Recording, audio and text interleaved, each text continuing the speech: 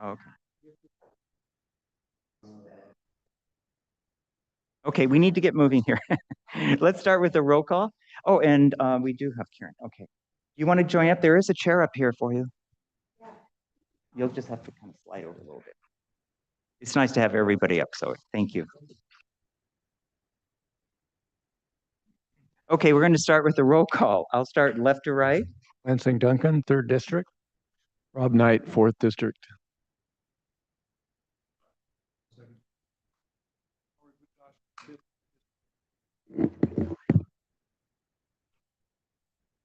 Keith Kaufman Gray, Chair, 1st District. Ronald Nye at large. Sheila Snow, 1st District.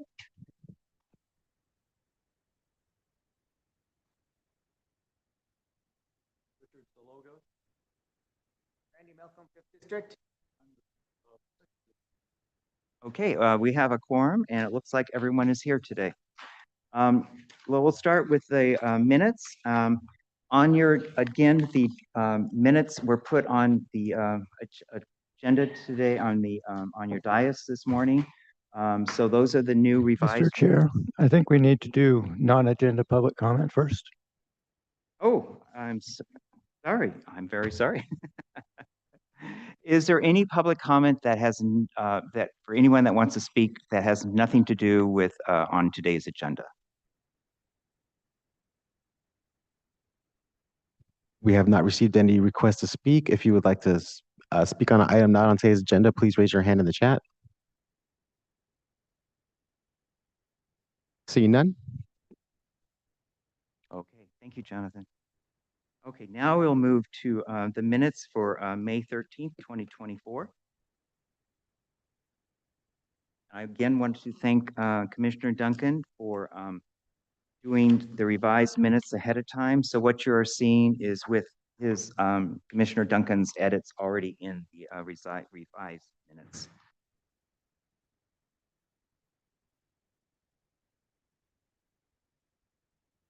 Yeah. Number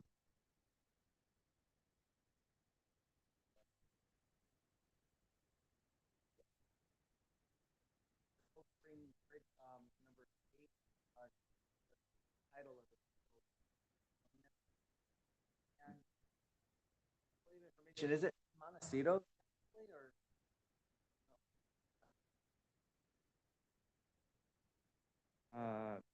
Well, it's, where does it say Montecito? On number 9. In the caption. Oh, yeah, that should be stricken, Montecito. That was the way the original. Has the milepost and everything. Mm-hmm. And it's in the 3rd supervisorial district. Yeah. Thank you, Commissioner Malcolm. Any others?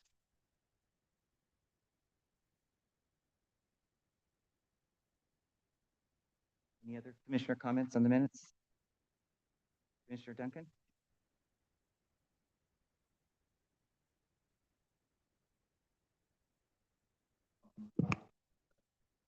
Lansing, I don't think your microphone was on.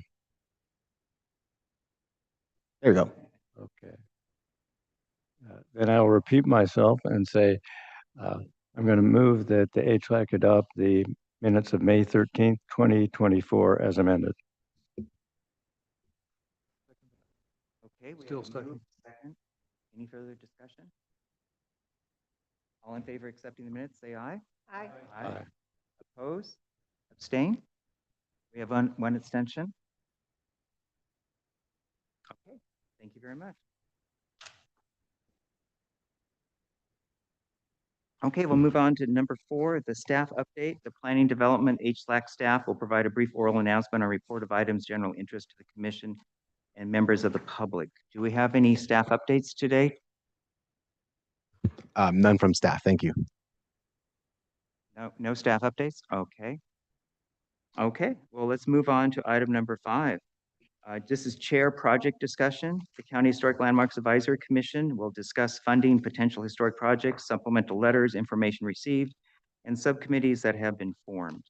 I have very few little things to mention today under my chair thing. I just wanted to let you know that as requested at the last meeting, I was requested to write a thank you letter to the head of Caltrans District 5 for all the work they did for the Alamo Pintado pedestrian bridge. I wrote that letter and was sent about a week or 2 weeks ago, and it was in the box file. So if you haven't seen it, it's in there. I also wanted to everyone know that we had a discussion last month about the Nancy Kelsey gravesite. I have been emailing the owner about getting potential nomination for the gravesite. So it's an ongoing back and forth right now with the owner of the Nancy Kelsey gravesite. And then the third thing, I just want to remind everybody, the end of June is the end of our fiscal year. So your mileage, your parking, make sure you get that to Jonathan before the end of the month. It should be for April through June if everyone has been kept up with your mileage, but if you not, you can still submit things before April if you have not.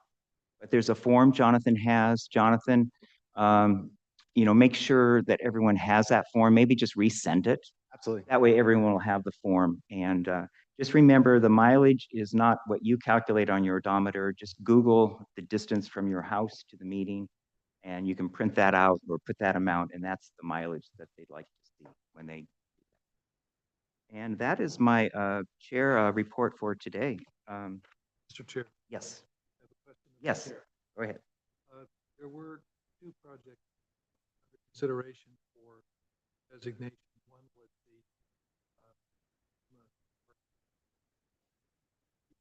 the Cold Spring. Well, the Cold Spring Bridge, we're later on in today's agenda, there is an item on that to help maybe with funding for a nomination, but we are, we were directed to work on a nomination, so a nomination is being worked on. And as far as the Kachuma Lake, I believe that's just a work in progress. Commissioner Nye is working on it. So nothing on that. But we did vote to move forward with the nomination with the Cold Spring Bridge, and that will be coming back at a later date once the nomination. Any other questions? Okay. Okay, so let's move on to 6, the HLAC budget. Everyone should have the current budget in your packet. This is more of an informational item, but if you have any questions, just to give you an update, the budget you see was through the end of last month, which was through the end of May 31st. We have expended 78% of our budget, and 92% of the time is elapsed. There's $4,700 remaining in the balance, but as you know, we budgeted $1,500 at the last meeting for plaques, so that will be, taken out of that. But we're in a pretty good shape than what we've been in the last few years.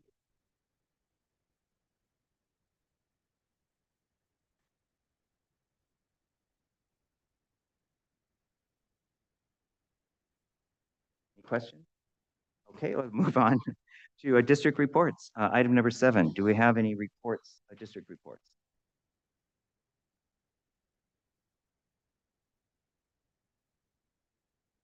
Mr. Chair, Yes, go ahead, Commissioner Duncan.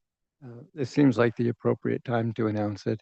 At the end of this year, my current HLAC term will lapse, and I won't be seeking reappointment. Okay, thank you. Well, that is a big loss. But thank you for letting us know in advance. Yes. There was a letter of long historic preservation. That's on the agenda. Yeah, that's coming up on agenda. It's item number 9. Yeah, so we'll be discussing that coming up. That's okay. Okay, seeing as there's no district reports, let's move on to the standard agenda. We'll start with standard agenda item number 8, consideration of bronze plaques for certain designated county historic landmarks. The County of Santa Barbara Historic Landmarks Advisory Commission will review, discuss, and consider for approval a mock-up plaque from Paul Zimmerman Foundries for already approved 6 bronze plaques from HLAC's 2023-24 fiscal year budget. So just a little background.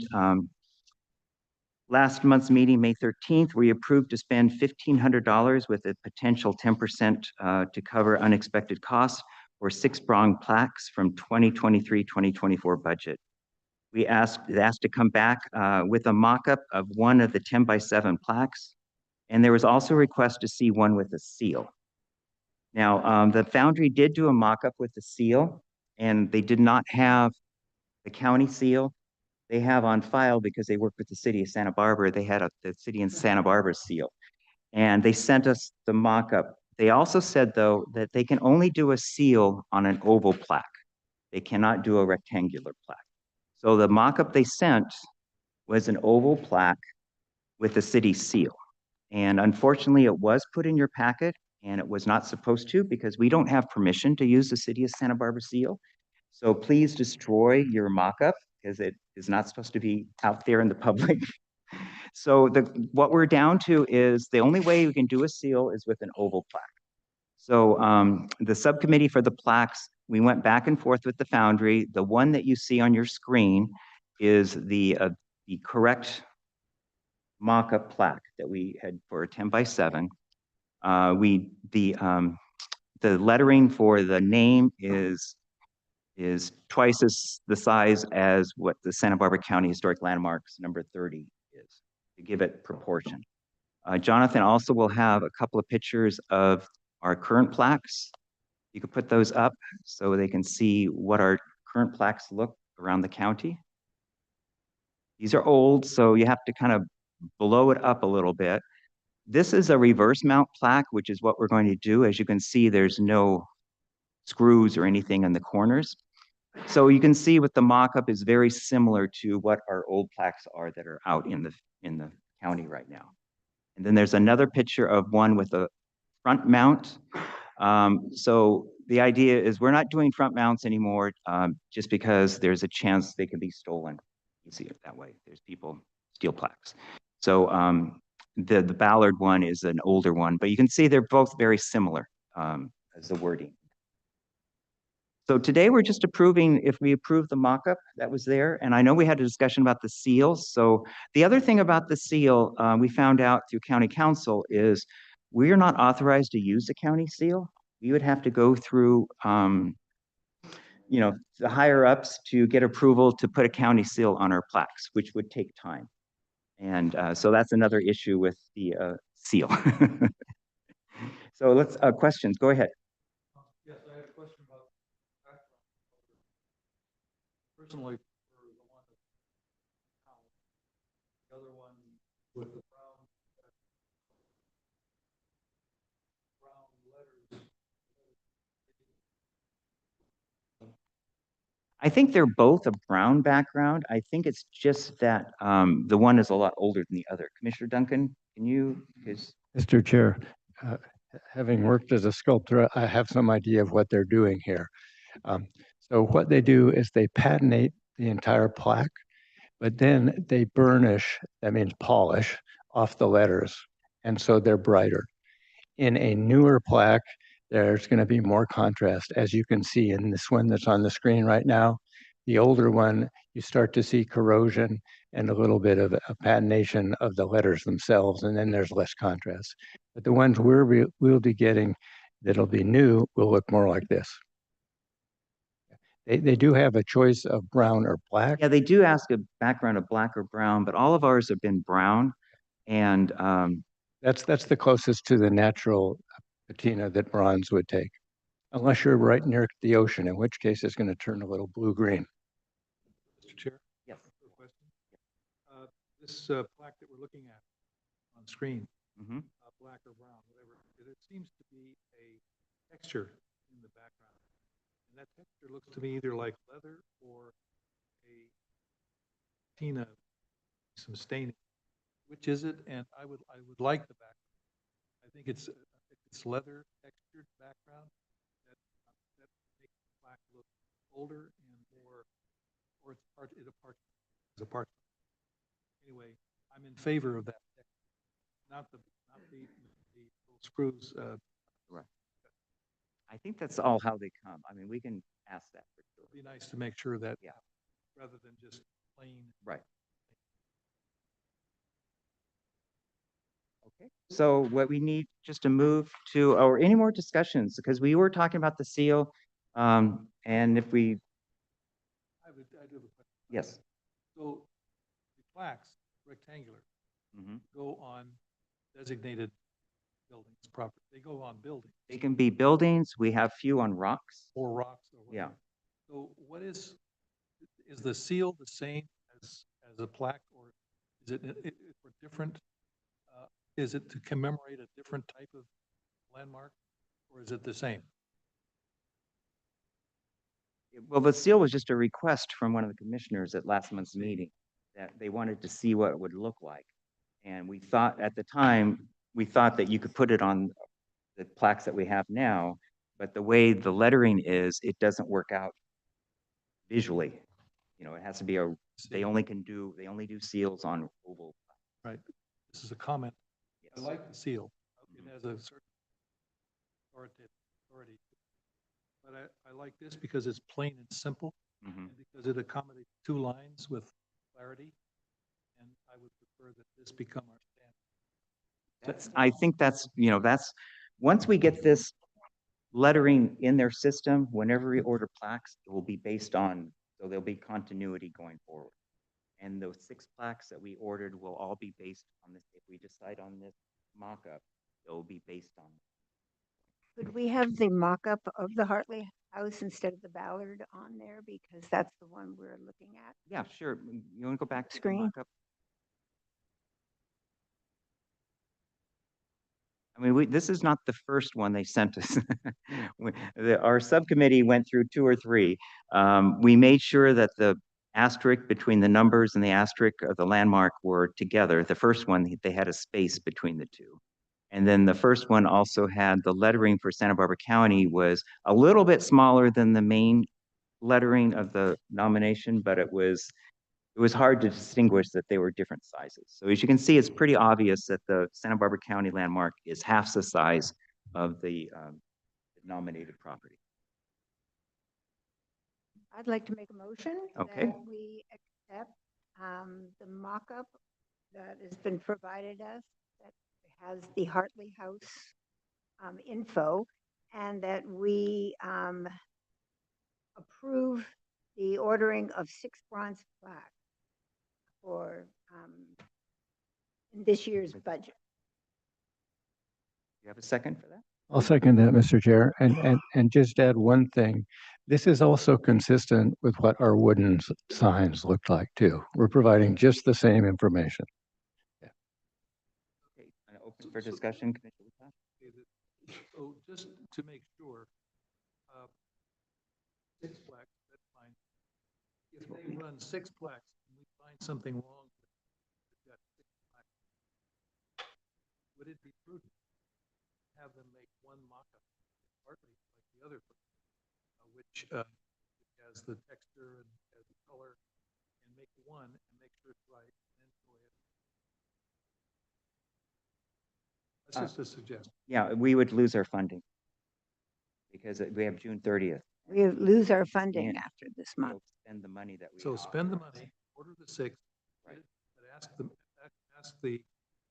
foundry to make one person. I'm just. Yeah, no, we'll, Suggesting that as a precaution. because we have to send in, they're going to send us mock-ups for each plaque, like you see in front I of you see. today, to make sure the spelling is correct, to make sure they don't just print it with the wrong spelling. So they're going to do a mock-up for each one, send it to the subcommittee. The subcommittee will approve it and send it back and have it. As you can see on the top of your of the mock-up, it has a job number. This job number is for the 6th plaque. And so each plaque will have that same job number. Mock-up, speak up, is Right, to make sure we have it spelled correct. just asking about the thing. Yes, Commissioner Malcolm. All right, I was hoping for something a little more attractive, a little bit more ornate, but this does the job, so it's fine. So we have a motion on the table. We have a second, I believe. Commissioner Duncan seconded. All in favor to say aye? I Aye. Aye. Oppose? Okay, thank you very much. Okay, item number 9. This is consideration of professional services from Amber Long. Um, The County of Santa Barbara Historic Landmarks Advisory Commission will review, discuss, and consider approval of a proposal from Amber Long, Principal Architectural Historian of Long Historic Preservation Services, LHPS, to prepare landmark applications and resolutions as requested by HLAC and consider engaging LHPS to prepare the nomination for designation of historic landmark for Cold Spring Bridge from HLAC's fiscal year 2024-2025 professional services budget line item. So I'll go over briefly and then I'll let Ron and I jump in. So as you know, we are doing some of our own nominations moving forward, and like the Cold Springs Bridge. And it is very time consuming for people to write these nominations. And we do have a budget that we can use for different things. And so the idea is if there is a nomination that we are proposing that we could possibly use Amber Long on a as need basis to write the nomination for us to speed the process. So we don't wait 5 or 6 months to go through, me trying to write them, which I'm not a historian and it takes me very long to write the nomination. So, so the subcommittee, let's see here, I wrote everything here. So the idea is, we asked, and Commissioner Nye contacted Amber Long, and she was willing to do a proposal for us, which is before you. And like I say, the proposal covers many things. And today we're looking at, we don't have to use everything that she proposes, but in case in the future we want to use her services, we have a blueprint of what her charges are. And today we're looking at doing the HLAC application package only, not the resolution, just that for the Cold Springs Bridge. And I think I should turn this over to Commissioner Nye, and you can kind of go over it for me because he's the one that worked with Amber on this. Thank you. I believe Amber is listening to our meeting on Zoom, so she's available to answer questions. I've gotten to know her recently and appreciate her expertise and her experience and her desire to further the cause of preservation as a professional historian. And so we asked her for a proposal, and this is the what she has brought forward. I think it's a reasonable budget, $1,000 to prepare the landmark nomination form. And if you all will recall, one of our biggest problems is finding people to write these applications because they're difficult and they're detailed, and it's very helpful if somebody is a professional architectural historian or has otherwise worked in this field. And Amber has made herself available, and I think we should take advantage of it. It's rare that a local historian has the time to do this kind of work on top of a full workload, and she has expressed a desire to do these as needed. She's also, it's noted in her proposal that she is already a vendor with the County of Santa Barbara. She has been reviewing historian reports on behalf of uh, the planning department. So her background includes having been a staff planner with the county in the northern office. Um, so that's what I have to say. I would hardly endorse this as recommend this proposal as a very smart move on our part. I would invite Amber to chime in, please, if you would like to. Good morning, Chair and Commissioners. As Commissioner Nye has expressed, I'm looking forward to hopefully working with you on this and making this a more speedy process. One thing I'd like to note is that the proposed fees are good for your 24-25 fiscal year. So this can very well be a blueprint.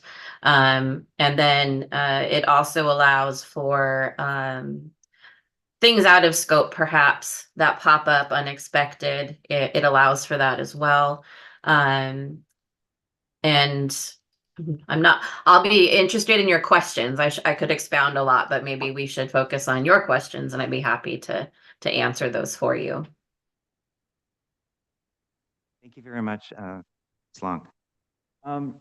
Okay, so let's start with questions. Normally we'll do questions for, it'd be, I guess, maybe for Ron or Amber right now. And then after that, we'll do public comment. So anyone have questions about this? Mr. Chair?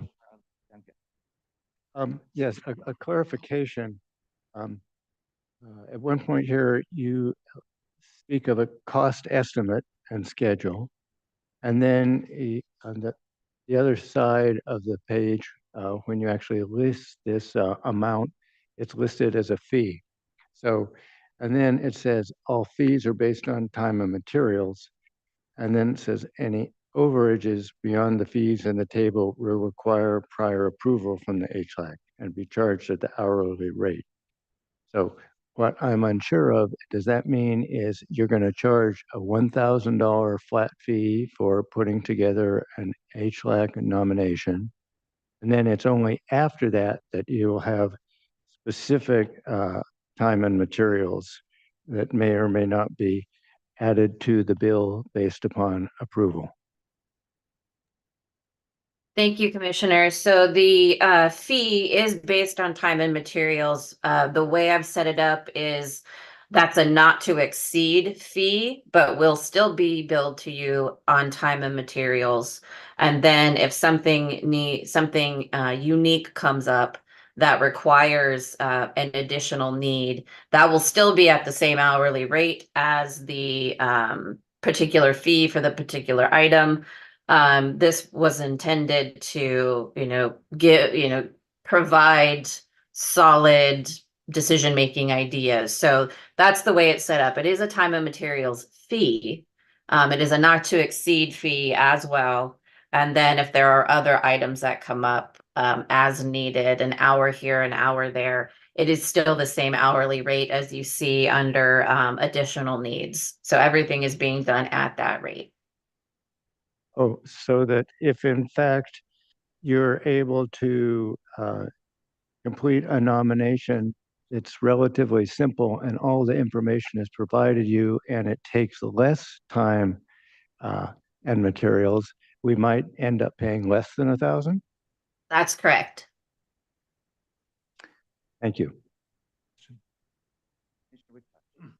Oh, I'm sorry. Okay. Go ahead.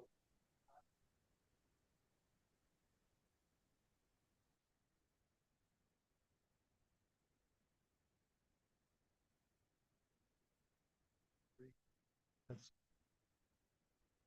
So my question, it says in-person meeting.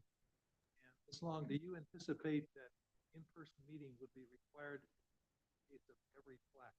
Or what would be the reasons for an in-person meeting outside a virtual meeting for the standard application package for resolution.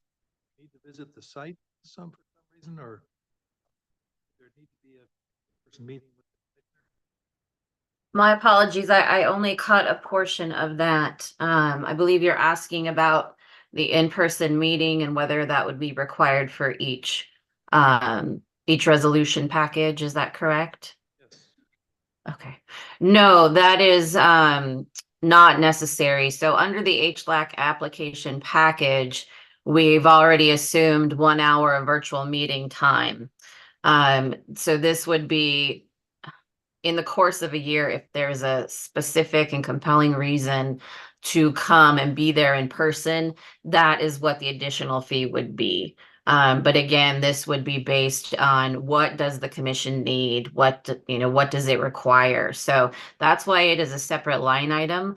Otherwise, the time for virtual meetings such as this for the monthly meeting is already in the HLAC application package section.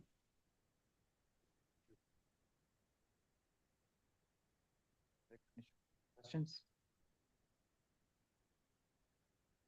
So, Amber, we had a question about wanting to add something into the proposal. Do you want to revisit that again, Commissioner Saloga? What would you like to see in the proposal? Well, it's a simple clarification.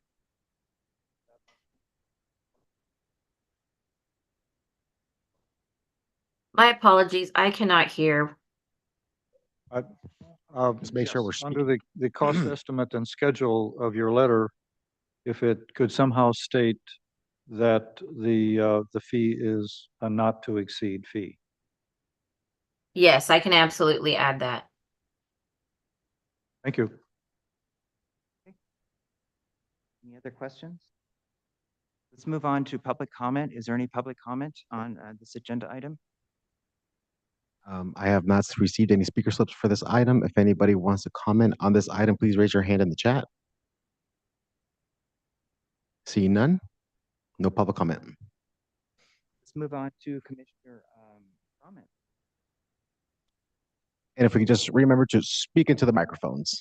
Yes, I know it's hard with your straddling the microphone, so please move over and lean in when you speak. Yes, thank you so much. Okay, we have Commissioner Malcolm. We'll start with public comments. Commissioner comments. Okay, just trying to think of where to start. I can agree that I guess it's a fair price on the professional side of it. However, for I guess the taxpayer side, and for what our budget is, I cannot support this right now. It's a luxury that we just should not be affording. $1,725 from beginning to end of it, plus maybe $125 an hour if our meetings go over, we don't get to them in time, etc. Also, the commission over the years has gotten, for lack of a better term, spoiled. Landmark applications do not have to be so detailed, although we would like them to be. It's nice to have a lot of the history. However, the amount of detail that we're used to now in recent years has far exceeded what needs to be done for a landmark application. And I think that's what we're trying to go for. And it's nice to have, but to pay for something like this, when actually the commissioners traditionally have been writing them either by themselves or with the owners of the landmarks, I can't get it out of my head. That's the way it should be done usually. And to hire somebody for the money that we don't really have in the budget normally to afford is a little bit of a luxurious thing that we should not be considering. Thank you, Commissioner Malcolm. Who would like to, Commissioner Nye? Well, thank you. I could not disagree more with Commissioner Malcolm. One of the biggest issues is the budget is there for us every year. And I don't know that in all the years I've been on this commission that we've ever spent the entire budget for professional services. We may have done that with the recent archivist work, but as a rule, it doesn't get spent, and it's just given to us again. And shouldn't say that so loudly, because I'm not complaining, but if anything, I would think the taxpayers would approve that we are actually using this money and we're using it for a public good. So that's my thought. Commissioner Witash. Yeah, Public comments. I say I have to agree with Commissioner Nye on this. I think that we do have the money. It is money well spent. I do think that we ask commissioners to go to the trouble to write these proposals, these applications and resolutions is a burden on them that is takes away from their time to serve in standard capacity. It's extra services. And I look at the future and I think we're going to be doing this a lot and a lot more than we have. If we want to become proactive as a commission on preserving our cultural and historical resources. And so I therefore think that anybody we can strip into this effort to write applications, do it professionally. I can see that the detail is not only a good idea, but now necessary to justify these designations. And I think it would be better to be done in the hands of a professional, not to take away from anything that the commissioners have done in the past. It goes without saying that Lansing's work, on Nye's work, and other commissioners was done laudably, and so it's great to have them maybe oversee this rather than have to spend all the time researching and writing. I support this. I think as long as is a good professional, a good candidate for this project, I submit that we move forward with approving her. Thank you, Commissioner Witash. Yeah, Commissioner Sully? As I look at the breakdown of the fee proposal, I think there is a large opportunity, I think, to keep the fees under control with the in-person meeting. If things are as simple as I'm beginning to understand, if we don't have to have an in-person meeting for $475, that's a significant reduction in the estimated fee amount.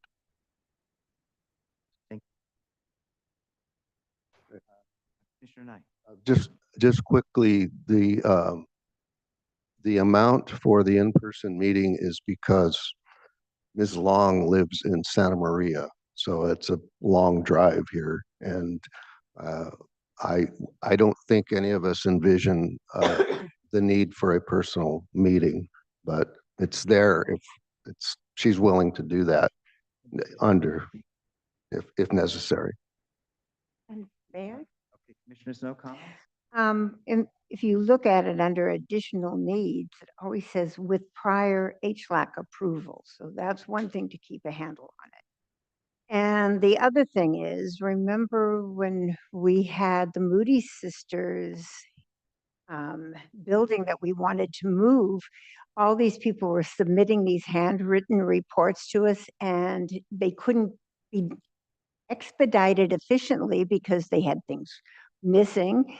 And you all know what happened to that Moody Sisters house. It has been demolished. So I think that having somebody who will do it in a timely manner rather than relying on us. And I'm a retired attorney and my fees were way higher than that. And if you know, I mean, this is very reasonable in light of everything. And I think, as you said at the beginning, Dr. Nye, that we're really looking at the 1,000 and maybe less. The whole thing You know, when you actually get down to writing the resolution, unless we want to draft it ourselves and we are able, and we're not going to fall apart on the, without having the information that somebody who has familiarity with the planning department, I think this is a very wise decision.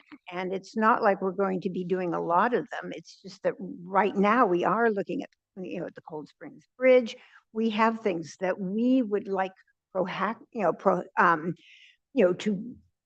put on our, list of historical landmarks. That's our job, is to find historic landmarks and to protect them. That's my opinion. Just a clarification, the proposal today is just for the application package. We're not including the resolution, so Or any, it's basically the up to 1,000, what we're looking yeah. at. Cold Spring. Yeah. The fee proposal includes $250. That is not, I think that's stated in that. Mhm. Table.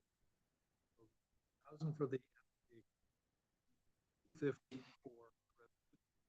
But person meeting is an extra service, not included. Yeah. Yea or nay say. Yeah. And, Right. and the last item is an hourly rate. Additional services are Okay, our agenda item wording is HLAC and consider engaging LHPS to prepare the nomination for designation of historic landmark.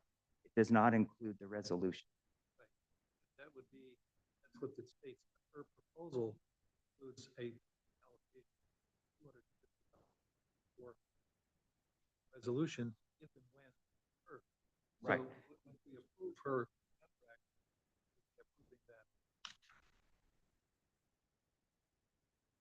It's an option. I thought So- today we were just looking at having her do the nomination, and if for some reason we feel like we cannot do the resolution ourselves, then we can contract her to do the resolution. So we might be able to do it. Yeah, because I guess that we're approving both today, but I'm thinking we're just going to do the nomination, and then if we have a problem, we've already approved the option.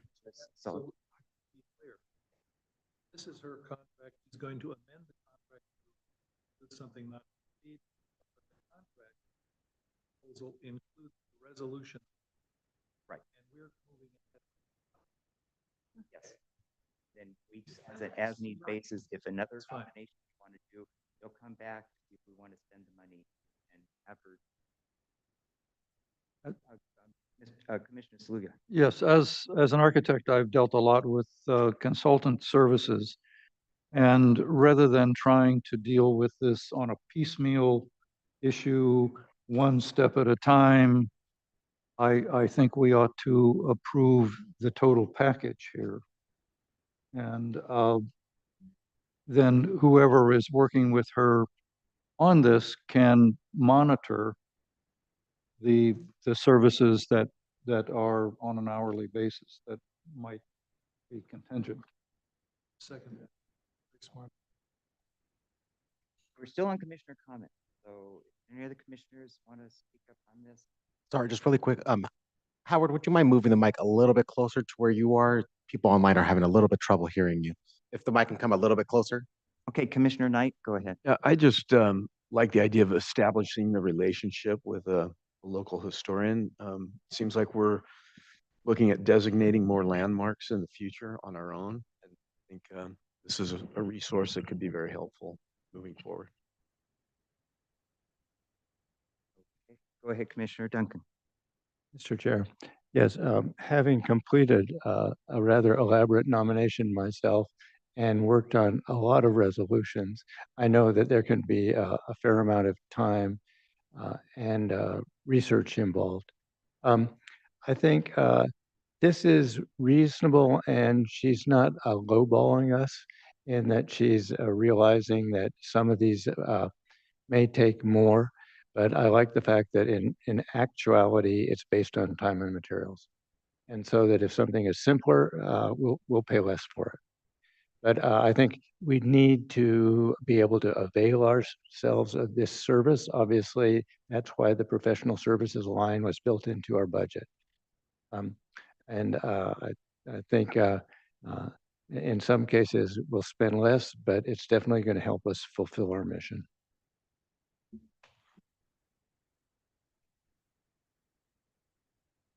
I guess I'll, Well, okay, Commissioner Sell. It would behoove us then to move forth in a timely manner. Your time, which would translate into money, so it would really put the onus on us to deal in a timely manner and get it through and not waste your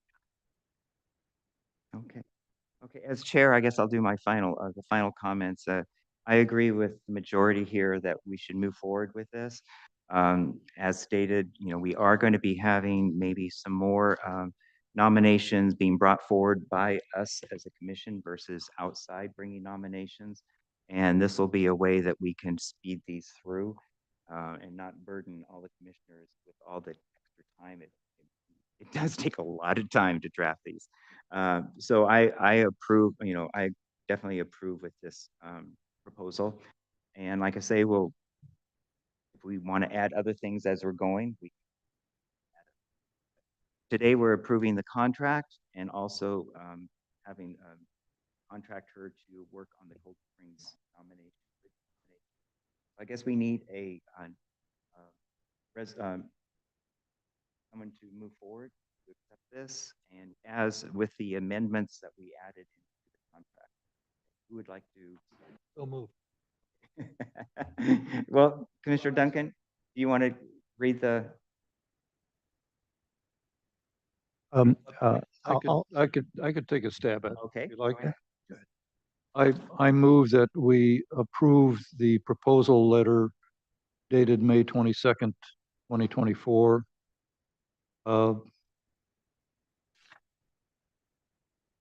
Amber Long with the addition or clarification that the fees proposed are a not to exceed amount. Mr. Chair? Okay, I think we also need to add the. That's what I was going to do. I was going to second that for the. for purposes of discussion, so that if you could add to your motion that we would also instruct her to move ahead with the nomination for the Cold Springs Canyon Bridge. I'm happy to do that. I thought the proposal was specific for that, but we can add that to the motion.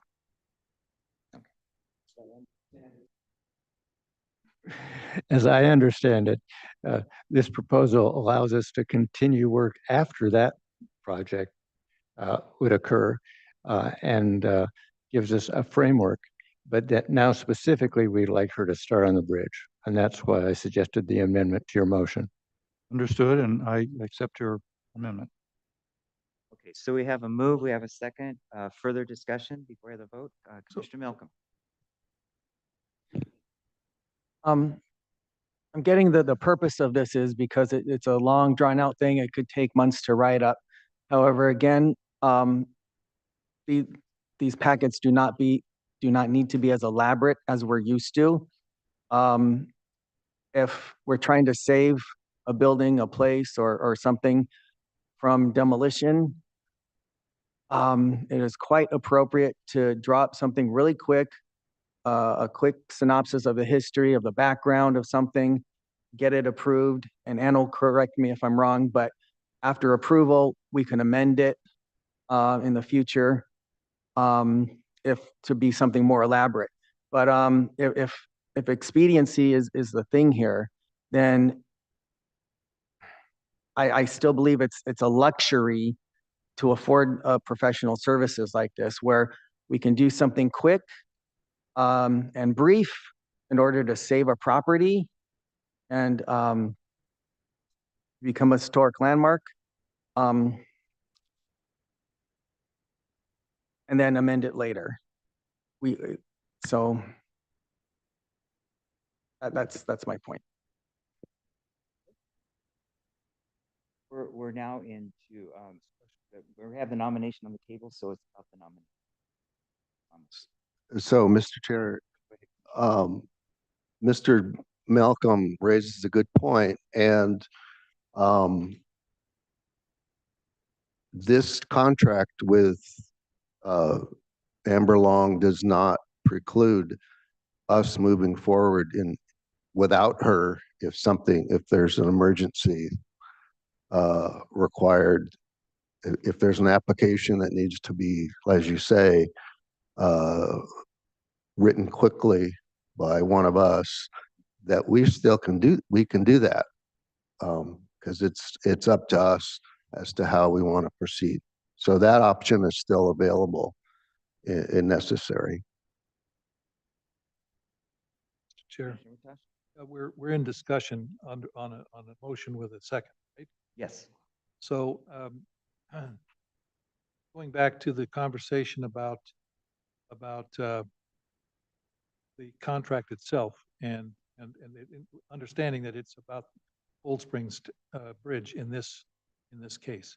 But is it not also true that in the future, it may be that the owner of a historic property may say, I would like to do some work on my property, and it's not designated, but I'm not opposed to it being designated, that our commission could say, well, we'll help you with this.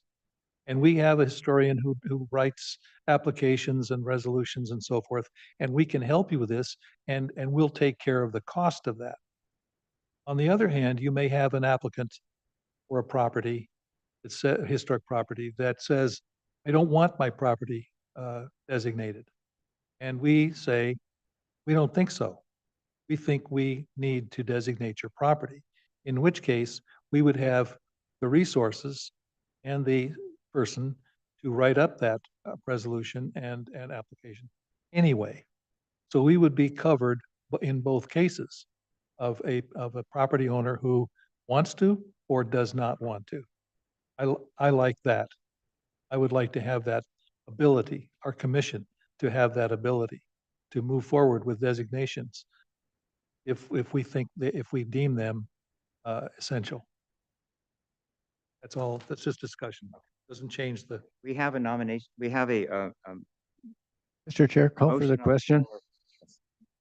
Okay, so let's go ahead and call the question here. We have to call the question. So all in favor, well, let's do a roll call on this. So I'll start to my left. Commissioner Duncan on the motion. Sorry, Would like the Keith, motion be read again? do we have a second for this motion? Second. Nancy, Anthony seconded. Okay, perfect. with, Aye. and we had the addendum to it, yes. Okay, so Commissioner Duncan. Aye. Commissioner Knight. Aye. Mr. Witosh. Aye. Mr. Steinwachs. Commissioner Nye. Aye. Commissioner Snow. Aye. Commissioner Saloga. Aye. Commissioner Malcolm. Nope. And Commissioner Kaufman Gray, aye. Okay, thank you very much. Mr. Chair, may I ask that, can the PA system be adjusted at all? It's very hard to understand some of the people who are, and there's a lot of echo. Or can you adjust the bass and the treble at all? It was great when she spoke online. We could hear her very well. I think a lot of it is, I know some of us are straddling the mics. So when you do speak, just lean way in because from a distance, it doesn't pick up. Let me just hear. When we speak this close, it goes like that. When we're here, that sounds much better. So maybe we stay around here. Okay. Does that help? Okay, we need to move on. We have a huge agenda. And so we're going to move on to standard agenda item number 10. The standard agenda item number 10 is proposed designation of All Saints by the Sea Episcopal Church as a historic landmark. The County Historic Landmarks Advisory Commission, HLAC, will consider adoption of a resolution designating All Saints by the Sea Episcopal Church as a County of Santa Barbara historic landmark. HLAC will also consider determining that such action is exempt from the California Environmental Quality Act, CEQA, pursuant to Section 15308 of the CEQA guidelines as an action taken by regulatory agency as authorized by local ordinance to assure the maintenance, restoration, enhancement, or protection of the environment where the regulatory process involves procedures for protection of the environment. The property is a 0.81 acre parcel zone 15-R-1 and shown as assessors parcel number 009-332-009, located at 83 Eucalyptus Lane in the Montecito Community Plan area. This is in the first supervisorial district. So first, we'll start with any commissioners. Do you have any ex parte for this agenda item? Mr. Chair? Saluga? Yes, I'm excited about this. I visited the project. I could not go inside, but I noticed the stained glass windows that are on the church, and I think it's an absolute jewel.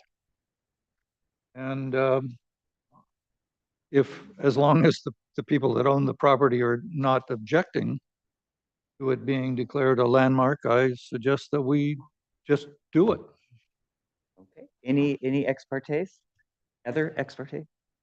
Mr. Chair, I had reason to visit the church recently and partake in a service, and it's both a historic and spiritual location that's important to our community. Okay. And Commissioner Nye.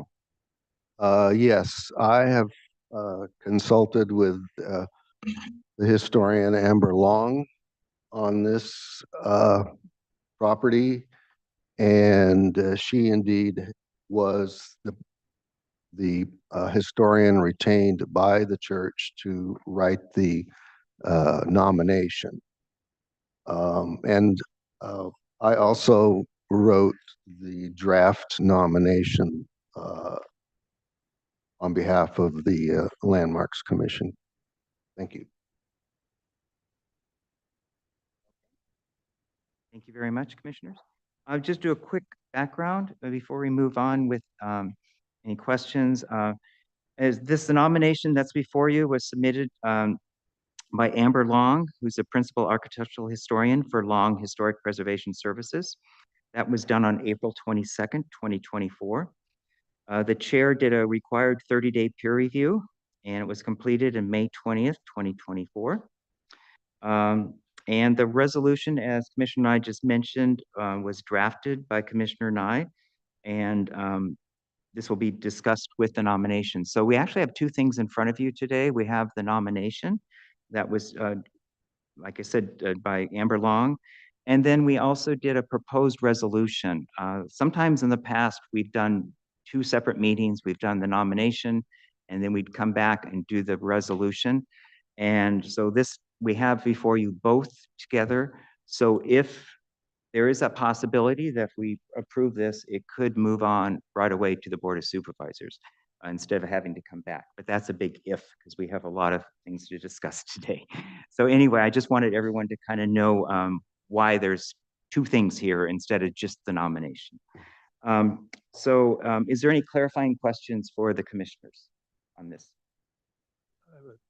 Yes, Commissioner Witosh? So I'm aware that the church was structurally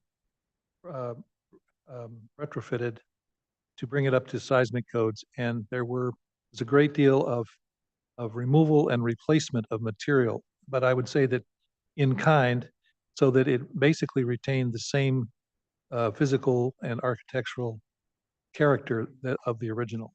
There were some steel beams inserted into the chapel and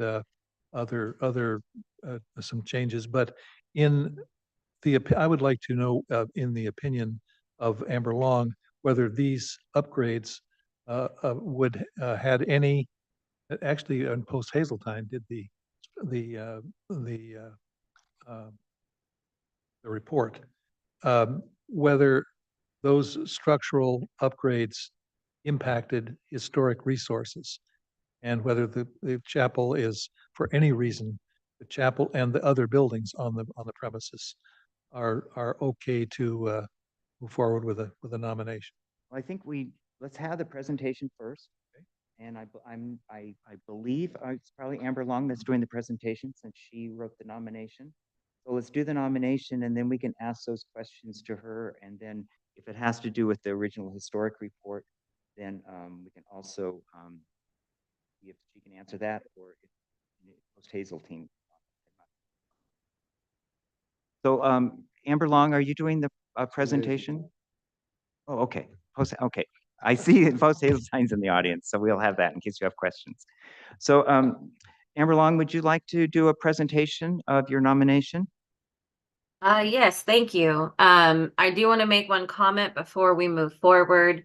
We realized that the APN number for the parcel, including the church, actually ends in 011 and not 009.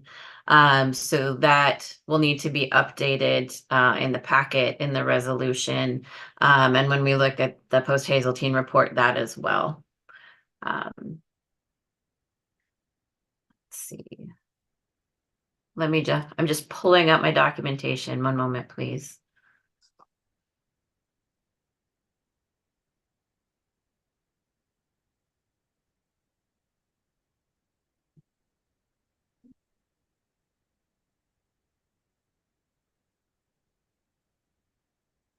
So, All Saints by the Sea Episcopal Church was built in 1900, and it was the first permanent place of worship in Montecito for the Episcopal Church.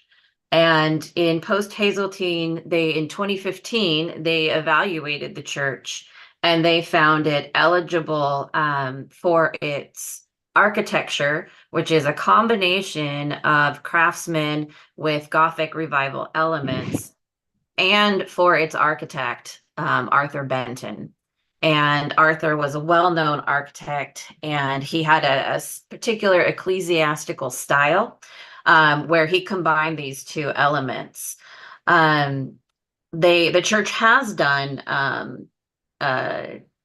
upgrades. They are very concerned about, seismic upgrades because of their stone tower. So I'm happy to report that in 2016, Post Hazeltine also did a design review of the proposed upgrades to ensure that they were consistent with the Secretary of the Interior standards. So all work that has been done is consistent with the standards. Let's see. In terms of other property or buildings on the property, we have narrowed the nomination down to just the church building at this time. But through the early 1900s, there were additional buildings. The vicarage was built in 1902. Let's see.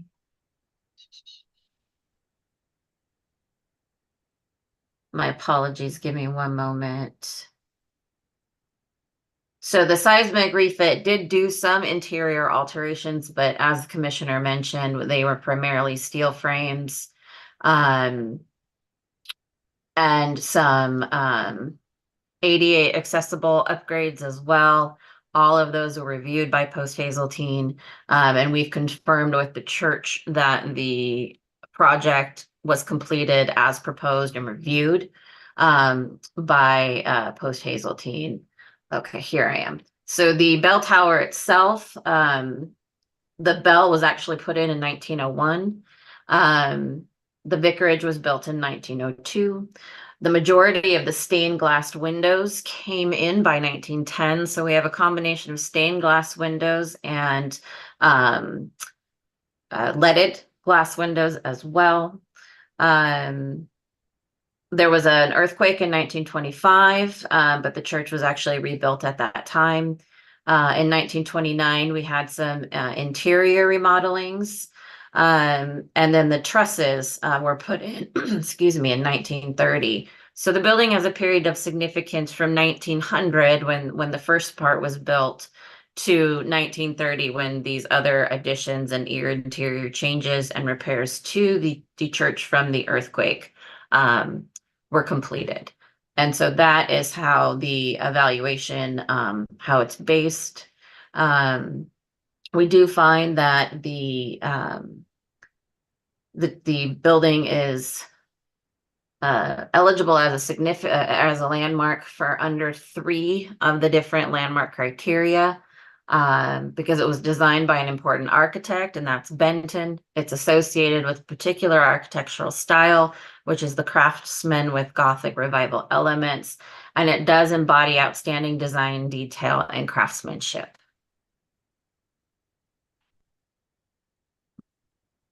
And I'm happy to go into further details if the commission would like.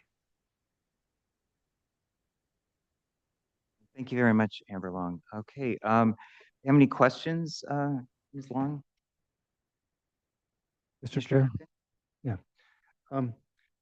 Yeah, I'm looking at the criteria that you're citing, and I know these are criteria that were cited by Post Hazeltine in their report, but I'm afraid what you're citing are the significance criteria, where we determine if something has significance and integrity.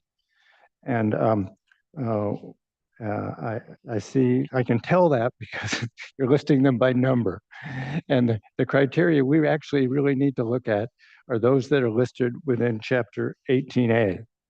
Now, fortunately, there's some overlap there, and we have specific things that are pretty equivalent to what you're citing. And I suspect that when we look at the 9 different letters, A, B, C, D, E, F, G, H, I, J, H, I, excuse me, H, I, we'll find there's some equivalency with what are numbers C for us and D for us. And there may be additional ones, but I suggest you look at those so you can see how that might address the specific criteria that we need.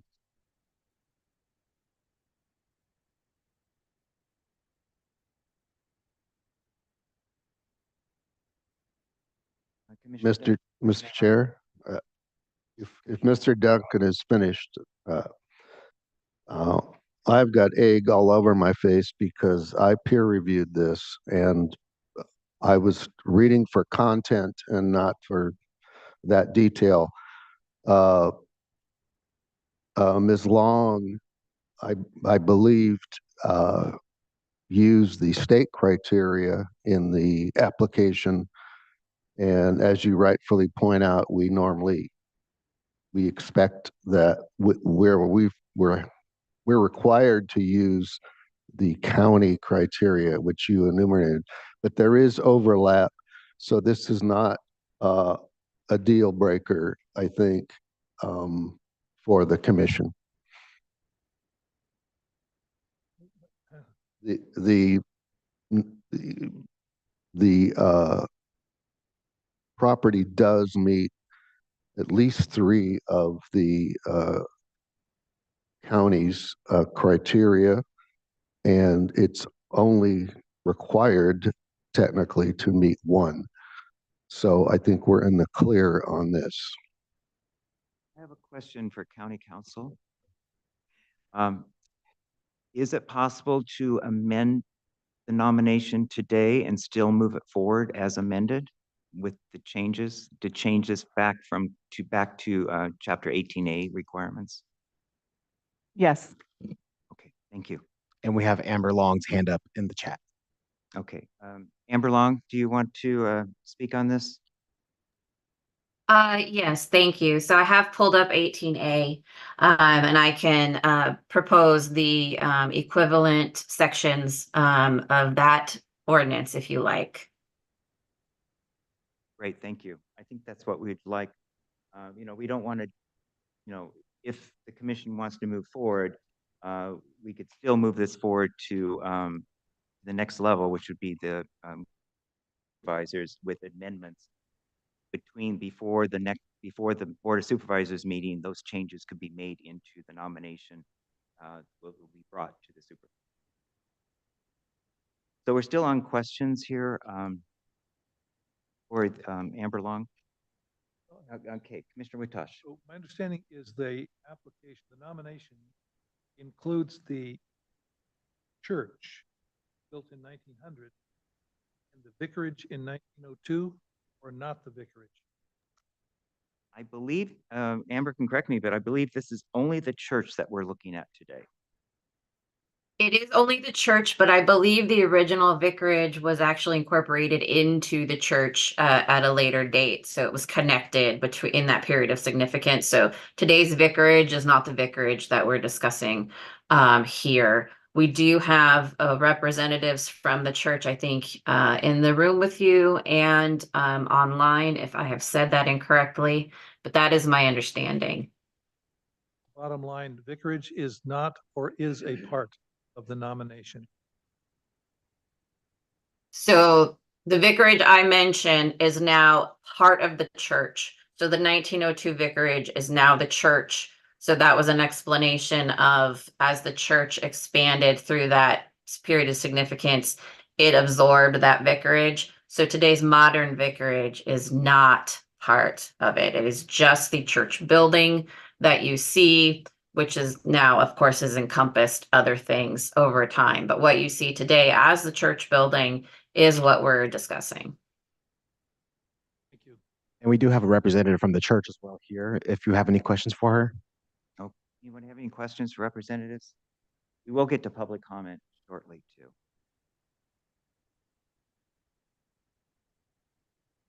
We go ahead and move on to public comment. This item. Okay, we'll move on to public comment. And I want to make sure I get my speaker slips in order here. Some of these don't have agenda items, but I think I only one here, but there's probably people online. I have Katie Graham. Have a request to speak. Want to move on forward to the podium? Thank you. Thank you, Chair Kaufman Gray and Honorable Commissioners. I'm Katie Graham. I'm the Chancellor at All Saints. And I'm just here available for questions, but it sounds like Ms. Long was able to answer your question. Okay. Thank you for being here. Any questions, Chancellor? Okay, no question, but thank you for making yourself available. Thank you for considering. Now, this is the only slip I have for item 10. Is there people online that are requesting to speak on this agenda item? If anybody would like to speak on this item, please raise your hand in the chat. Seeing none, we have no other public comment for this item. Okay, thank you very much. Okay. Okay, so we've had questions from commissioners, not very many. So we'll move on to comments by commissioners. We're moving quickly on this item. Who would like to start on this? Mr. Chair, Commissioner Duncan. we lost Mr. Hazeltine here. I'm going to take a look if he's in the hall. I actually would like to follow up on Commissioner Witosh's pursuit of the issue of revisions, because this structure is notable for how many revisions it has occurred as the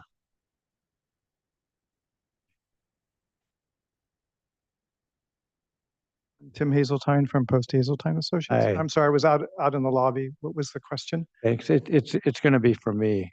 Sure. It's following up on the issue that Commissioner Witosh first speak to, and I know you've looked at this because of the historical report you've written. So when you look at the long series of revisions that this building has been subject to, many of them responding to a growing congregation and also an increased wealth of that congregation, and also to earthquakes and to the need to seismic retrofit, meet accessibility requirements. There's been lots of reasons for the changes that have occurred in this church. And some of them have occurred beyond the period of significance after 1930. So considering all that, What can you tell us about this, the integrity of this structure, that we can say that it still has that historic value that we treasure so much? Certainly, Commissioner Duncan.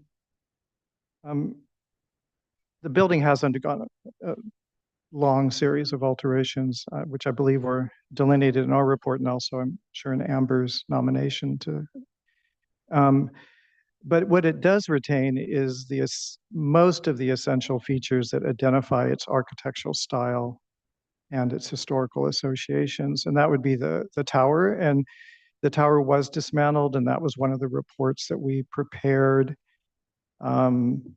That was done according to the Secretary of the Interior standards for rehabilitation and restoration. So we were involved in that project. So the tower was documented through photometry. So they were able to dismantle it and inventory the stones. And then when it was rebuilt, the stones were put back in their original location with a steel armature inside.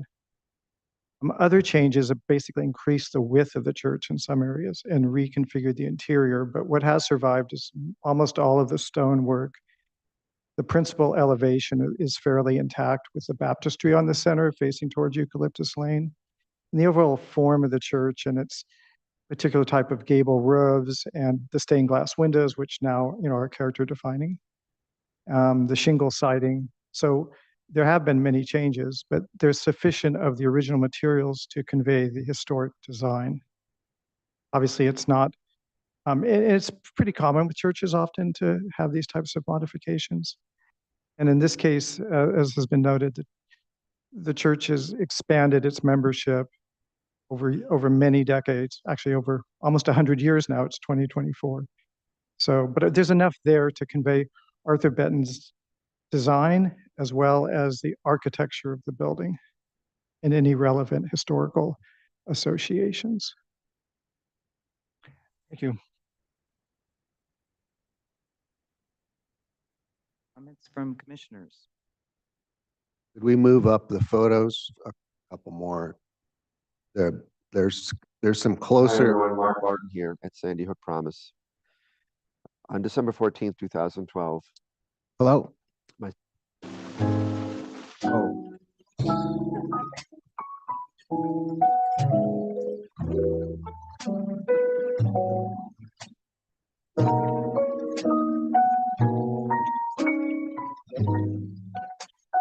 This music. Bill Evans. Well, that woke us up.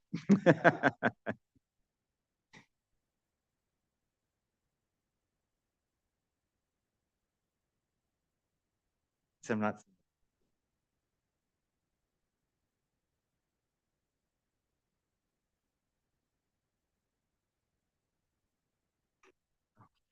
Okay, we're Commissioner Nye with we're in comments. Oh, I was just asking Jonathan to scroll up to some of the closer views. Keep going. Yes, that to show some of the details of the facade. Thank you.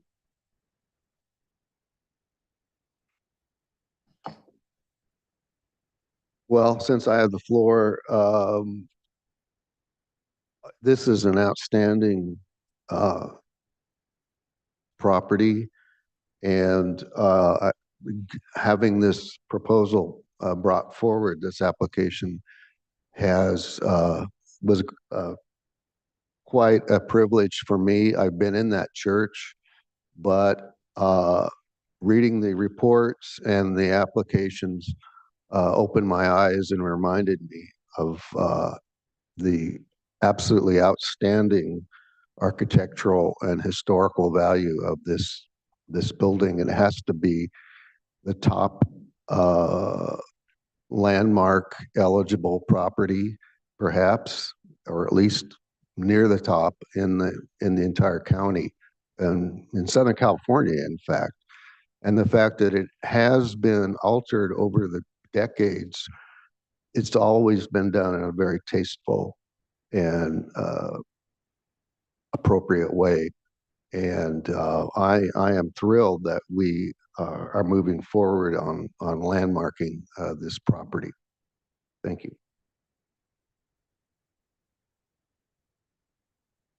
Any other commissioners? Mr. Chair? Thank you. I have to concur with Commissioner Nye's evaluation. And I feel particularly close to this building in that I've been in it for weddings, funerals, and baptisms. So that I've felt the power of it from the exterior and the interior, and how it's definitely a symbol of community. And it's clearly, that's when it was first built as this first formal religious gathering place in Montecito. It was a manifestation of that need to have a gathering place. And it has served that ever since. And it's done so in a relatively flexible way, considering the fact that it's stone, so much of this. Of course, it also has its very dramatic wood interior, and those of us who admire carpentry can't help but be impressed by that. And it's also got a powerful organ, but it's been able to retain this public facade, essentially, despite all the growth. The growth has been to one side, to the other side, to the back, essentially. And the front elevation, which is that public elevation, hasn't changed for the most part all these years. Perhaps it's the handicap access that has affected that the most in terms of changes to the front elevation, but those have been minimal too. So it has remarkable integrity, and that's a wonderful aspect.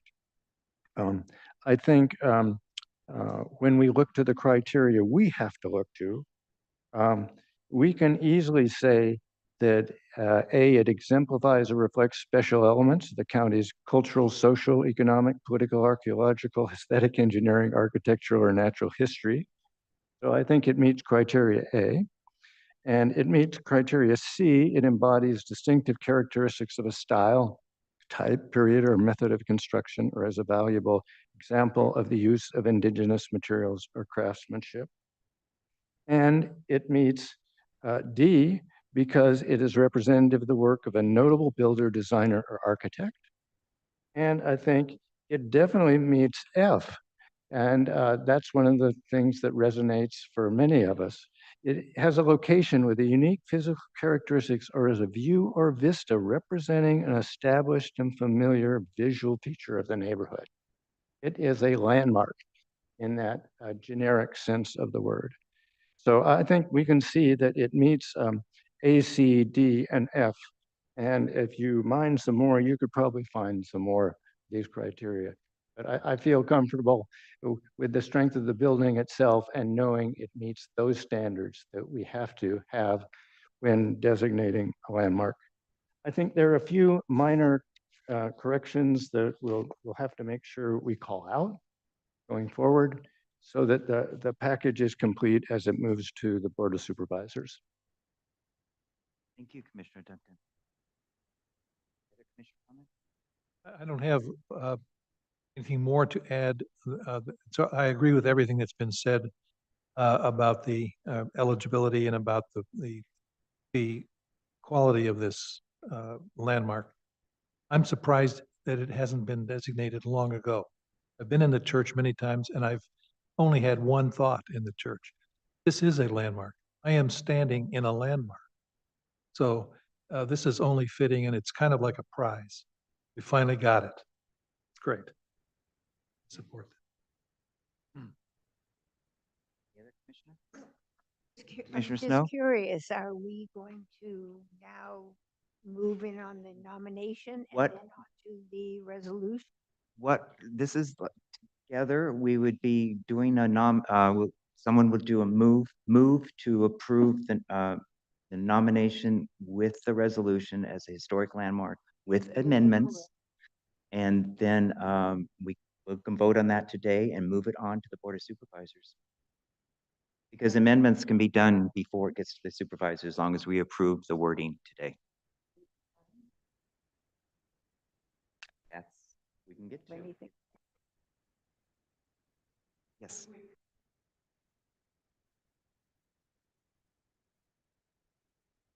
Okay. Well, we have a start. Commissioner Duncan did give the letters that we need to put in there.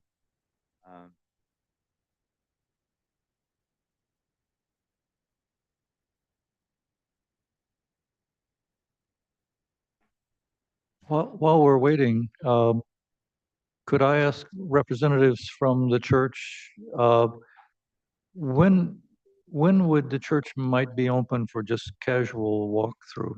I'm so glad you asked. After I sat down, I wished I had extended to you. We'd be happy to arrange a tour at any time. And also, the church is now open weekday mornings from Monday through Thursday to the public for meditation, prayer, visiting. So we've made that changes at the beginning of the year. So I'll leave my phone number. Be more than happy to arrange a visit for you all. We'd love to have you, and thank you for attending service. Is it necessary to arrange a visit? Not at all. It's open from 8:30 to 12, Monday through Thursday. Monday through Thursday. Thursday. Thank you. Yeah.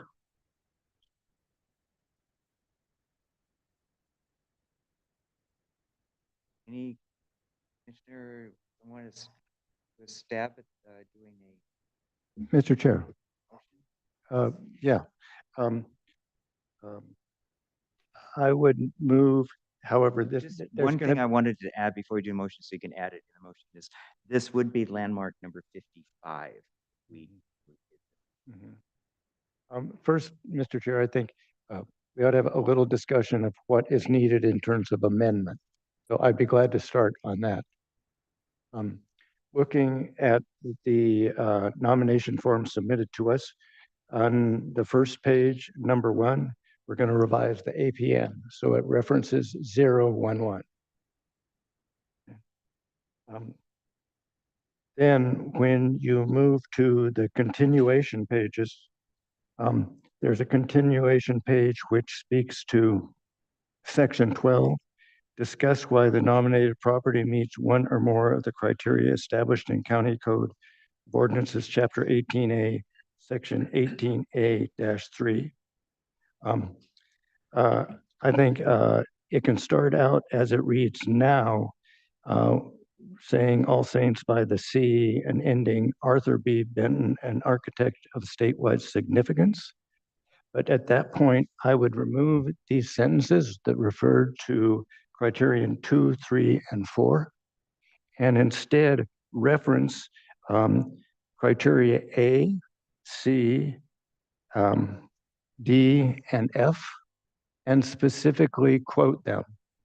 Just quote those because it's clear enough to see how it can meet all of those standards.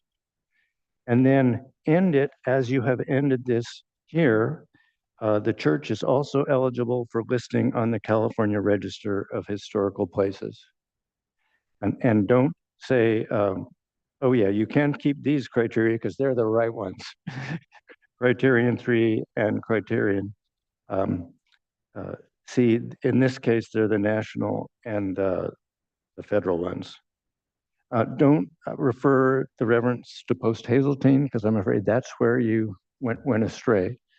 But if we stick to our references to A, C, D, and F, I think that part of the nomination will be accurate and sufficient for us. Since the issue came up, and I think it does need to be clarified, I would look to section 14, where you show us an aerial of the church and its neighborhood and its entire church property. Since there's a red line around the entire church property, but then you have an arrow to All Saints by the Sea Episcopal Church, I think you need to draw a stronger line that's just around the church. so that we can really see that that's church. And that incorporates the old vicarage, but that is now part of the church, so that it's very clear. Now you've attempted to do that on the next page, but I think if you stick that in the aerial, it'll be really clear for us. Yeah. And then I think the pictures look great as they are. When I looked at the resolution itself, I didn't see anything that we really had to change except for the assessor's parcel number. Maybe somebody else sees a reference that needs to be changed. One thing I wondered about on the second page that we still have willful negligence resulting in the loss of historic integrity underlined. I don't think that needs to be underlined at this point. That was underlined only to indicate that we added that Right. For the draft So, resolution. so sure enough, I don't think we need that. And I think we're safe in terms of the resolution. It's actually a very handsome resolution, I think, and very accurate. It does reference our chapter 18A and the criteria, and it's true. It just meets it. So I'm comfortable with most of the resolution just as it is, with just changing that APN reference. So this, I guess, is a motion that we have on the floor with, I would make a motion to incorporate those amendments if we're clear that those are all we need. so I guess we should have a quick discussion on the amendments to the motion. Yeah. Go ahead, County Council. Can you hear me? Okay. So in the introductory paragraph, we have a reference to the map and legal description attached here to as Exhibit A. We don't, I don't think we are including maps going forward in these resolutions. We had difficulty recording the maps last time around when it was an APN map. So I would propose to strike that. And then legal description, I don't know if we have that yet. I have not gotten the legal description from Real Property yet. I can follow up after this meeting. So the legal description I saw was for the other agenda item we're going to see today. I saw something that you sent out. I don't think I got legal description for either of these properties yet. Okay. So we could strike that reference. It's important to have the legal description when it goes to the Board of Supervisors. You don't have to have it for this resolution.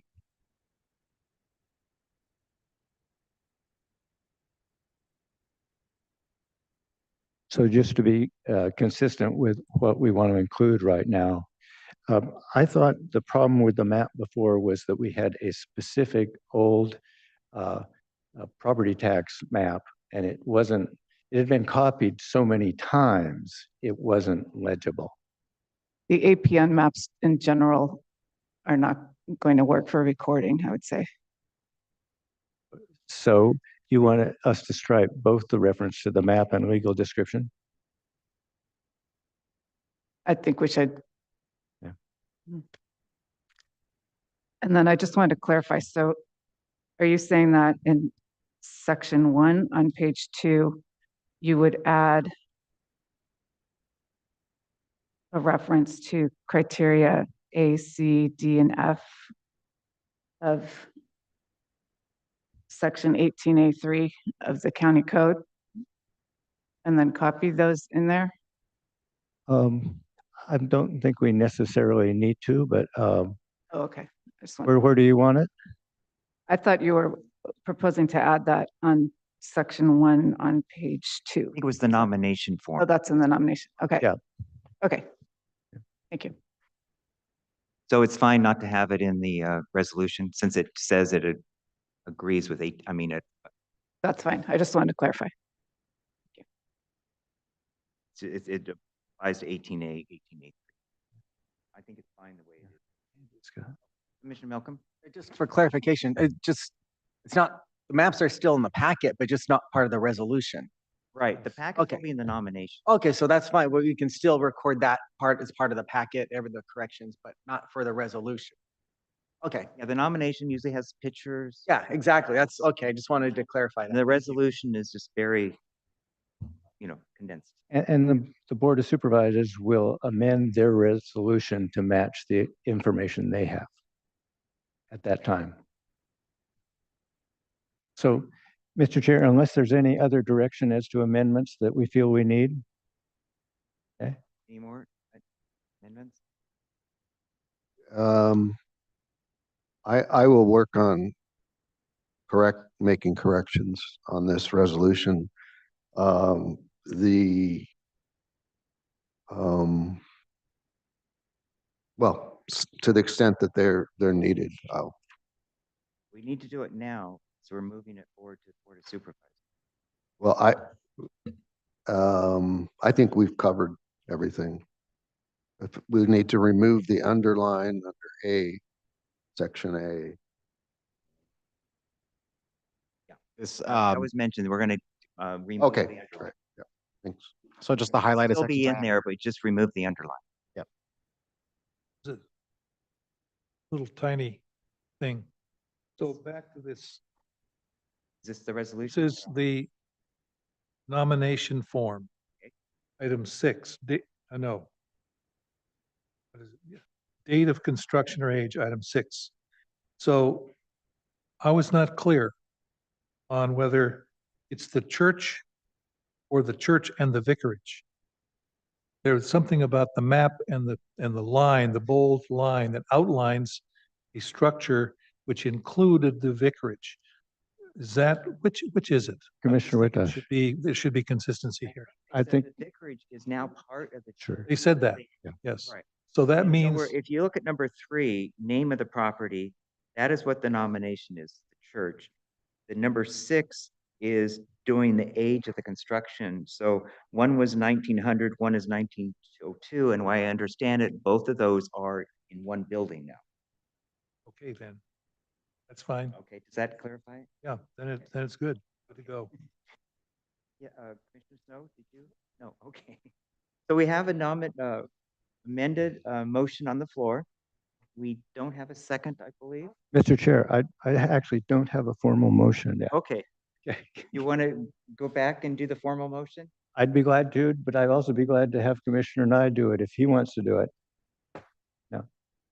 Then I would be very happy to move that the Historic Landmarks Advisory Commission accept the nomination to designate the All Saints by the Sea Church in Montecito and to designate it a historic landmark of Santa Barbara County and adopt the resolution with amendments to both the resolution as discussed and amendments to a revised nomination form that will be submitted to us.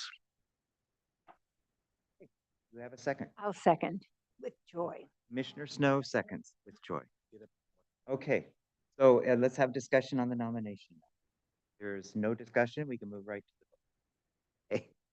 Okay, well, let's do a roll call vote, and I'll just do my left to right. We'll start with Commissioner Duncan, Aye. Commissioner Knight, Aye. Mr. Witosh, Aye. Commissioner Steinwalks, Aye. Commissioner Nye, Aye. Commissioner Snow, Aye. Mr. Saluga, Aye. and Commissioner Malcolm, Aye. and Commissioner Coffin Gray, aye. Okay, we'll do these adjustments, and it will be moved on to the County Board of Supervisors. Thank you Oh. all for coming today. We appreciate This- it. Thank you. Thank you. Thank you. Mr. Chair, could I mention to Ms. Long, are you still with us? Yes, I am. Okay, I understand you're leaving on vacation tomorrow morning. Would it, I just want to make sure that you can come back after 2 weeks, I think, and make Yes. these make these changes, would that work with our process? I'm looking at our legal authority. Will 2 weeks make any difference? Oh, okay. She says that's fine. So you can put this off, Amber, till you get back. I appreciate that. And if something changes, please let me know because I can do it remotely. Oh, I just don't, I think 2 weeks is not a significant setback for us on this.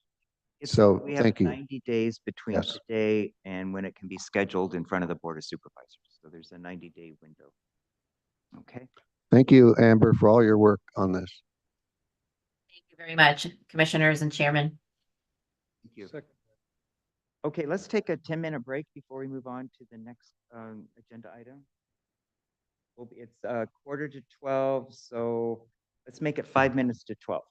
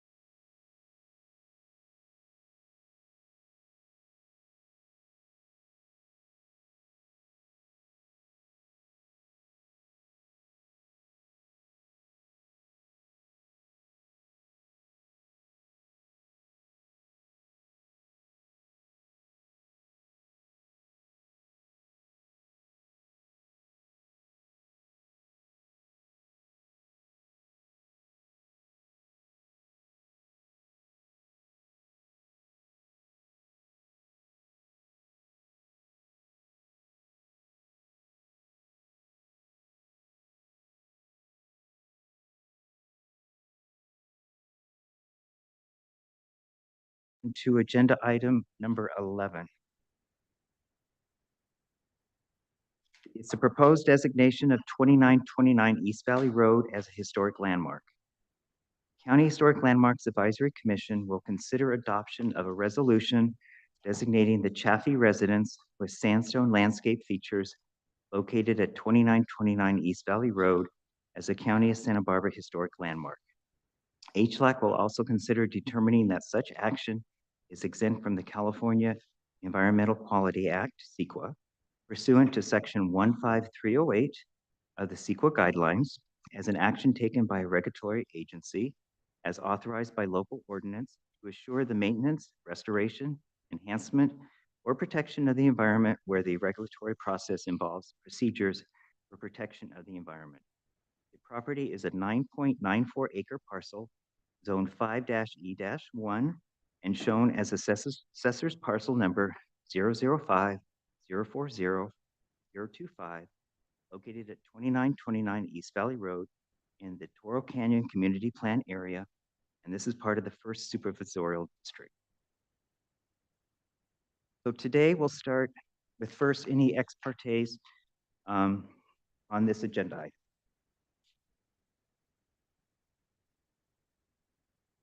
None?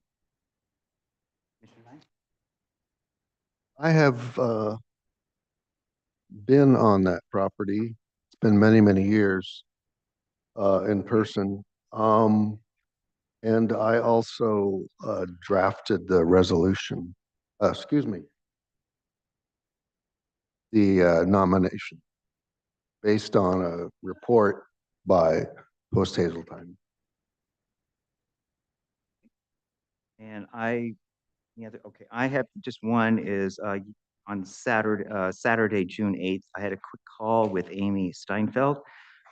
She was the author of the letter that was in your packet. And I just talked to her about giving time to speak at today's meeting.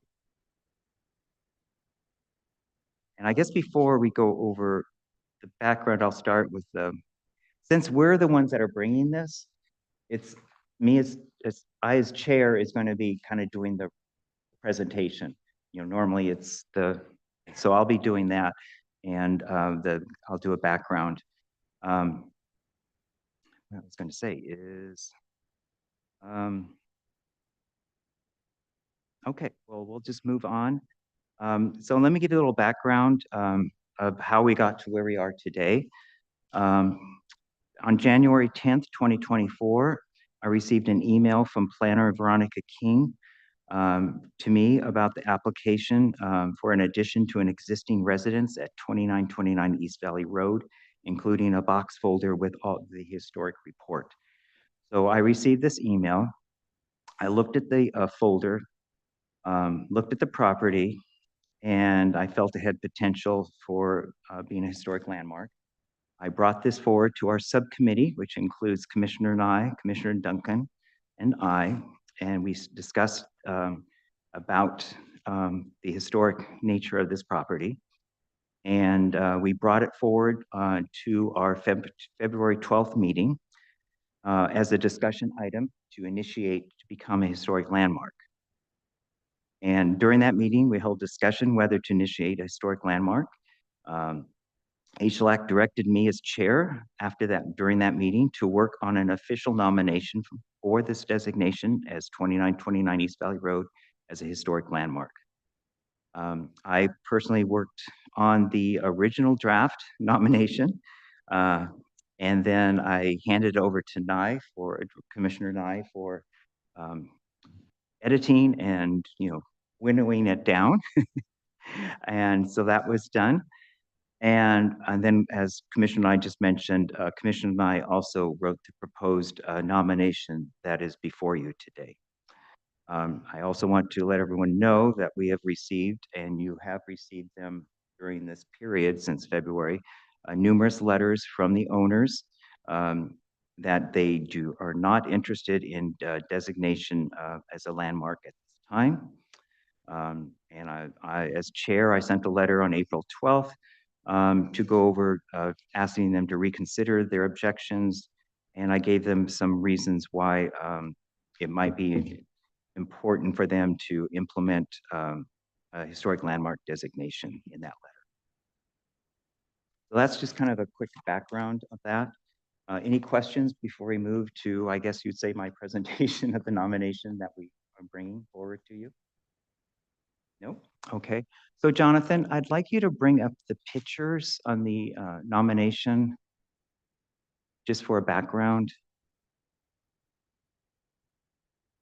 Oh, and by the way, just for everyone knows how we're doing this, I'm going to do the what I'm doing right now, the nomination, and then we're going to allow the property owner to speak for up to 20 minutes afterwards, and then we can ask questions to her after that, and then we'll go to public comment. Okay? Okay, so yeah, that's a great picture to have. I just wanted to have a picture of the property up on the screen. So today we're looking at a potential nomination for historic landmark, the Chaffee House, the garage, and the select hardscape. In 1918, Jerome and Grace Chaffee hired architect Carlton Winslow to build a large 2-story stone residence that the Chaffees called Hacienda de Piedras. It's a residence of stone. In addition to the residence, an attached 2-car garage with living accommodations above was built. Winslow designed the residence and the garage in the French Norman Revival style. The Chaffees lived on the estate until Jerome's death in 1936. By 1952, the property had been purchased by Paul and Dorothy Landell, who owned it until 1977, when it was sold to Don Lee and Marilyn Gevirtz. This property was sold to, after the Gevirtz owned it, the property was sold to G. Ronald Denner in 2017 from the Gevirtz Trust. There were very few changes to the property from 1918 when it was built until when the Gevirtz purchased it in 1977. Besides re-roofing the main residence, much of the additions of the tennis court, swimming pool, and guest house did not affect the main house. Unknown interior remodeling of the main house was done in 1991. There was permits drawn for interior remodeling in 1991. A little bit about the architect. The architect, Carlton Winslow, was a leading proponent of period revival movement in California. He set up an office in LA in 1917, and a few years later, he opened an office in Santa Barbara.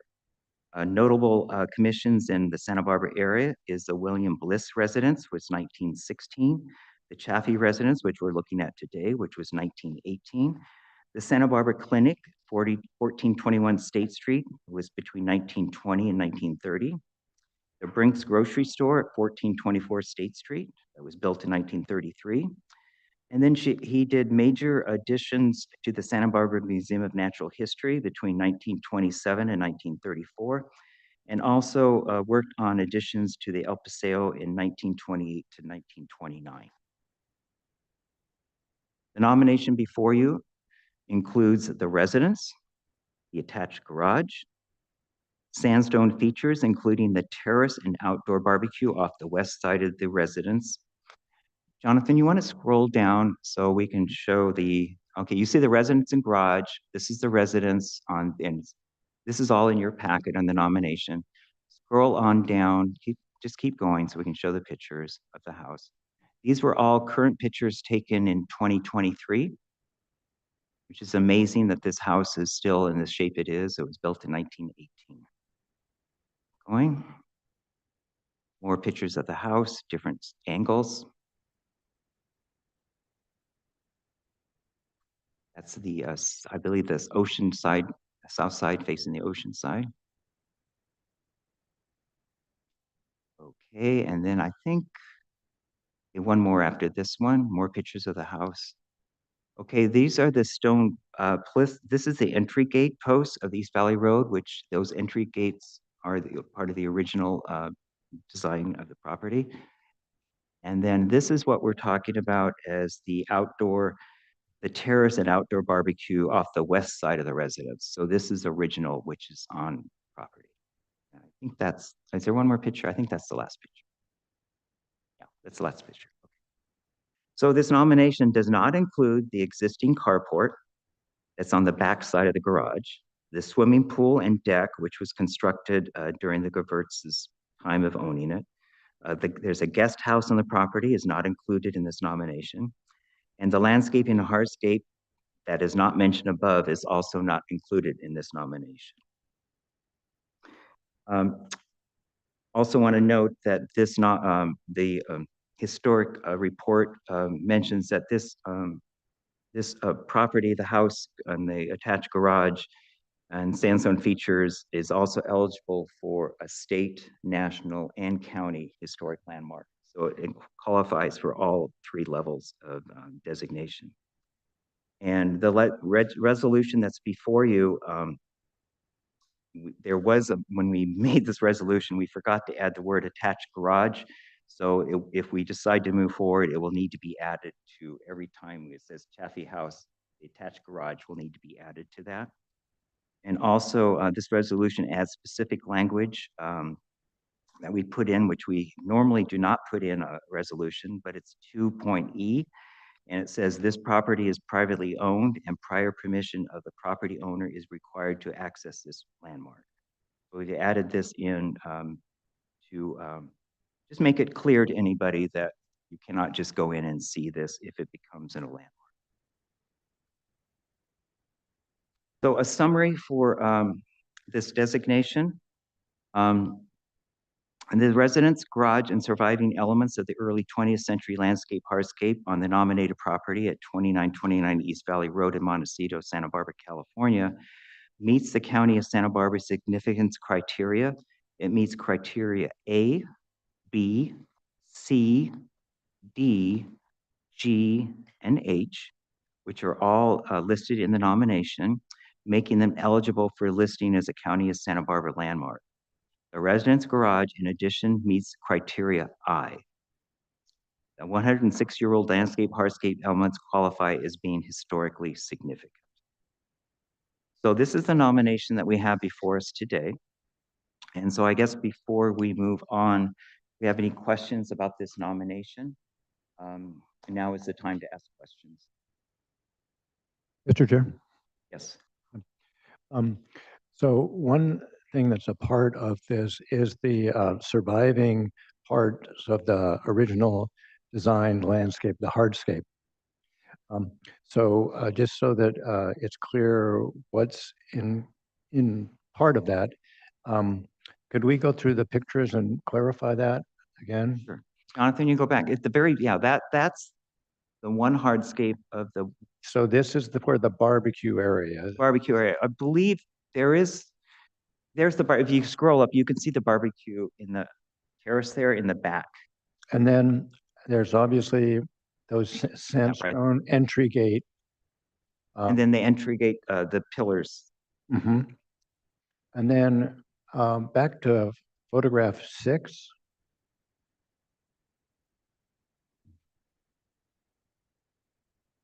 Yes, okay. This area. Is this part of the original hardscape that we're including too, this terrace area? I don't believe so. Commissioner Nye? I think it was just the west side. I think that. I don't recall where that. I don't believe that is. It's just the west side. I'd have to check. It's away from the house. Okay, well, so obviously this might need some clarification if we're not sure about that. Now, while we've got this, I want to make sure I understand this is a complex house in some ways with its shape. What we can see is the hyphen there. It's an L-shaped hyphen that comes off the house and connects to the garage. So that's all included too, because all those are connected elements right now. That's residence, garage, and the hyphen, obviously, because it connects. Yeah, they call it we say attached garage. It's attached. It's not separate. And then one of the things that was interesting too in this, obviously, is there's a little bit of difference between these landscape features and the house itself in terms of which criteria they meet. And we've distinguished some of that, but there's also the criteria that has to do with notable persons. And Gewurz really fits into that. And one thing that Post Hazeltine had pointed out was that it's not quite 50 years since Gewurz lived there in 78. But in the future, that would become a criteria that it would meet. So that's another little refinement we might want to be sure is in the criteria analysis because there's so many that this property meets. I agree. We need to specify that it will become eligible in 2028, I believe is under that one criteria. Commissioner Sluga? Yes, I apologize for my ignorance on this, but can somebody clarify for me the property rights of an owner versus the historic preservation process? Do you understand what I'm saying? Yep. Who would like to answer that? I suggest council answer that for us.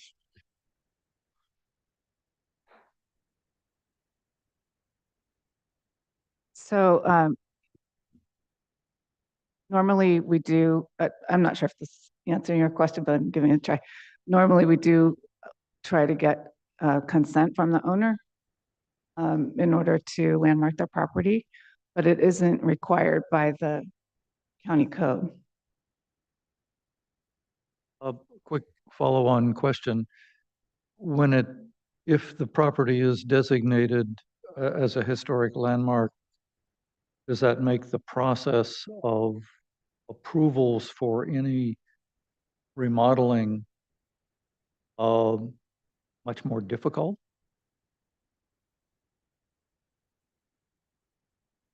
I would say, I just want to point out that the nomination is for the exterior of the residence only. Any interior remodels for the historic landmark would not be affected. So if they want to remodel the kitchen, knock out a wall, make the rooms bigger, that doesn't affect the historic landmark. But if they want to change the windows, change the stone on the outside of the house, then it would have to come to us for approval for whatever they wanted to do. And so this nomination, if you notice, is very specific to just the house, the attached garage, and the very specific landscape features. It doesn't include a lot of the other stuff that's around the house. Okay, thank you, Chair. Yes.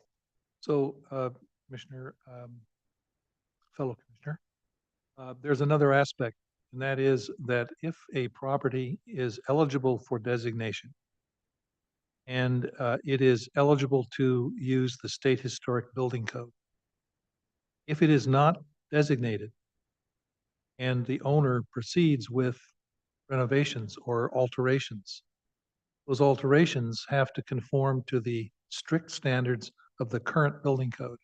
This includes energy, this includes structure, this includes accessibility, this includes width and dimensions of restrooms, hallways, door widths, and so on and so forth. So it is not a burden on a historic property to be designated. It is a great liberation, a great opening up of being able to keep the material, the fabric of the building, and be exempt from strict compliance with current building code standards. We're still on questions. No further questions? So let's move on. Oh, go ahead, Commissioner Malcolm. Regarding the current owners, how long have they owned the house for? They're going to be speaking shortly. They can probably address that. I think it's not that long ago, and they are planning to do major, but we're not looking at any of the construction that's going on it, but it's fairly recent. Okay. I mean, I mentioned in my report, I had up to 2017 that it was owned by somebody else. Okay. And does somebody think that the historic fabric of the house is in danger of irreversible alterations?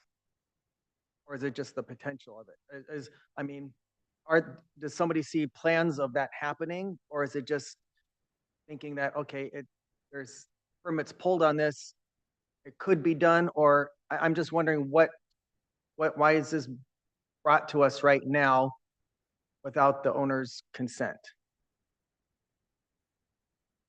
Well, at the last meeting, we talked about that in some general. What is the project? I think his question is. Well, we're not discussing the project, so I don't want to go that direction. We're just talking about Question is, nomination. why are we?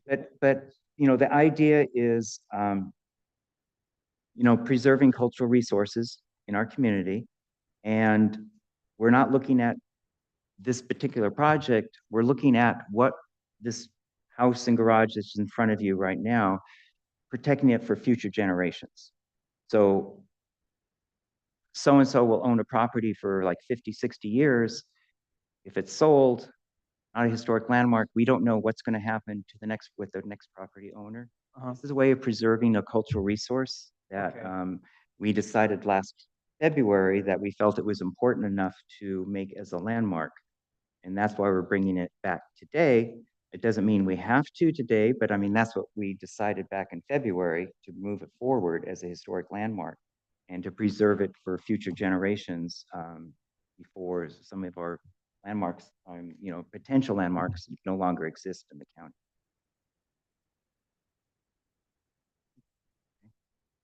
I hope I explained that. Okay, well, let's move on to the owners or representative of the owners to speak. And when you come up, please state your name and Thank you, Chair Kaufman Gray. Steve Fort with Suzanne Elledge Planning, SEPT Land Use Consulting. We just had a name change to SEPT Land Use Consulting. With me today is Amy Steinfeld with Bronstein, Hyatt, Farber, and Schreck, and some of her support staff, and Tim Hazeltine is also here. Just real quick clarification, you brought up photo 6 of certain exterior improvements on the east side by the pool. Those are not a part of what is considered potentially historic here. I just wanted to clarify that the area where the pool is in that deck on the southeast side. So again, Steve Fort, I'm the agent for the owners, Young Sohn and Mark Armanante. We've had a great working relationship with Mark and Young, and we really enjoy working with them. I've been working with them on the property since about 2022, which is roughly when they bought the property, maybe a little bit prior to that. They have proposed an addition to the house. No demolition is proposed, just an addition, along with certain site improvements. And importantly, we took this project for a conceptual review to SBAR, South Board of Architecture Review, in August of 2023. So we took our plans, we took our historic assessment to SBAR in August of 23. It's very well received by SBAR, and there was no public comment submitted or expressed at that time in last August. So the addition, continues to be carefully and sensitively and beautifully designed by the project architect, who has experience working with historic structures even as old as 1808.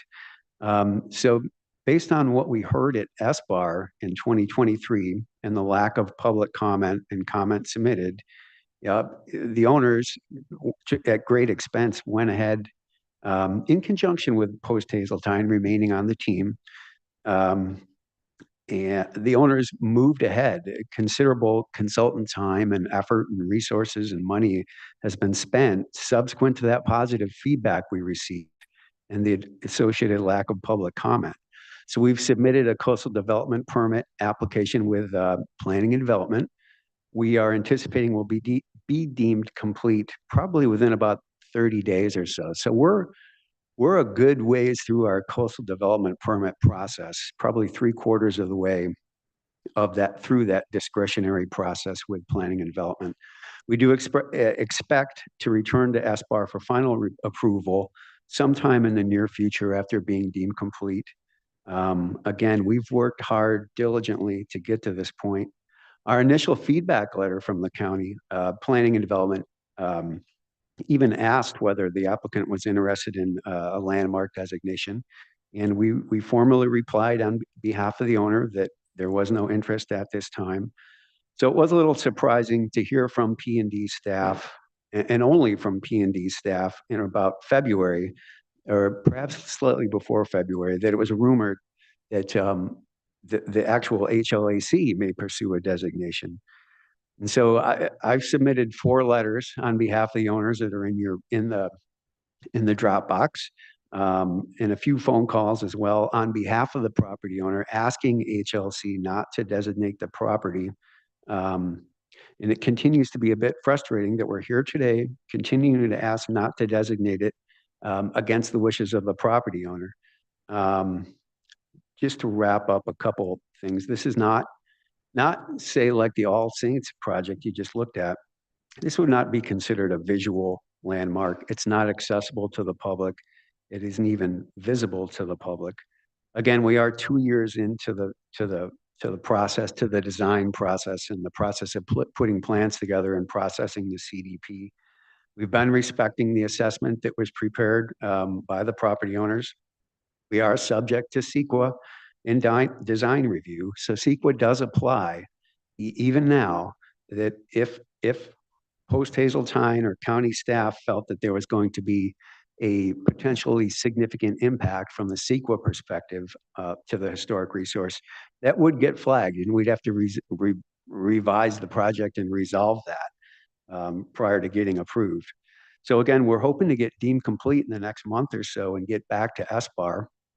And we're just very concerned about additional delays and discretionary review after all these resources we put into to getting where we are today. So with that, I'm going to hand off to Amy Steinfeld, and Amy's going to say a few words, and we're here for questions. Thanks. Thank you, Steve. Honorable Chair and Commissioners, my name is Amy Steinfeld. I'm a local land use attorney, and I'm here on behalf of the owners of 2929 East Valley Road. Thank you for your presentation. We are on the same page with you in that we agree that this house is very special. This is the reason why my clients purchased this property and have worked so hard to preserve it. However, as Steve mentioned, we strongly disagree with designation at this time. It bears repeating that this is a very remote residence. Unlike the All Saints Church and Coral Casino, the owners are not looking for designation. And in those 2 other instances, obviously this property is very different in that this property is not open to members of the public. So as we've shared with HLAC numerous times, they're opposed, and we heard from County Council that it's pretty unusual to designate over the objections of owners. So we did do a deep dive into the past 10 years of designations.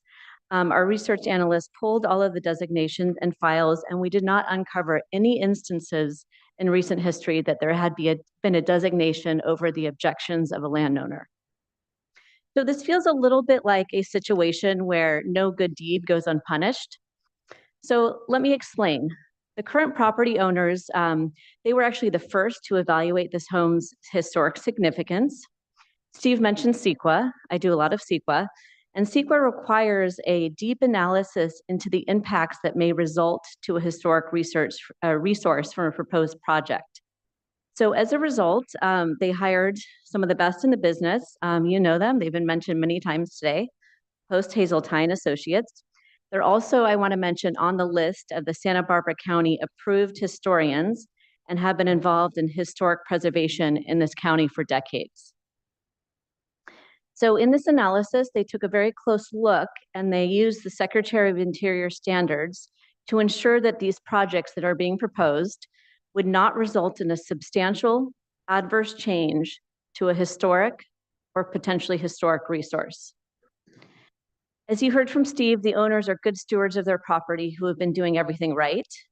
They bought this house because they love historic homes. And they love it so much, they've spent over $750,000 just on the planning phase. So what has this included? Hiring structural and geotechnical engineers, planners, architects, permit expediters, landscape designers, architectural historians, and consultants to ensure that the rehabilitation and the additions to the homes do not jeopardize the character. Now, because of this hearing, unfortunately, the owners have been required to engage my legal services. So we talked about, we're not here to talk about the project, but it is really important to talk about what's happened over the past several years, because this designation would adversely impact and upend this process. So this home has already been vacant for 2 years and will be vacant for several more years until these projects are completed. So we estimate if things go on track, as they've been doing, which is actually very fast for getting a project approved in this particular county, that we estimate the owners, it will be move-in ready by 2027. So I'm not sure if you're aware, but the County Planning and Development Department, who of course does an incredible job, is dealing with multiple large projects at this time, including the county housing element. And because of the really severe housing crisis in Santa Barbara County, they are understaffed, as is the building department, which means that it's taken even longer for projects to proceed through this review process. So in essence, this designation would delay the planning and construction period. And in addition, it would increase the time the home remains vacant. So as you can imagine, having a home vacant of this size and scale and beauty really presents some serious security concerns. In addition, any extra delay will mean extra expenses. So if any of you have done a remodel or heard of any of your friends doing a remodel, we're all suffering from inflation. Material prices just keep going up. So second, there is no imminent threat. I heard one of the commissioners ask about what's going on. The owners have complied with all county and state rules at every stage, and they're committed to protecting this property's historical value. As confirmed by Post Hazeltine, the current projects will not eliminate the historical eligibility of this property.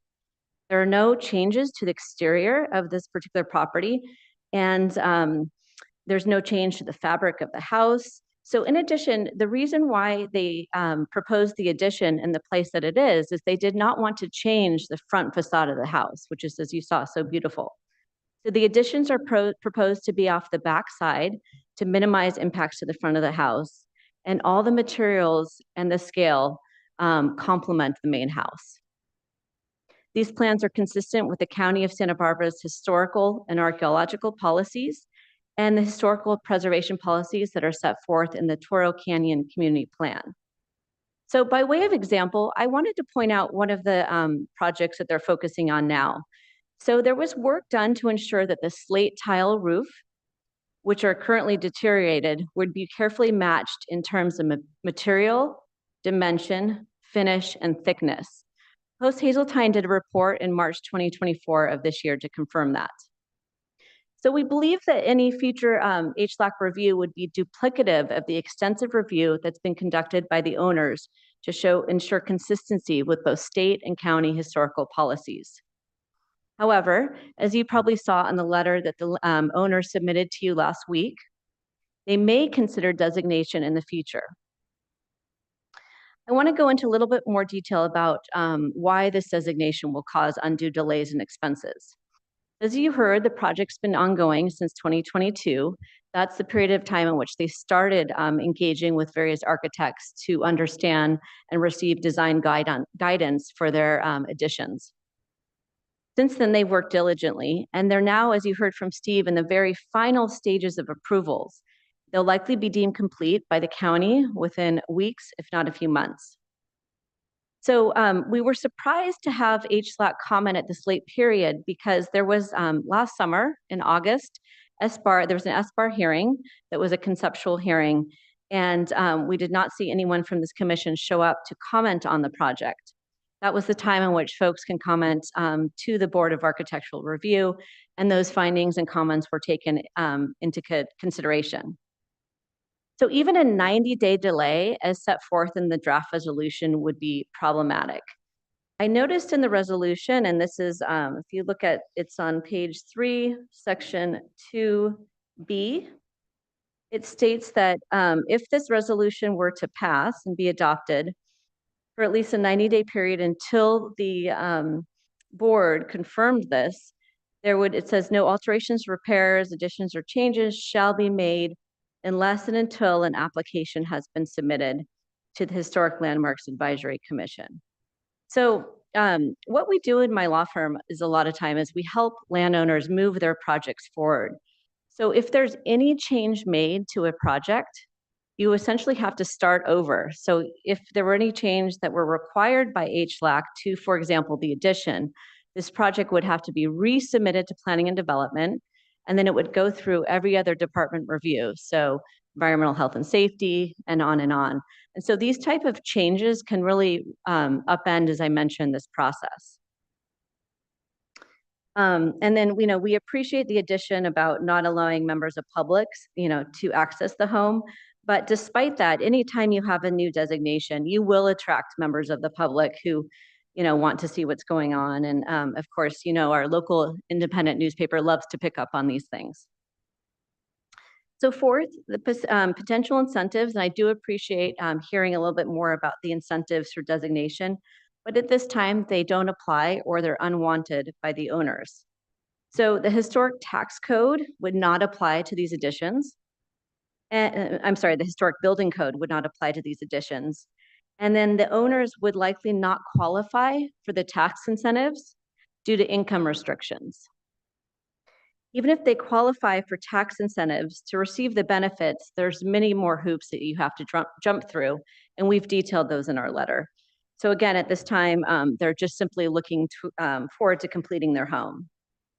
So, just because HLAC can designate a property, and we understand this is a discretionary decision, which is why we're all here today, but does not mean that they must or even that they should. And so we don't believe that this is a good case. We're concerned that designation, again, would interfere with their plans to appropriately restore this private home in accordance with all the protections currently in place. If the current owners are not allowed to restore and add these additions to this home to make it livable, we're not sure what's going to become of it. So more importantly, we don't believe that this designation will bring additional protections to what already exists through CEQA and the numerous county requirements. So in short, we're here today to ask that you deny the designation at this time. And we're here to answer any questions. Thank you. Thank you very much, Ms. Steinwell. Okay, so this would be the time we can ask the owners, representative of the owners, any questions that you might have, commissioners? Commissioner Wojciech? Who is the architect? You have this information, Steve. We actually attached the architect's bio to the back of our letter. His name is Richard Ashman Felix. I'm sorry, I said that backwards. Richard Felix Ashman, RFA. He has some experience with historic buildings in San Francisco, in the Hudson Valley. I've seen that he's worked on successfully. Yes, and this is the bio We do. I don't think we received the plans. We're not looking at the plans. We're looking at a nomination for historic landmark. We're not looking at the plan. See, well, with all due respect, the applicant is saying that their plans do not impact the existing building. And they want to move forward. They've invested time and energy, resources in getting the project to this point. And we want to designate the property. I mean, it's fair to say that. And if in fact the proposed project does not impact the historic resources, my thinking is we can say, okay, we would like to designate this property anyway. You can move forward with your project and get approval and build it. And the designation process should not delay your project, the applicant's project. That's my thinking. That's my question and my thinking. Commissioner Sulik? First question is, what function is the additions? What do they serve? Yeah, so the additions will provide extra living space, and they were designed so they really wouldn't have to do much to the main structure. So Steve can talk a little bit about what is in the addition, but it's really a living area. And then I did want to point out, just to respond to one of the comments, I saw in the designation that you cited to the post-Hazeltine report. And in fact, there was two reports, two phase 1-2 reports, and then also a letter report regarding the slate roof.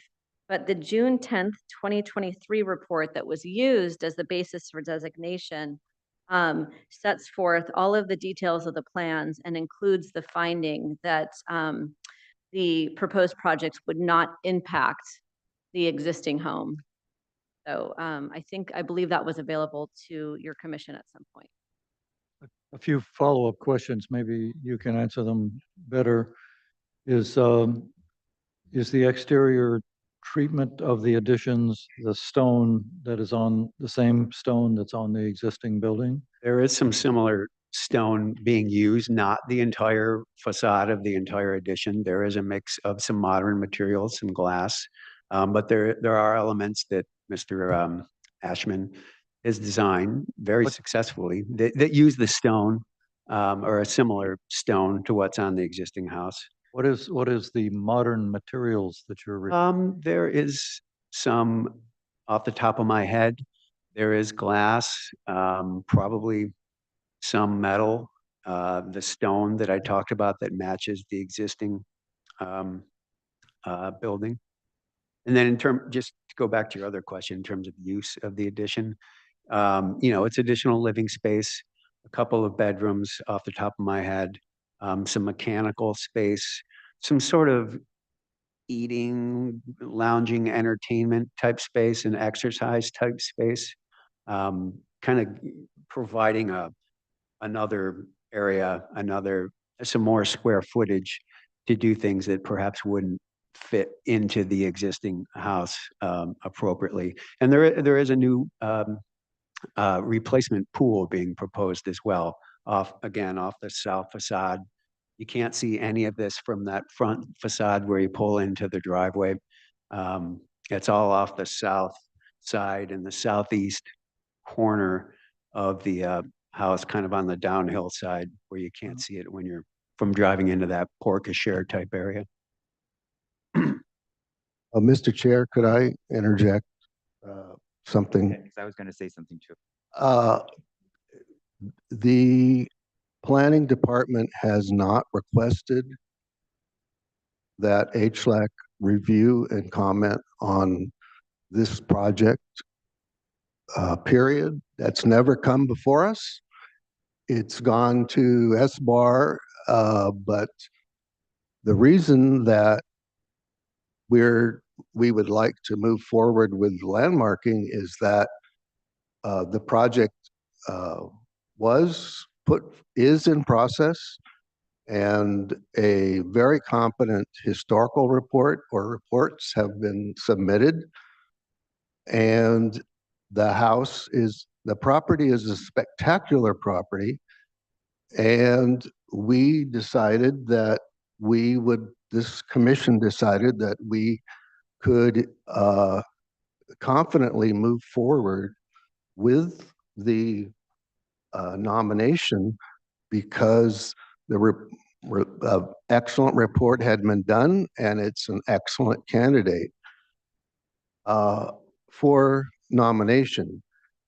We have not been asked to comment on the project, which is, another topic altogether, but it's not even relevant to what we're doing here today as far as what's on the agenda.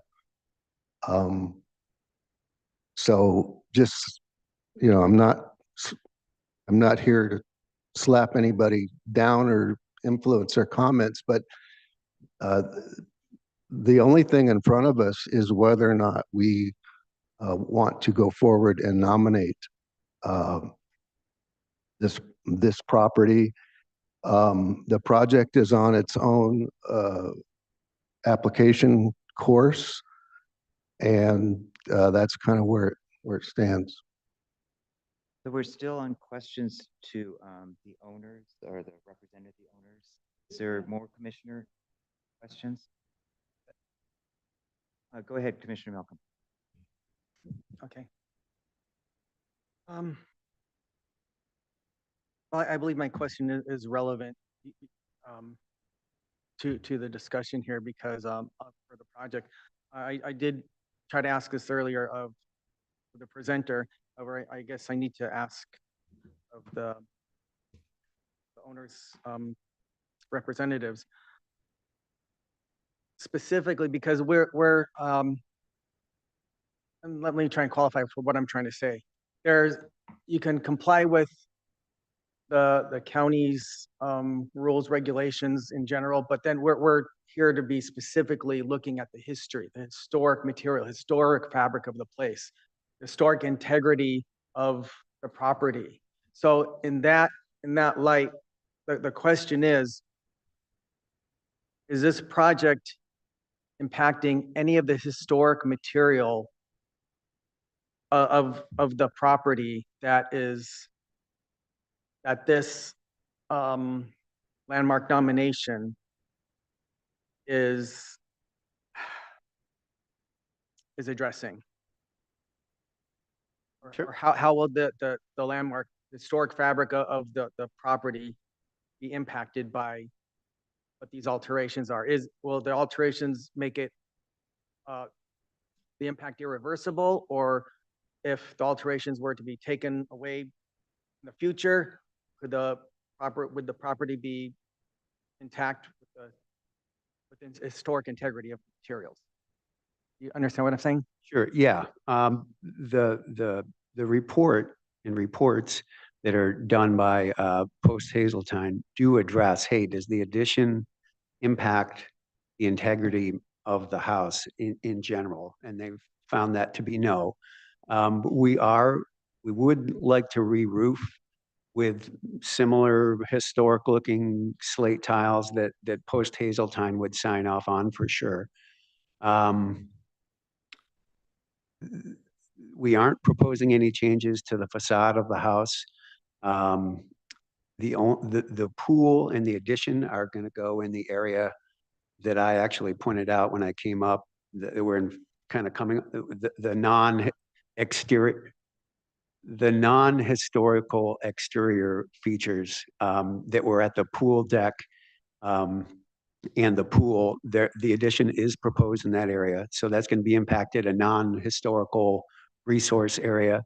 The barbecue and the patio, I think it's being referred to off to the west, those are being left alone. The stone gates out by the road are being left alone. We are proposing a new gate with new pilasters further into the property to meet the fire department requirements, to be able to have a truck sit there at the gate far enough off the road.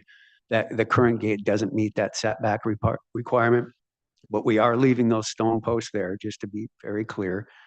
We are proposing at the breezeway that goes from the main house to the existing garage, we are proposing to put windows in those archways. So it can be considered a conditioned space. And from planning and development and the county building code perspective, that allows those to be considered attached to each other. When it isn't a conditioned space, they're not attached, and planning and development starts to get antsy that, oh, that could be considered a detached, it could be easily converted to a detached residence or something detached in the future. So we do want to enclose that breezeway with glazing, windows that, we would run by Post Hazeltine and as well as SBAR. And speaking of SBAR, I did just want to go back to the previous comment that when we return to SBAR, there is the opportunity there for anyone from the public to make public comment on the project, whether it's deemed a landmark or not. Anyone can submit and come to the SBAR hearings and propose and make public comment. Okay, if I follow up just a little bit more specific on for my question. Is there going to be any impact like for an addition, you might need to like knock out part of a wall or move a window or alter a door space a little bit? Is any of that type of thing proposed that would irreversibly impact the historic? We are going to connect on the far end of the breezeway where the breezeway and the attached garage meet each other. I mean, if it came down to it and they built this addition and someone wanted to demo this addition and spend all that money to demo it out, you would still have the main house sitting there intact. The addition could come and go and the main house would still be there. It not impacted. If that answers your question. I'm not sure. I'm kind of, so that what you're saying, there's no irreversible.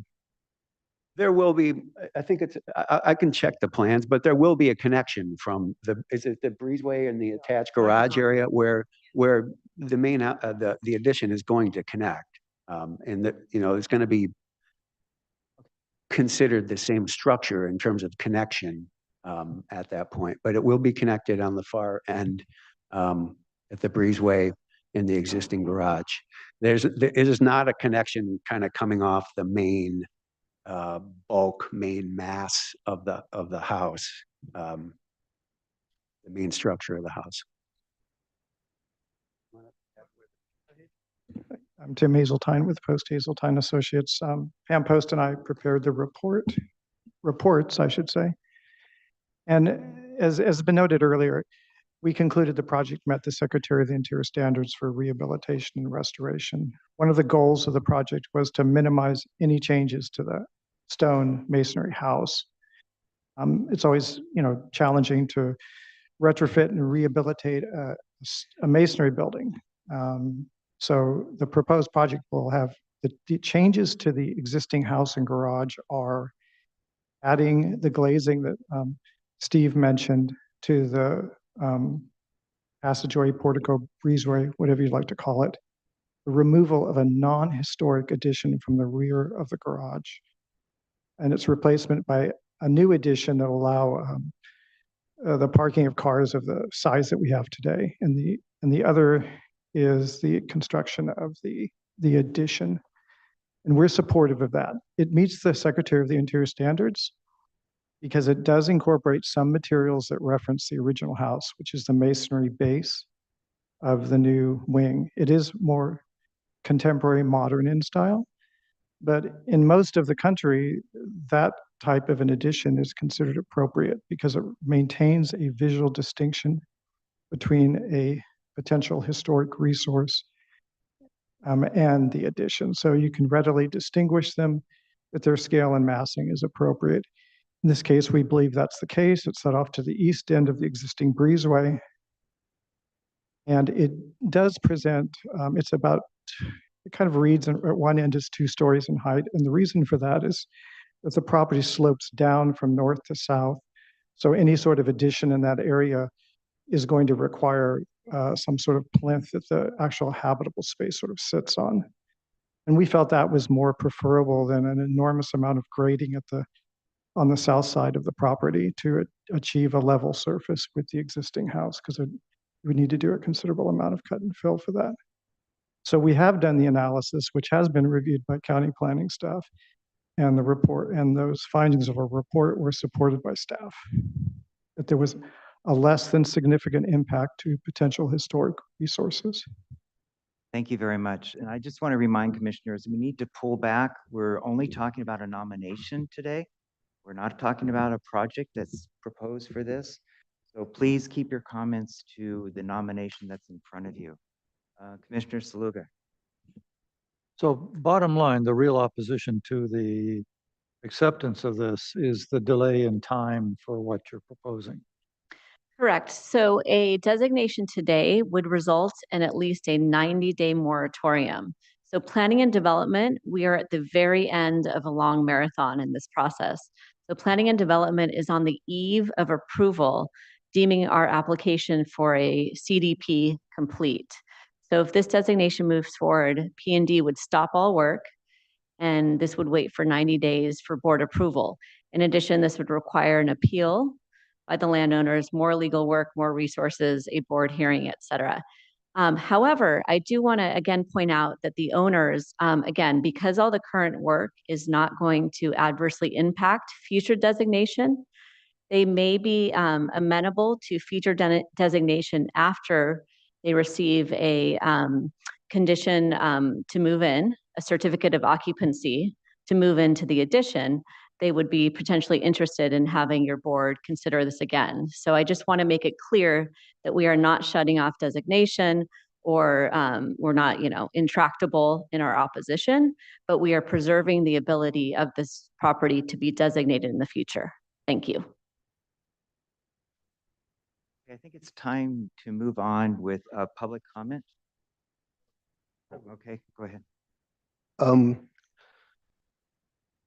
Ms. Ryerson, could you remind us, just for our educational benefit, what does indeed happen if we go forward?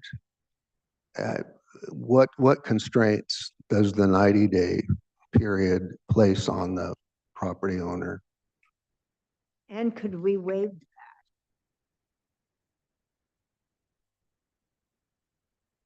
So if you move forward, then there is a designation actually in place by HLAC. So they would, as the resolution is currently written, they can't make any alterations, repairs, changes, or additions without coming to HLAC and you reviewing the plans. And you could impose conditions. I do think it's possible to put some kind of carve out in the resolution if you wanted to let them go forward. You could say something like the foregoing conditions shall not be imposed on the owner's proposed project as described, and then we could come up with a reference probably to the historic reports, for example. Ms. Ryerson?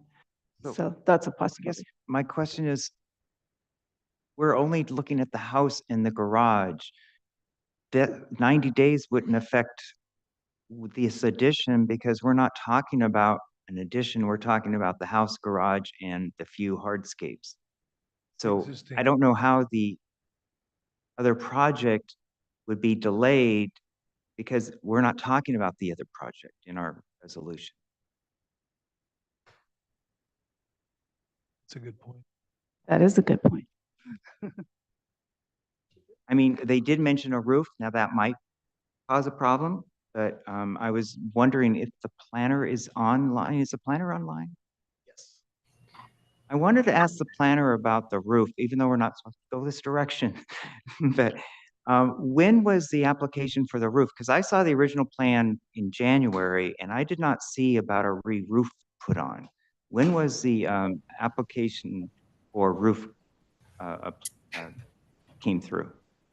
Hi, this is Veronica King. I'm the planner. I received a request. Well, actually, they were just asking how it would work if they were adding on a re-roof. And I was told it would be like for like, which it's exempt from a planning permit. So they actually wouldn't need to go through me other than to have me review the building plans to sign off on the building plans. Okay, was this a So I recent? directed them to. Was this Sorry. done last year, this re-roof, or was this something that just came through recently? I'd say within the past few months. I know that when I originally sent them the feedback letter and they resubmitted their project, they included the re-roof then. So that was probably a few months ago. I don't have the exact date, but I can look if it's important. My only concern would be the roof, as might be a hindrance to this project because it is part of what we're putting as a nomination. But the rest, I can't see how it would delay the project. Commissioner Snow? I keep hearing project people say that they're doing everything to comply with all the historic standards. I'm kind of curious why you wouldn't want to landmark then and Stu, we're not Mills Act in the county. That's the city of Santa Barbara. When you said about the tax incentive, that's not part of that, of us. But the other thing I was saying, would we be able to work with council to get appropriate wording that we wouldn't adversely affect this current project? If, and it's, you seem to have problems with that number 3 here, with the 90-day stoppage, or during, that's how long approximately it would take to get through the supervisor. No, the 90 days is in our bylaws. That Yes, we but have to give the supervisors 90 days as- to, from yeah, the time that we approve prove it a before nomination. they have it. They have 90 days to accept it or reject. But could we waive that we wouldn't adversely impact this current? I mean, that's what I'm hearing, that the applicant believes that they will be harmed if we landmark it now. But if we waived this project going through, is there a possibility to work with the applicant's counsel like we have with the Parks Department on Rocky? That's in the Rocky county Nook. code that they have to have a 90 day. In 90 days. That can be changed. Is that correct? But that's just for us to landmark, but not to impact their project in particular. You know more, Howard. Still trying to get my head around what's going on here. So we have we have a project. We have an existing residence which was eligible for a designation. As such, we should have been notified that a project is being proposed, which would, on a property that is eligible. That would have brought it to us in the proper time frame. That did not happen. So this is why it is coming up now. So I see the applicant's desire to keep moving on this project. And we also have our desire to designate this project. The designation is not about the project. The designation is about the existing property. It's my understanding. And that we can divorce the two. Your project can go ahead without our designation. But then our designation can go ahead that would exempt whatever is proposed in the project. So if you have a roof, or you have a glass enclosure, or you have a change in the garage door fenestration or whatever to make it habitable or otherwise, those proposed elements of the current project could be exempted from our designation. They would not be impacted. But we have a desire to move ahead with the designation so that no other little last minute, 2-month laters, afterthoughts and so forth can come in that would impact the existing residents, the existing property. And it really is just the stone building and the garage. So that's my understanding of how this could move forward, and both the applicant's interests and the commission's interests would be maintained. Commissioner Sluga? I wanted to point out, we appreciate you trying to work with us, very much so. I have concerns because as written, the existing resolution, again, this is page 3, 2B.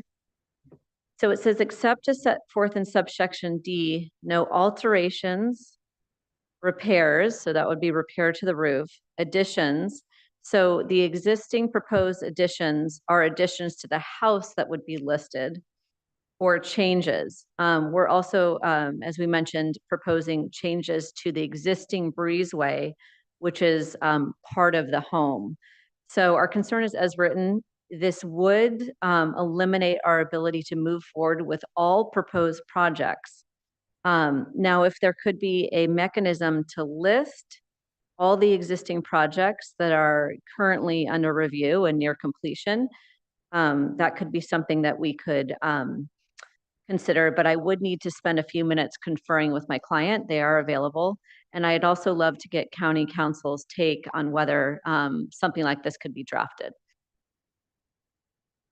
Can I just quickly, Go ahead, Commissioner Slugger.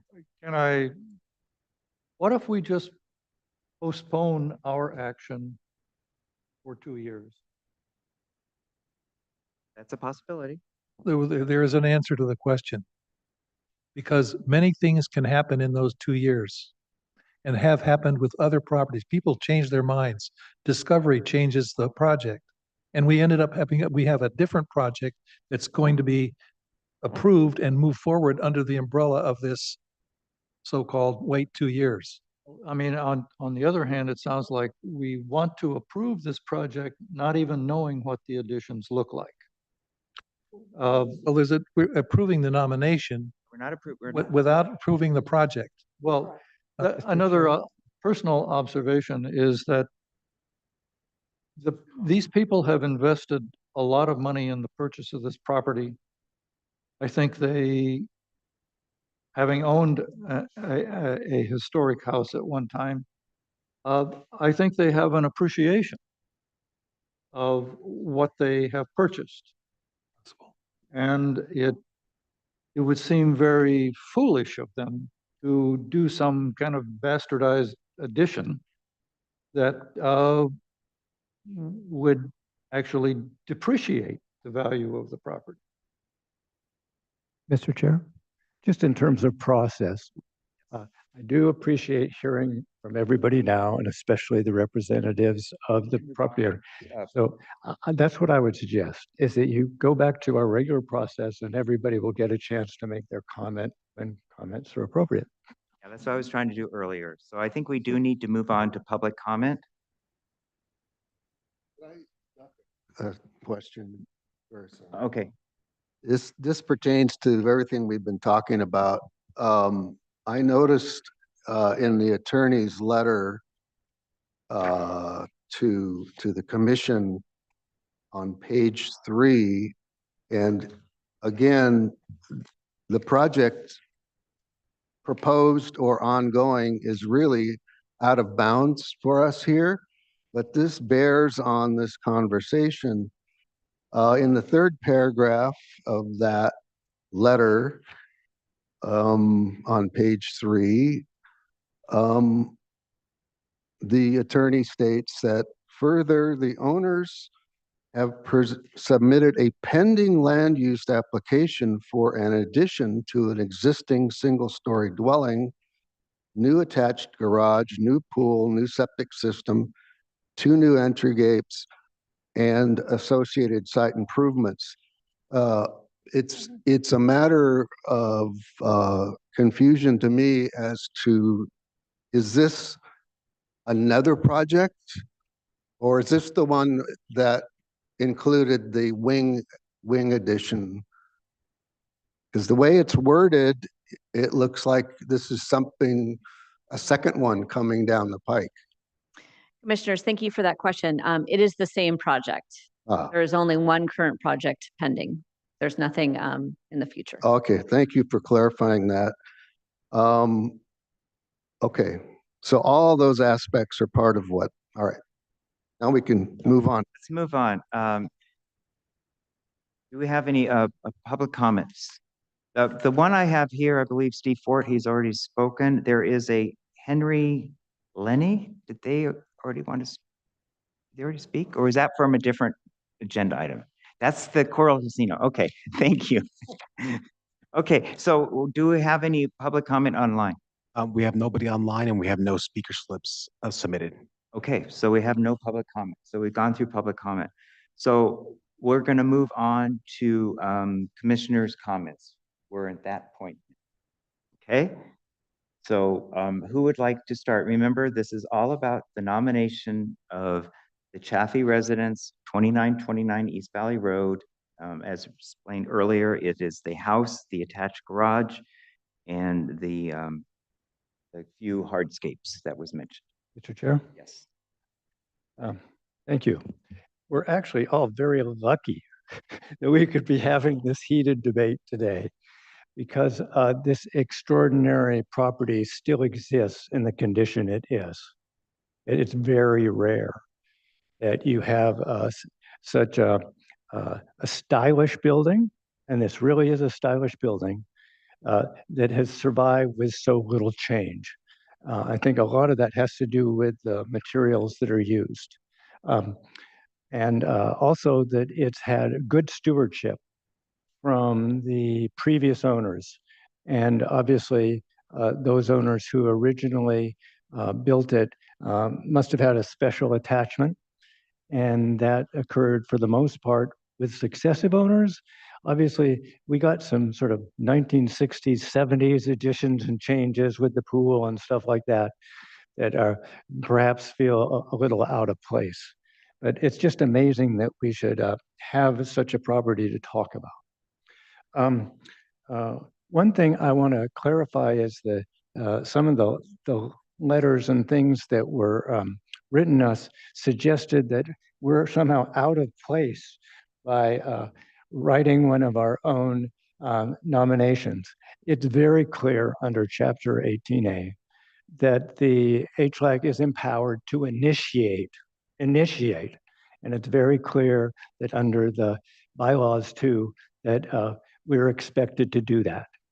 And obviously, if this organization is confined to commenting on landmarks, then that's the only way we're going to have any influence in terms of fulfilling our mission and protecting historic resources. So we do have to focus on landmarks. Now, it's true, within our bylaws, there are specific conditions which speak to buildings that are in imminent threat. And Randy often likes to refer to those. And certainly we would like to be able to defend buildings that are in imminent threat and ought to, but we also need to be proactive. And we need to be proactive because even though one property owner at any particular point in time may be protective of that historic resources, a subsequent property owner can come in and do something entirely different. So that is why I really disagree with the attorney's comment that landmarking it will not give any additional protection. That's just untrue. Now, if it's really true that it won't give any additional protection, then why are they protesting? Is what I sort of would say to begin with. It's not our intent to derail the project that is proposed. And certainly I would be in favor of it if it can be appropriately written of some sort of carve out, such as Ms. Ryerson's suggestion. It needs to be carefully delineated so it doesn't become something you could drive a tank through. But certainly a carve out which speaks to the way the proposed addition now only proposes to attach to the rear of the garage and modify the hyphen slightly. And in fact, I would wonder if the historic building code might give you some relief in terms of the way building and development is saying you have to physically enclose it in order to appear as one structure. I think that's the problem you're having with the separate garage. There might be a way we could get you a carve out there where you don't necessarily have to enclose that space as fully simply to meet some technicality in the definition. So I think there is something that could be done here that both addresses the commission's need to protect the building in the long term and to not unnecessarily impede the processing of the project that's going forward. Because that certainly isn't our intent. But our focus should not be overly on this specific project because we're not giving that power. And it is possible, although certainly these owners it would appear want to live there, we can't really wait till they live there. If we wait till they get a certificate of occupancy in 2027, they may also just decide to drop it and go somewhere else and sell the property.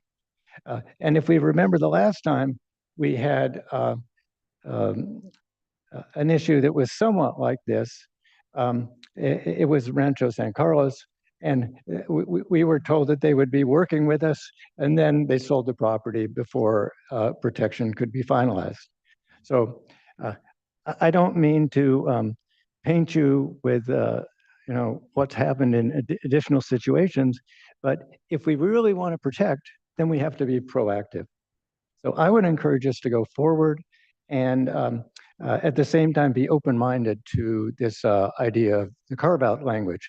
This was something I suggested before, in as much that this was done with Maddie's Tavern. And I know your time period of 10 years was sort of interesting, going back that far to find something where originally a property owner was not in favor. With Maddie's Tavern, originally they were opposed to the designation, but they ultimately embraced it. And part of that was we simply had to write a resolution that was specific enough that would allow them to do work in those parts of the building that they knew they would need to have work. And that can be done. And if you look at the resolution the way it is now, there's that final clause that was in, or at least D reads this way. It says the interior is not subject to the foregoing conditions to subsections A and B. That's the way typically these carve-outs are written. They say, and blah, blah, blah is not subject to this. So it can be done. I really think so. So I would support us to continue to do our job to the best of our ability and really try and protect this wonderful structure, which I believe the owners are trying to do too, in their way. Thank you. Thank you so much. Commissioner Steinway. I have experience with a historic house. I have one. I went through this whole process myself, so I understand your concerns and your pain. I do say that if you do designate, the historic building code will help you. There's a lot of things that you are not going to need to comply with that you would have to comply with a normal building situation. So that is something you might want to consider as an advantage. Ms. Steinfeld, I think you said that the designation will adversely impact the project, and that's the big objection to designation. If in fact that that impact is strictly about timing of the project and getting it done as you are so close to having those plans approved, then I agree with if we can carve this out so that you can get those done at the same time and consequently in parallel look at a designation.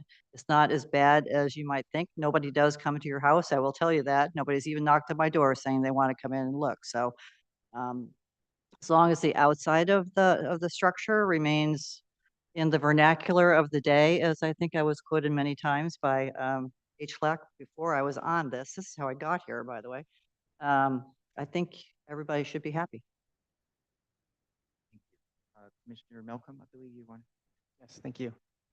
I would just want to address okay,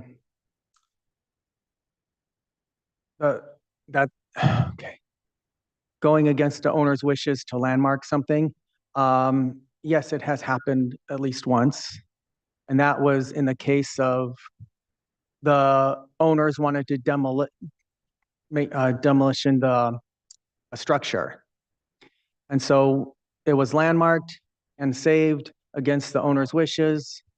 And but there have been many nominations without the owner's wishes that the owners did turn around and say, hey, wait, this is to our advantage. Namely, Maddie's Tavern, which was mentioned.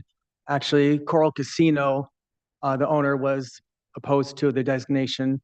And then after some discussions, turned around and said they were in favor of it. Santa Barbara Botanic Gardens, they were opposed to designation of historic landmark, but they turned around. Mostly because you have a panel of experts right here of free advice that can help out the project and give you like some local expert opinions on remodeling, how to do things correctly, in the style of the way that the spirit of the property is.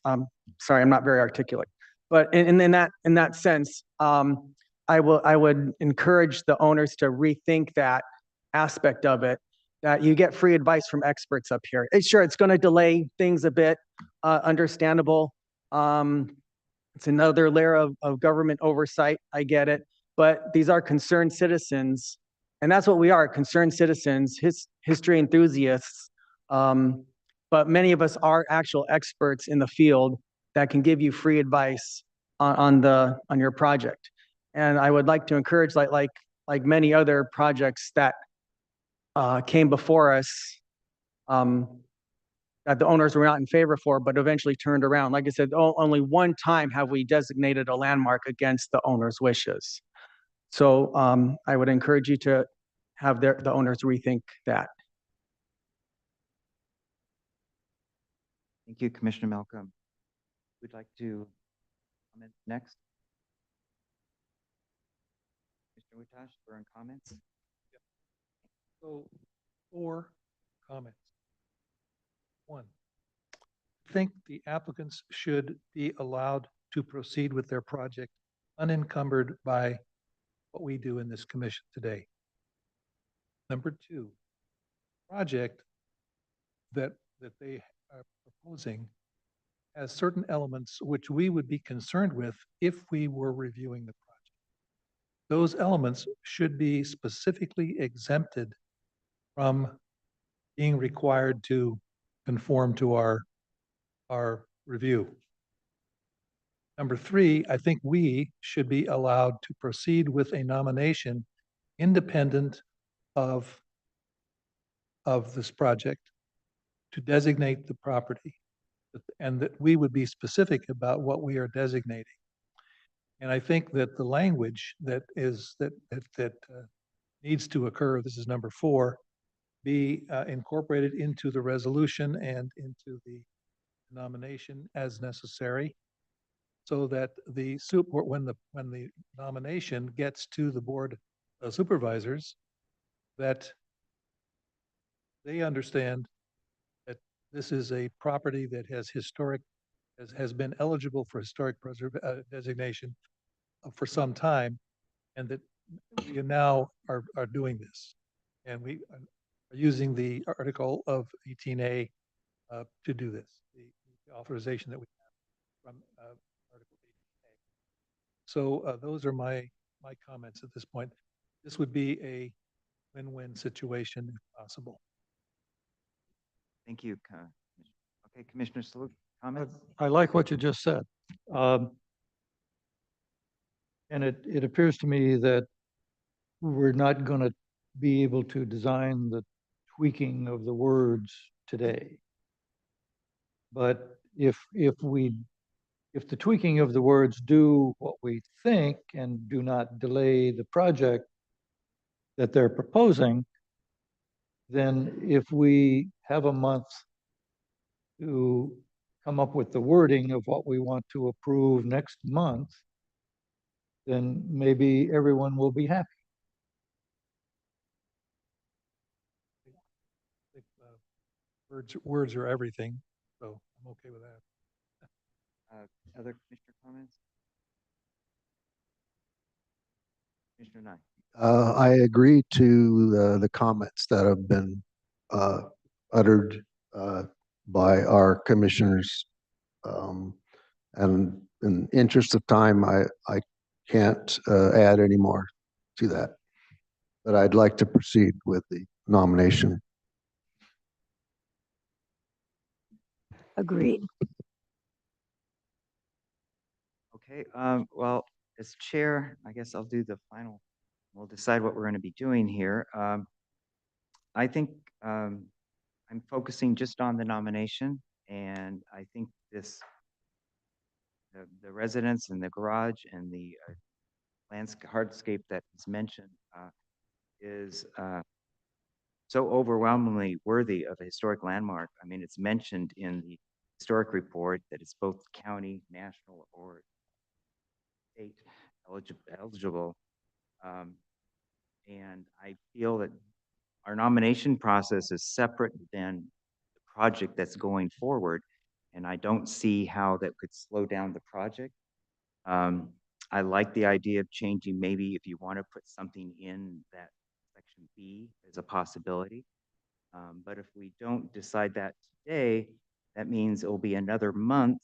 And if we decide to make it a nomination, that's when the 90 days start again. So then instead of a 90-day delay that they're thinking that might happen, which I don't think it will, it'll be longer than 90-day delay for things to be done. So that's what my concern about waiting and coming back another month to add any changes to our nomination resolution. That is my consideration. But if someone wants to make a motion now to table it and bring it back next month, or someone wants to make a motion to move forward and see if it passes or doesn't pass, you can do that too. I just wanted to clarify what you said. Why would it mean in the next month, they would be proceeding with their going through the permit process? They're not on hold right now. No, they're not. But and I'm saying that this is, I agree with you. This is a separate nomination, is separate than what the project is. So it will be, But their concern is the 90 days, and they'll still have that concern in 30 days.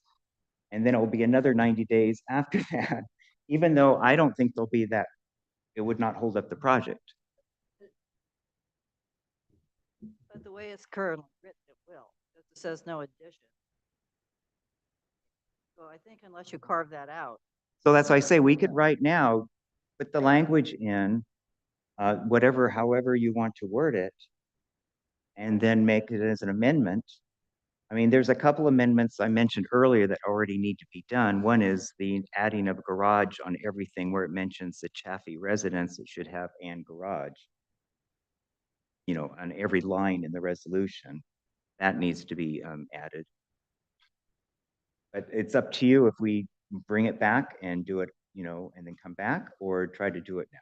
well, I think that council, the applicant's council would need to talk to the applicant before they could maybe opine on which language, and that might be acceptable or not, because that's what we were talking about, is making an amendment to this that would kind of waive as to the current project that's in the planning and development. So they usually would need time to talk to their clients unless they have the authority to right away do something. County Council, do you have direction on this?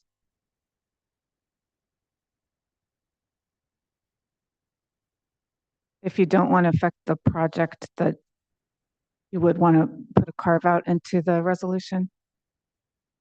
We could try to come up with something today, but it might take some time. Commissioner Sluga? I would actually like to make a motion that we table this for time to resolve these issues and bring it back next month. And who will be resolving the issues? That's, I mean, The resolving issues is to come up with the text to allow the historic designation, and at the same time allow the owner's process to continue without delay. okay. Would we need a month? Could we do it in the next several hours? I don't know. That might be, because we still have to go through the Coral Casino We have to move. We have to move on to a different agenda item, but we can't table for now. Okay. The next meeting.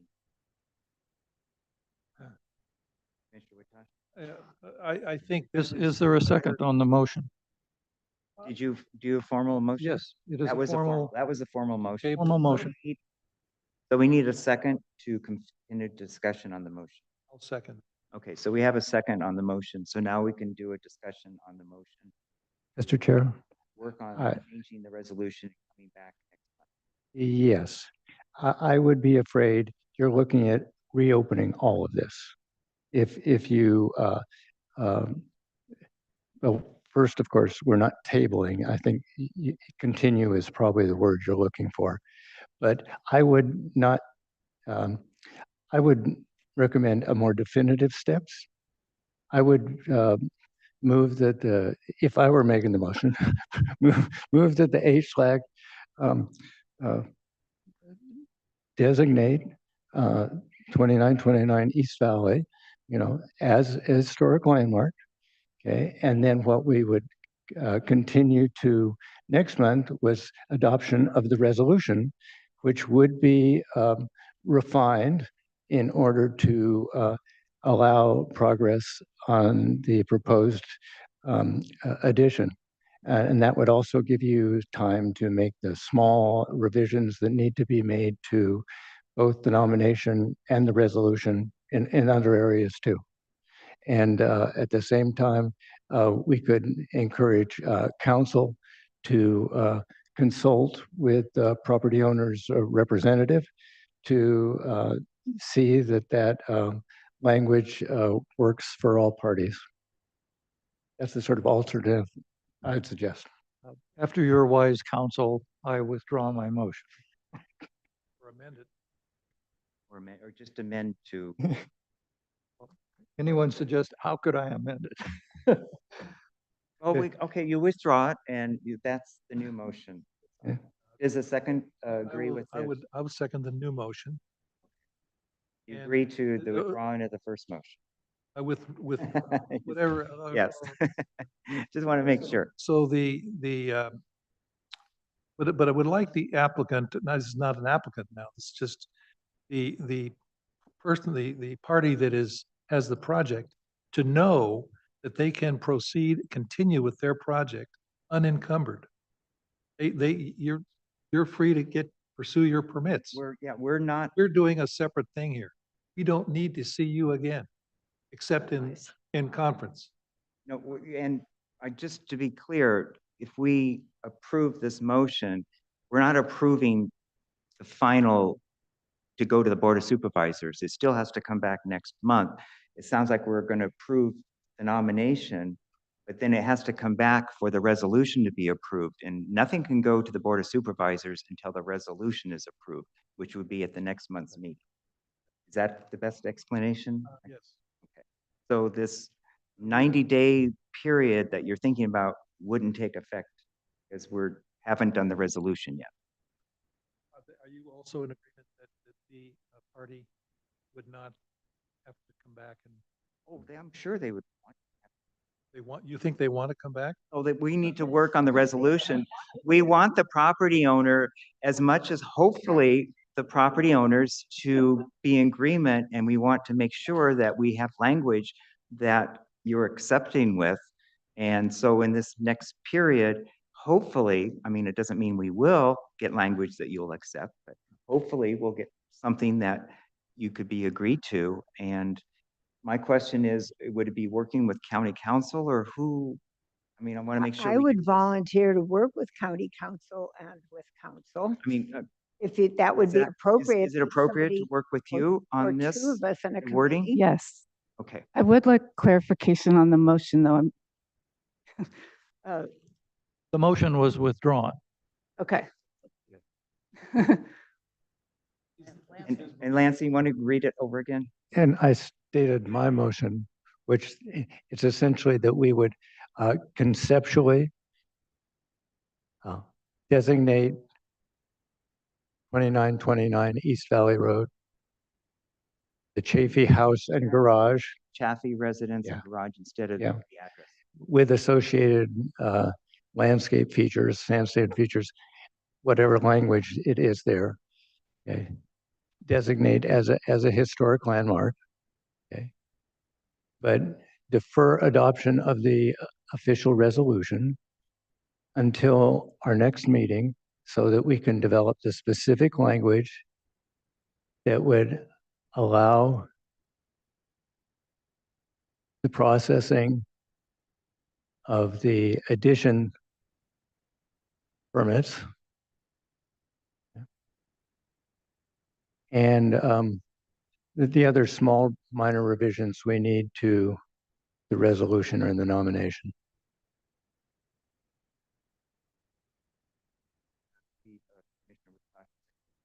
I do. So now we're open for discussion on nomination.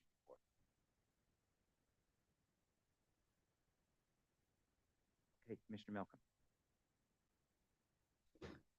All right.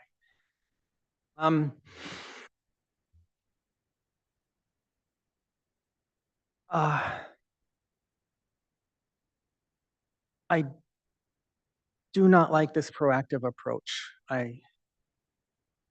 I remember when we landmarked the Schroed Produce House building against the wishes of the railroad because that was in imminent danger of being demolished. There was no question, no doubt they were going to demolish. That's what they wanted to do. So we had to step in to save that building. In this case, I have heard no argument that the current owners are going to do anything detrimental to this property.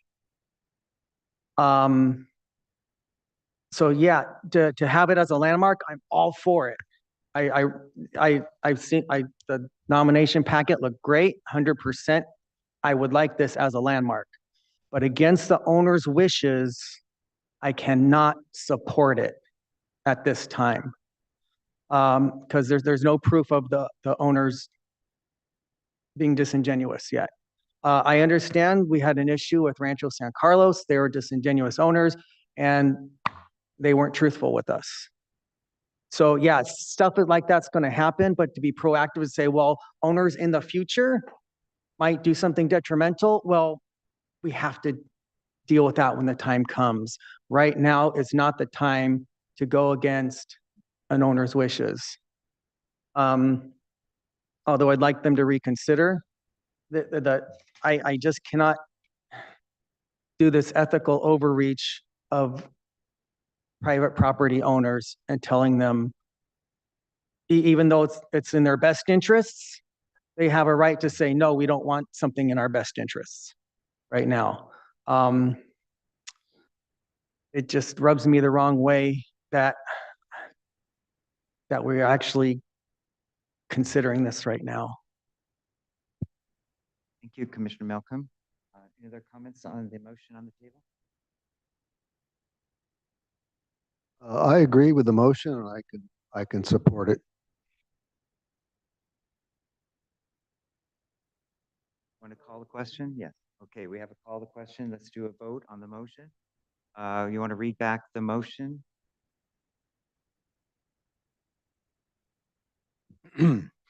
Lansing moves, seconded by Witosh, to conceptually designate the Chafee House and garage and hardscape features, but defer adoption of the official resolution to the July 2024 HLAC meeting to allow time to develop the specific language that will allow the processing of the addition permits and the small minor revisions that need to be made to the resolution.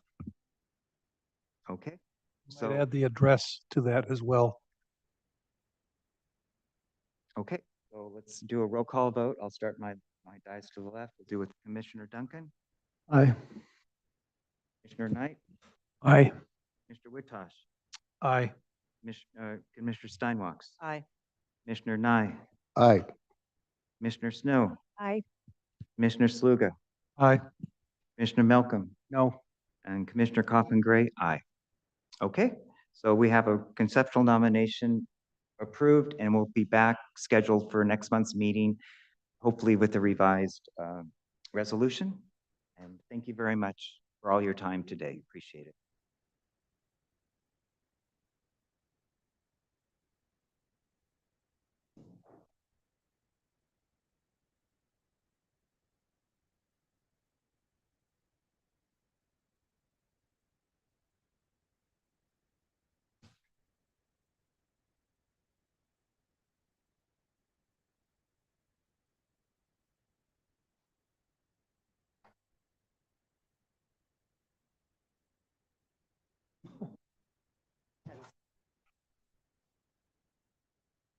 Okay, well, we will be moving on to a standard agenda item number 12.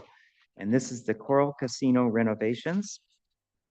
The County Historic Landmarks Advisory Commission, HLAC, will review and approve approve with conditions or deny the following proposed improvements to the Coral Casino. One, modify the existing restaurant entrance on the Channel Drive side of the octagonal lighthouse tower with a wider single door, 3 feet to 6 feet, 3 feet 6 inches, I'm sorry, flanked with 18-inch side lights on either side and covered with a 36-inch deep awning. 2, modify the existing pedestrian gates, gate posts, and light fixtures at the La Pacifica entrance to the west of the restaurant facing Channel Drive in an Art Moderne style. No relocation of the gates or walls is proposed. And 3, enclose the 736 square foot second-story restaurant courtyard with a low-profile skylight. HLAC will also consider determination that the project and above actions are exempt from the California Environmental Quality Act pursuant to Section 15331 of the CEQA guidelines, because the project is limited to maintenance, repair, stabilization, rehabilitation, restoration, preservation, conservation, or reconstruction of historical resources in a manner consistent with the Secretary of Interior standards or the treatment of historic properties with guidelines for preserving, rehabilitation, restoring, and reconstructing historic buildings. Weeks and Grimer, 1995. The parcel is served in the Montecito Water District, the Montecito Sanitary District, and the Montecito Fire Protection District. Access is provided from Channel Drive. The property is a 3.26 acre parcel zoned CV, Resort Visitor Serving Commercial, and shown as assessors parcels number 009-353-015, located at 1281 Channel Drive in the Montecito Community Plan area, and it is in the first supervisorial district. So any commissioner ex partes on this project before we get started? Okay, so we have the staff report, which would be the planner. Oh, and I forgot to mention, I'm sorry.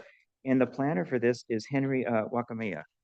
And so is Mr. Wakamiya going to do the presentation? Okay. So go ahead. First of all, I guess I should ask questions, commissioners. Any questions before we start with the presentation? Seeing none, go ahead.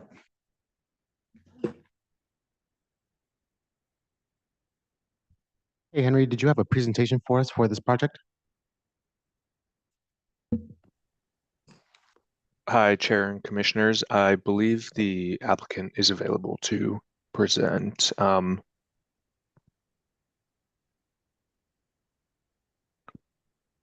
Okay. Yeah, so go ahead and do your presentation. Thank you.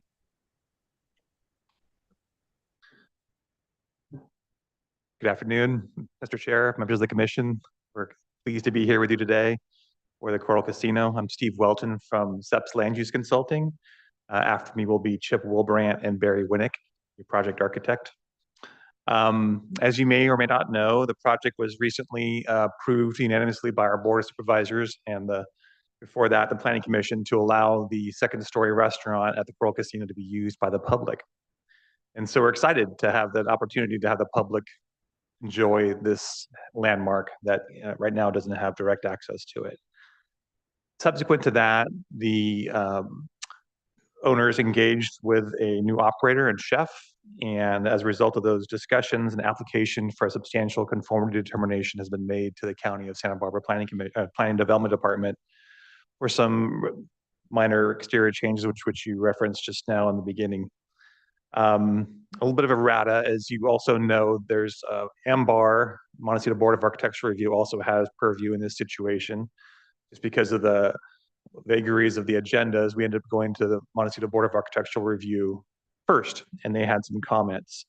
As a result of their comments, we adjusted our project description slightly to revise the single door, which you mentioned earlier, with side lights to a double door, approximately the same dimensions. And also, in response to a comment, the skylight was changed from a skylight to a solid roof to enclose the existing outdoor dining. So that's the process we're in. We received some comments from the county planning department. A CD is one of the lower level actions that the county planning department can take. And so we will not be going to planning commission for this. Further, it'll be processed at the staff level. So at this point, I'd like to introduce Chip Wilbrandt for a few comments before we get into our presentation of the actual project. Thank you, commissioners. Thank you for staying through lunch and continuing to review this. I'm in some ways glad that we're up after your long discussion of this morning. I think that was a discussion that is particularly poignant because it is of a project in Montecito, and we are also a project in Montecito. And one of the things that often happens, I know you guys experience this, is that a project will have to go back and forth between you and the Board of Architectural Review. We're not in NASPAR. We're actually, I'm sorry, shut that off. We're in MBAR. And so that has made it even more interesting and complicated. Again, as Steve mentioned, this is a project that went all the way up through the Montecito Planning Commission. There was some controversy. There were some settlements that we made on behalf of the owner with the Coral Casino Club membership. That went up to the Board of Supervisors. It actually was last year, so I don't think of that as particularly recently. We've been trying to get the project then implemented. The conditions included that in order to have the public go to the public restaurant, the entry had to be separate from the entry that the members use. And there are 2 existing entries on the building. We are actually required to use the entry that we're bringing to you today. That is really the major part of this project. It's what can be seen from the public. One of the other interesting things about the discussion you had earlier, again, most projects that could be landmarks must go through a CEQA process. We both have to go through a CEQA process because we could be, and because we in fact are a landmark. And so we do have Tim Hazeltine here. Post Hazeltine has looked at the various different ways that we looked at being able to have the public entry separate from the club members' entry. We had a version that was described in the project description, which went to MBAR. It was, I will call it, actually, I'll use the words of MBAR chair. He called it underwhelming. And so we went to the MBAR. They asked that we do something that is a bit more, I think he also used the word appropriate to the entry of what will probably be the nicest restaurant in the Santa Barbara area. But we needed to make sure that that still meets the requirements for a historic landmark. And so again, we've worked closely with Post Hazeltine and with the architects. We need your review of this. We are scheduled to go back now to MBAR. We are trying to be very responsive to some pretty clear direction they gave us to be not so underwhelming. We also, for particular reasons of this now being the public entry for the restaurant, we need to be able to do particular things. And so that has really sent us to having 2 doors rather than one big, very heavy door. And so that's why we have the proposal in front of you. There were some things that MBAR has suggested to us that we did not think were consistent with the maintaining the historic structure. Our owner is very dedicated to making sure that his buildings are kept in an incredible, impeccable shape, and he personally takes a very careful look at everything that's proposed. MBAR had suggested that, for example, we make the door 11 feet tall. We didn't think that was appropriate. So we'll go back to MBAR, but we need to be able to do that as soon as possible. So we really ask you to take action today, give us your review and direction, but let us move forward to MBAR because we want to get this restaurant open. And it's been several years. So with that, I thank you, and we're here. Barry's going to walk you through, again, what we think are 3 relatively minor changes, but I think that the one that you're probably going to be most interested in is that door that's on Channel Drive. Thanks.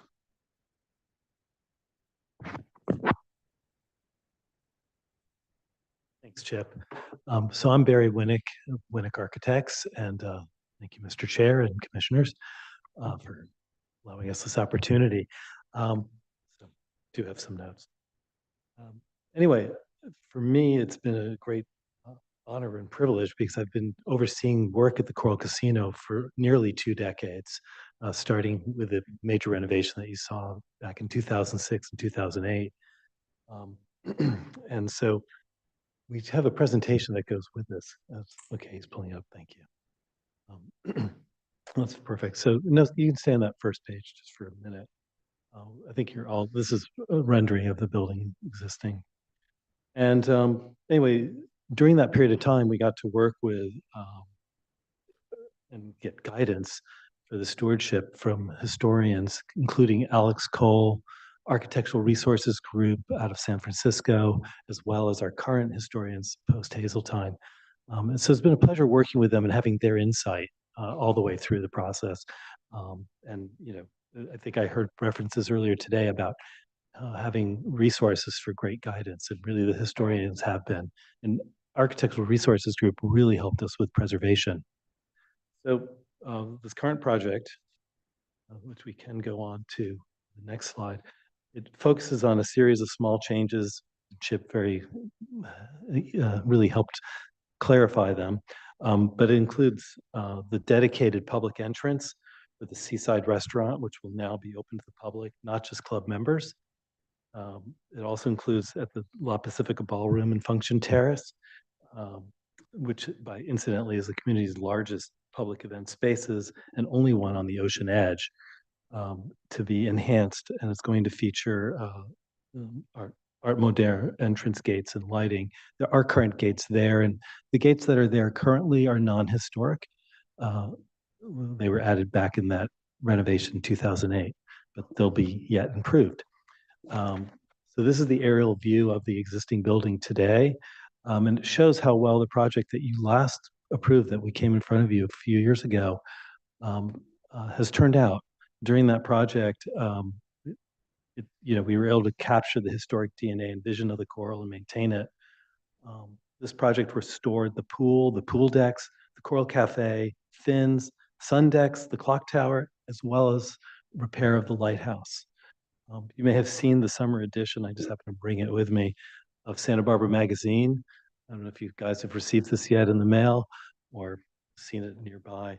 It really celebrates the feeling of the Coral Casino from the 1940s, but it's the Coral Casino today. So I'm really proud that this just happened, and we can leave it or pass it around if you guys haven't seen it. Happy to share it with you.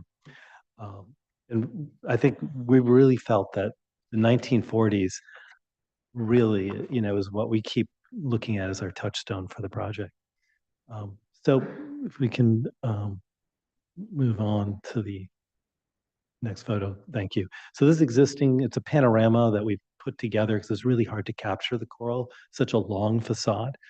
So you'll see it's a series of photos stitched together. That center left is the main entrance. It's historic, and that is the members' entrance, and it's very prominent and meant to stay that way. Off to the right, in the little vestibule that's just in front of the lighthouse tower, it's actually not the lighthouse itself, it's in front of it. That's where the current restaurant entrance door is, which you can see is very diminutive. And anyway, we're improving that, and you'll see that as we move forward. And then on the next photograph, this is just shows that main entrance more focused. You get a good sense of it going to the next one. That is the right hand or the west end of the building, showing you the current condition of the non-historic gates and lanterns, which are part of the La Pacifica entrance. And then and that also includes the valet drop-off or the La Pacifica events. The next slide, please. So these 4 images capture the glamour and look and feel of the past era and our inspiration for today. Next, please. And this is just really looking at Gardner Daly and his work, the modern lines associated with the Art Moderne movement, which really greatly influenced the development of Coral. The canopies that you see are in the language and the inspiration for our restoration, and I'm sorry, our restaurant entrance canopy. Next, please. Okay, so these are images of the original murals at the club. The second image from the right was discovered during the 2006 restoration. Incidentally, it was hidden behind drywall. The whole thing was all hidden, including the fireplace. And we, through knocking on the wall, kind of imagined it might be there and found it and discovered it and fully restored it.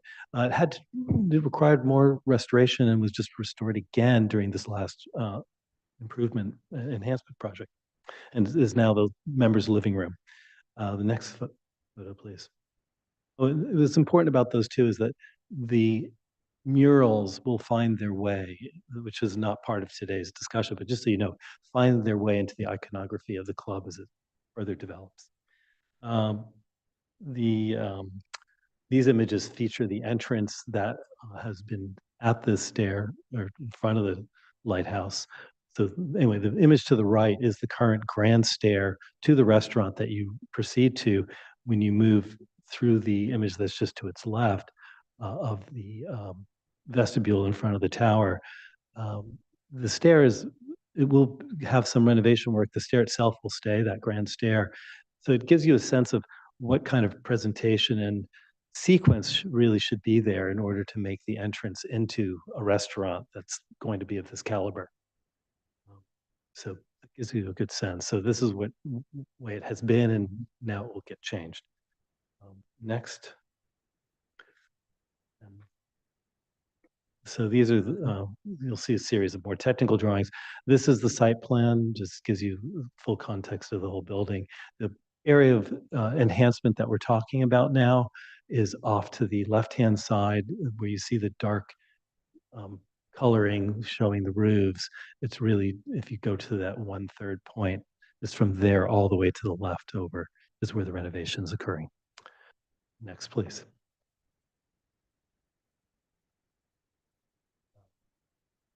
This is the ground floor plan. The main members' entrance is, if you see a page, there's a brick path that leads straight towards the current main entrance, which is historic and centered on the Olympic swimming pool. Off to the left is where you see the entrance to the restaurant, which is on that 45-degree angle. So it presents itself a little bit differently to Channel Drive. And then way off to the left is the non-historic gates, which are being replaced with new Art Moderne gates that are for the La Pacifica Ballroom. And this plan is showing the La Pacifica Ballroom in the event area out in front of it, facing the ocean. Next, please. And so this is the second level plan. And this one, the area, if you see the area in the center with the round tables, where you can see some columns around the tables, those round tables represent the area that had been open before as a courtyard. Again, it's non-historic. In fact, the whole restaurant level is non-historic.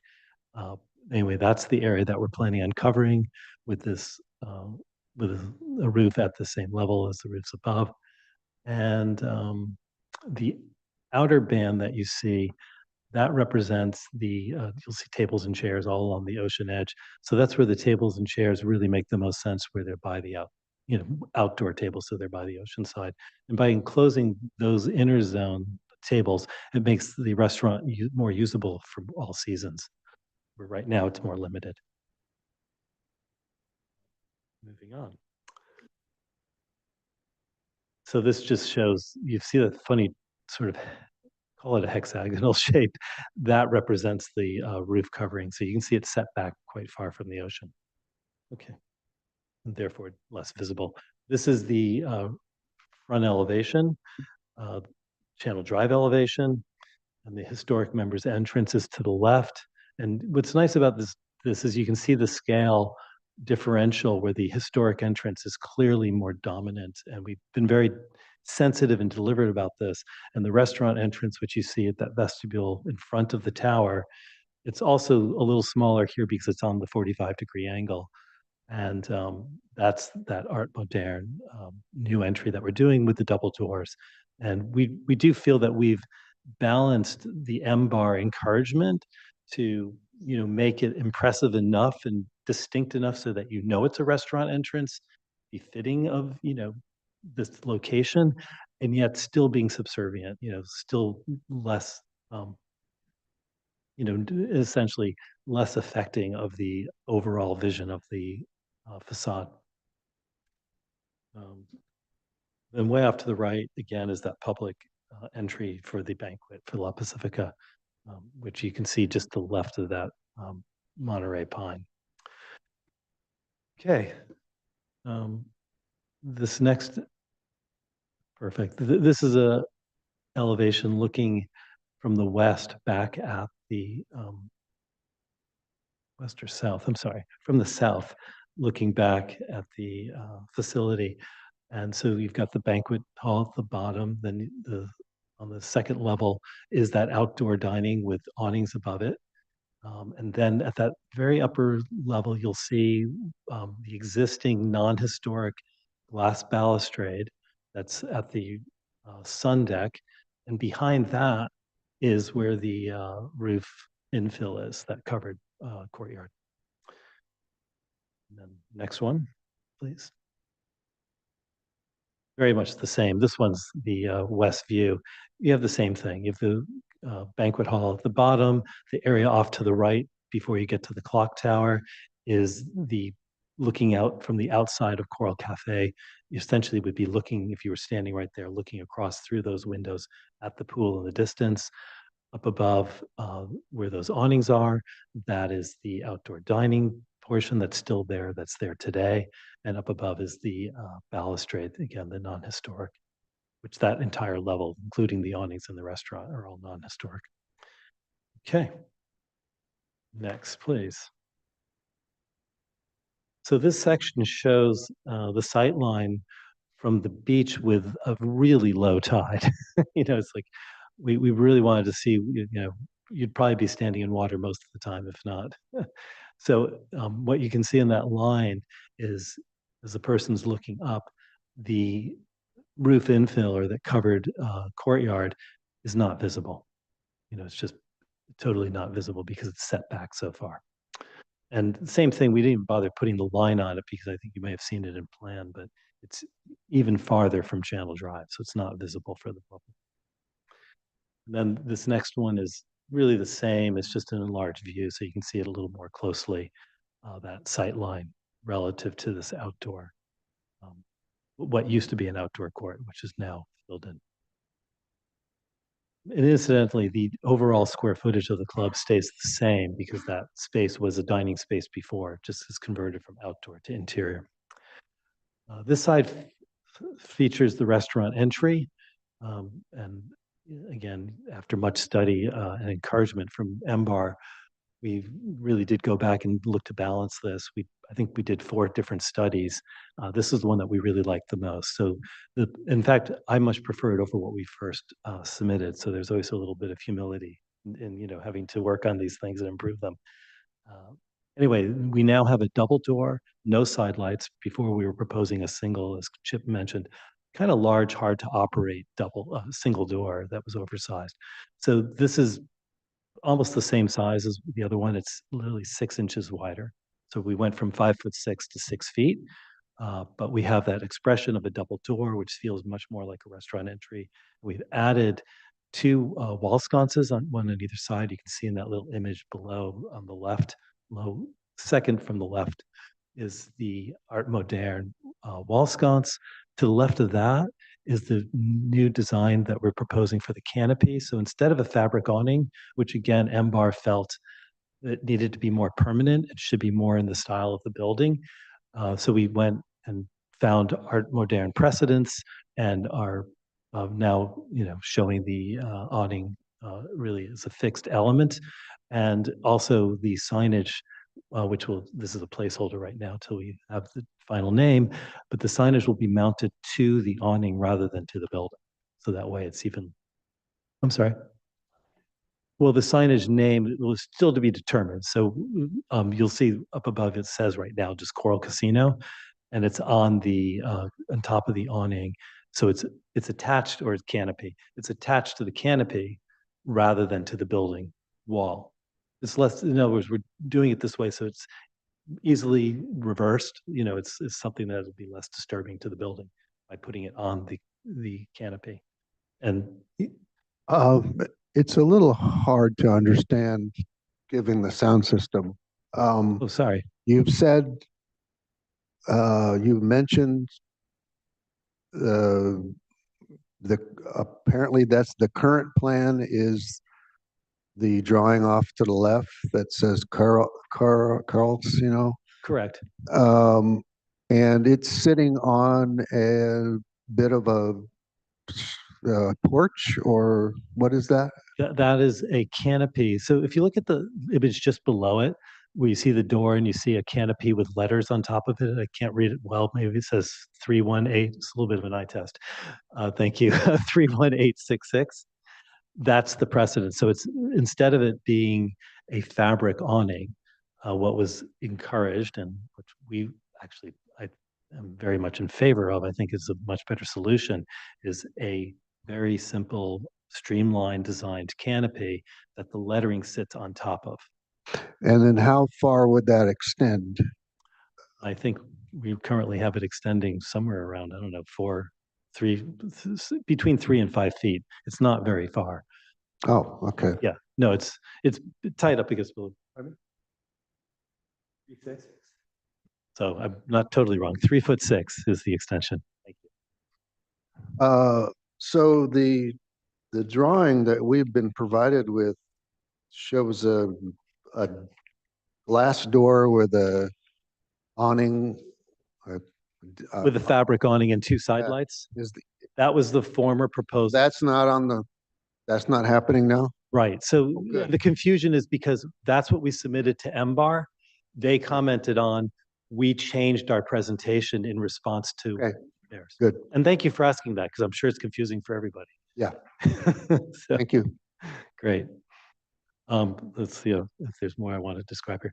Simply, where the red rectangle is, that's highlighting, again, you see it on the angle and the elevation, where those doors are in the vestibule that's in front of the tower. And that plan that's just below it shows the doors to the vestibule. And then you walk from that vestibule, then finally into the lighthouse tower. That's the sequence. And that's where you would then encounter that grand stair. So next, did you just go 2, by the way? No, I'm sorry. Okay, my notes are just wrong. Somehow it's in the wrong order. Anyway, that drawing shows the revised design for the non-historic gates to La Pacifica. The major changes there, we've added more lines to the gate itself to make it enhance the Art Moderne aspect. It still has glass in between the steel, white steel, and then the lanterns have been changed from these very minimal kind of, they were a little bit too reductive, the ones that are currently out there, to ones that are of more elegance. And by the way, that's one other element that we did change, which we didn't change everything on this image, but if you're looking at the screen, the lanterns right now show them as being 1, 2, 3, 4 tiers with a single stepped back tier on top. That was the original image. That was the inspiration. So we've changed it again in response to MBAR's constructive criticism to being 3 tiers with 1 step at the top, just because they felt it was a little better in proportion. And frankly, I agreed with them. So then our next one. Okay, this is the section showing the infill at the courtyard upstairs at the restaurant, just to give you a little sense of it. And again, you can see that it's going to have this streamlined Art Moderne inspired look as well. And that's what that lowest image is, that shows those bands that go around. And in fact, we're still studying the lighting of that ceiling, but it may have a Barrisol ceiling and have that kind of sense of illumination. Okay, next one, please. And this is of the awning fabric that's on that outer band of the restaurant that will be where you get to sit by the ocean side with harbor views. It's been inspired also by the original awnings that you see at the rest of the club. And this is all on the ocean side of the building, at that non-historic portion of the building. And so if we can, the next series of images are all technical drawings that are of the existing building. They're here in case you want to go back to them to ask any questions. If you don't mind. Yeah, we're skipping. This one, just so if you don't mind just scrolling through them, there's the image at the very end. That's great. And so this is a Hal Boucher image from the 1940s featuring synchronized swimming. The image captures the richness and elegance of the coral's past and our touchstone that we honor as we move forward. In summary, we have 4 small areas of focus, which makes the Coral Casino restaurant and event spaces not just for members, but now available to the general public.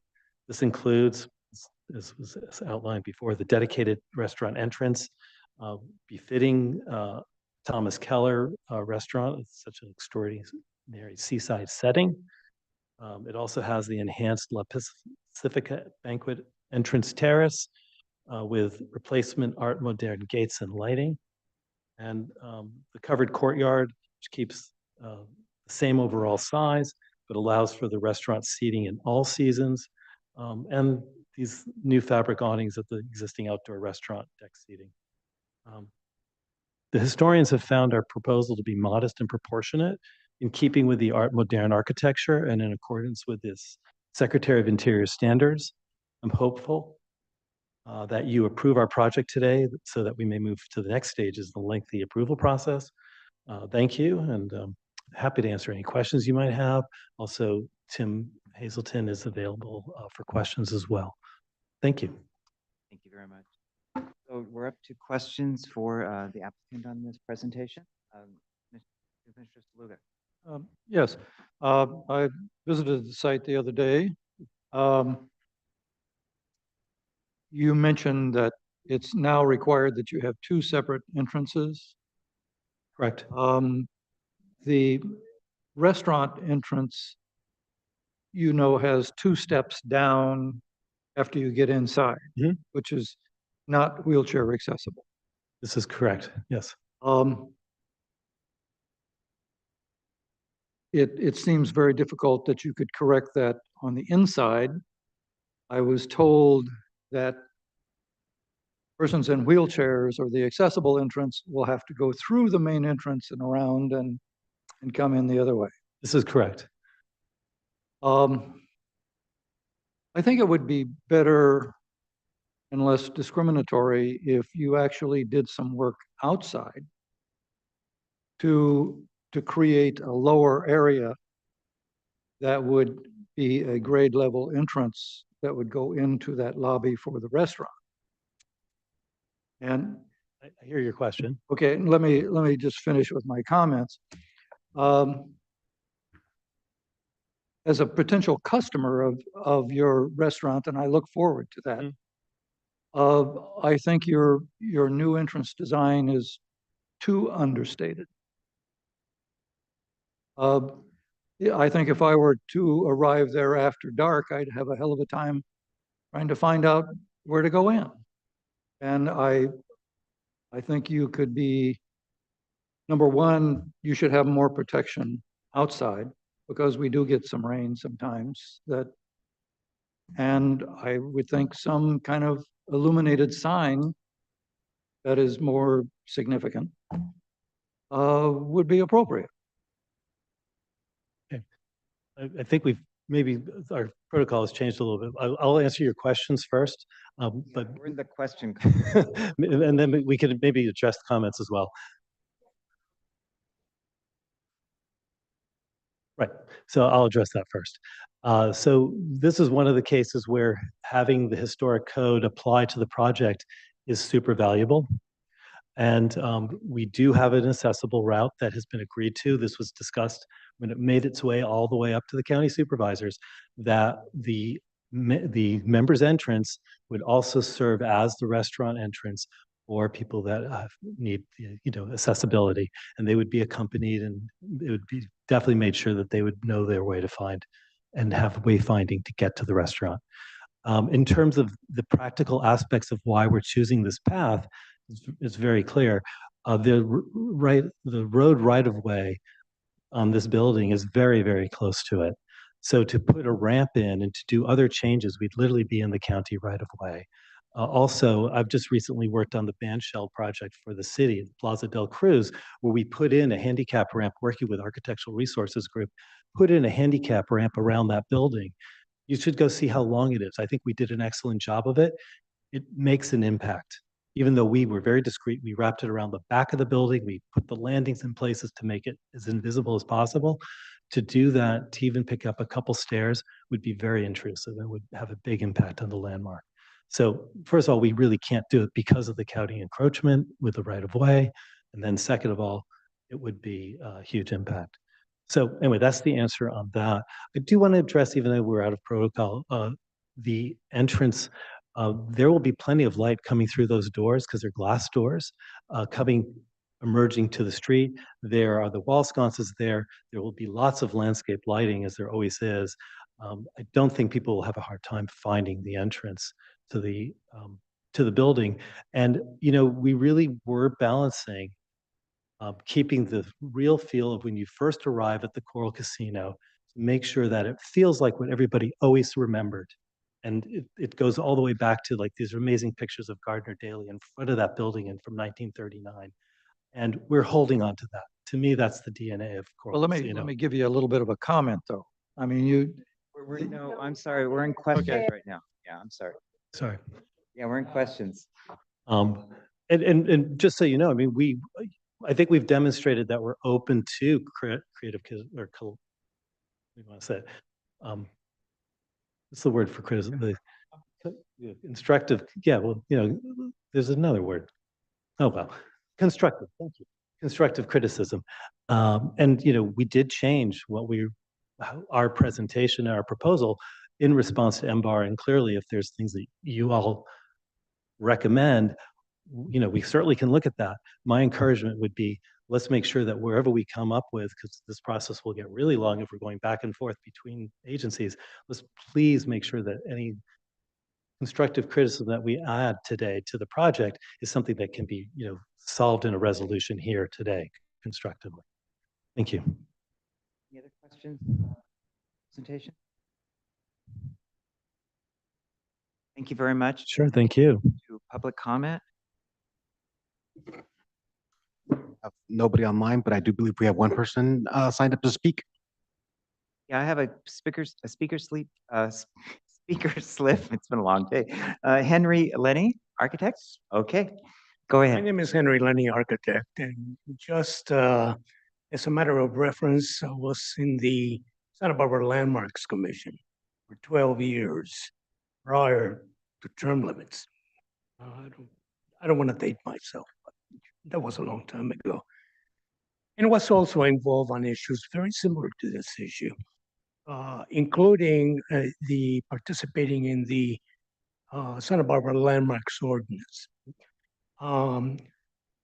Currently, I am consulting with other communities like San Clemente, Coachella Valley, and others on issues exactly of this sort. Now, going back to the building, Gardner Daly was brilliant, or maybe it was all an accident, I don't know. But he knew that this building that was completed, I believe, in 1937, was straddling the Art Deco period. The streamline modern, as it was called, was also very much in vogue. The streamline modern really has to do with speeds, and I wish David Gephardt would have been here because he would give you a whole dissertation on the horizontality of that period. And in this case, this continued to be the case today. I respectfully disagree that the entrance to the restaurant has to be grander. I disagree. In fact, it should be more understated that the main entrance, and you can do, and you can find it by doing some backlighting and all kinds of things. I mean, if I was looking for the restaurant, I would find it with backlighting. We ran into the same argument with a new restaurant called the Beer Garden in the Funk Zone. In fact, the tower that you see there was somewhat inspired by this, the lighthouse. But we basically have no lighting. The lighting that is provided is backlighting. And so it serves two advantages. Number one, it lights up the surface of the tower, which is part of the signage of the building. My only recommendation is that the eyebrow that was seen should be larger. It's something like 4 feet as an example. And then the lettering should be on top of the eyebrow, for lack of a better terms anyway. And then to backlight that, and I can assure you, you're going to find it. Yeah. Now, the issue of hierarchy is that this building has gone through numerous changes. In fact, my firm was involved in making some modifications to this building. I believe it was in 2006, 8, and so on under Lenny Yates Van Hoy. And we went through some issues of deferred maintenance and so on.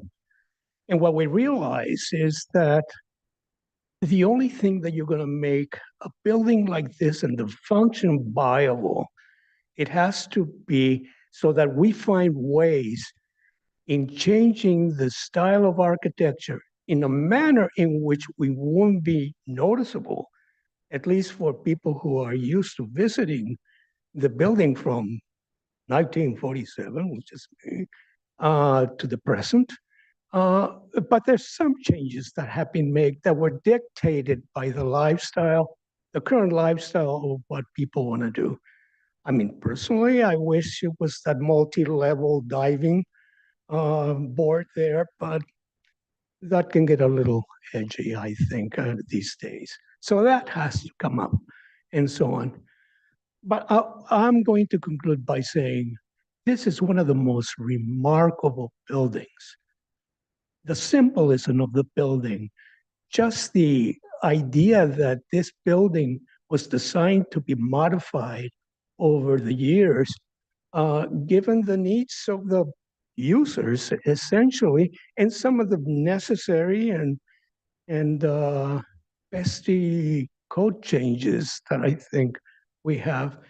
In terms of the handicap accessibility, we dealt with an identical situation across the street at the courthouse when I was working with Charles Moore at the time. Where do you put the handicap ramp without impacting the building in both the Hall of Records and also in the courtyard section? Technically, you're supposed to go through the front. In this case, we work with a committee to try to put a handicap that you barely notice that is going to the courtrooms, even though we have to rebuild the new entrance doors. But that worked out rather well, and it continues to work well. So I think I'm not dismissing the fact that we should ignore the accessibility issue, but the last thing we want to do is have a lift in front of all this. And but there is a way, and we will find a way of having handicap accessibility to the building, hopefully directly into the space itself in some way or manner. I personally don't have the answer, but if we wait another 30 years, I may have to use that handicap accessibility. We'll see. Thank you very much. And if you have any questions, let me know. Thank you for your comments.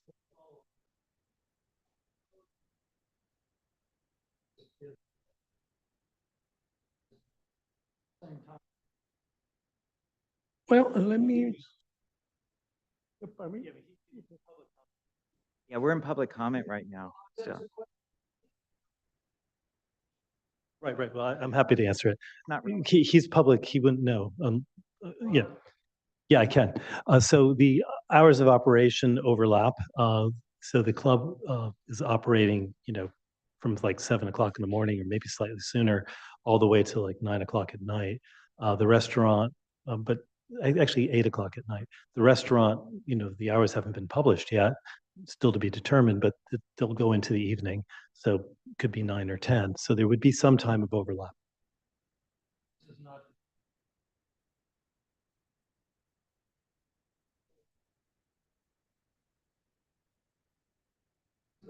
So the valet drop-off that's in front of the main entrance is the same drop-off for both. I understand that. So there is staff there greeting people, receiving them, their cars, locating their cars in the remote parking lot. They also have access to the building. So even though club members wouldn't necessarily be using the restaurant at that hour, the club at that hour, there's still staff there and there would still be the accessible route into the restaurant. It's not like all the staff has gone home. The only people that are leaving home are, the club members, who incidentally could be in the restaurant. Thank you. Very much. We're still in public comment. Jonathan, do we have any more public comment? That was our last public comment. Okay. So now we can go into regular comments from commissioners. And Mr. Chair? yes, Could I ask for Jonathan to scroll back to the door in question? Because that seems to be the most important, potentially impactful part of the project. The Coral Casino. Thank you.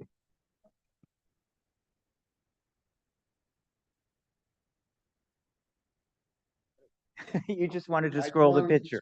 Okay. We're getting a little slap happy here at 2:30. Okay. Okay. Now we're into comments and we have Commissioner Whittosh. For getting us back. Yes.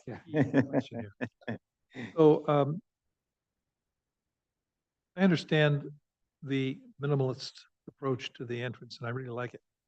I agree with the canopy and having the letters out on the edge of the canopy. What's the landscaping on each side of the path, the front, this restaurant? Right. I don't know if mine's on anyway. It is okay. So we haven't, as you probably saw, we have not presented landscape. That is something that are open to and entertaining. We've kept it as a separate part of the project for the future. And the reason again is because it's mostly in the right of way. It requires a different approvals process, which could delay the project. But we are open to landscaping, and there will be something done as a later iteration. During comments. Pardon me? During comments. No, we're in comments now. Was it comments? Yeah, but I was answering your question. That being said, you have an opportunity to use accent lighting, up and down lighting, to create a kind of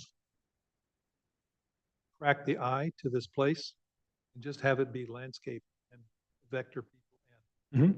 I would like to see that landscape plan, lighting plan, along with the architecture.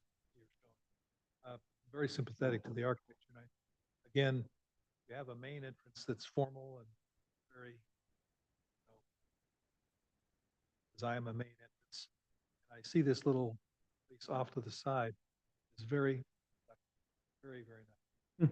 Thank you. So that's a comment. the way you've handled everything else in the building seems appropriate. Thank you. Next, Commissioner comments on the project for us? Commissioner Duncan. Thank you, Mr. Chair and Commissioners, and thanks for presenting your revised project. I needn't have stayed up late to read the old project because it's My totally different at this point. And all my notes about how I hated that awning are now irrelevant. And there were also some beams on the inside that looked like they belonged on a Spanish colonial revival building. What were they? So it definitely improved compared to what I was reading about last night. A lot of this is actually on the non-historical section of the building. So it really is right for us to focus here on these doors, on the most important facade of the historical part of the building.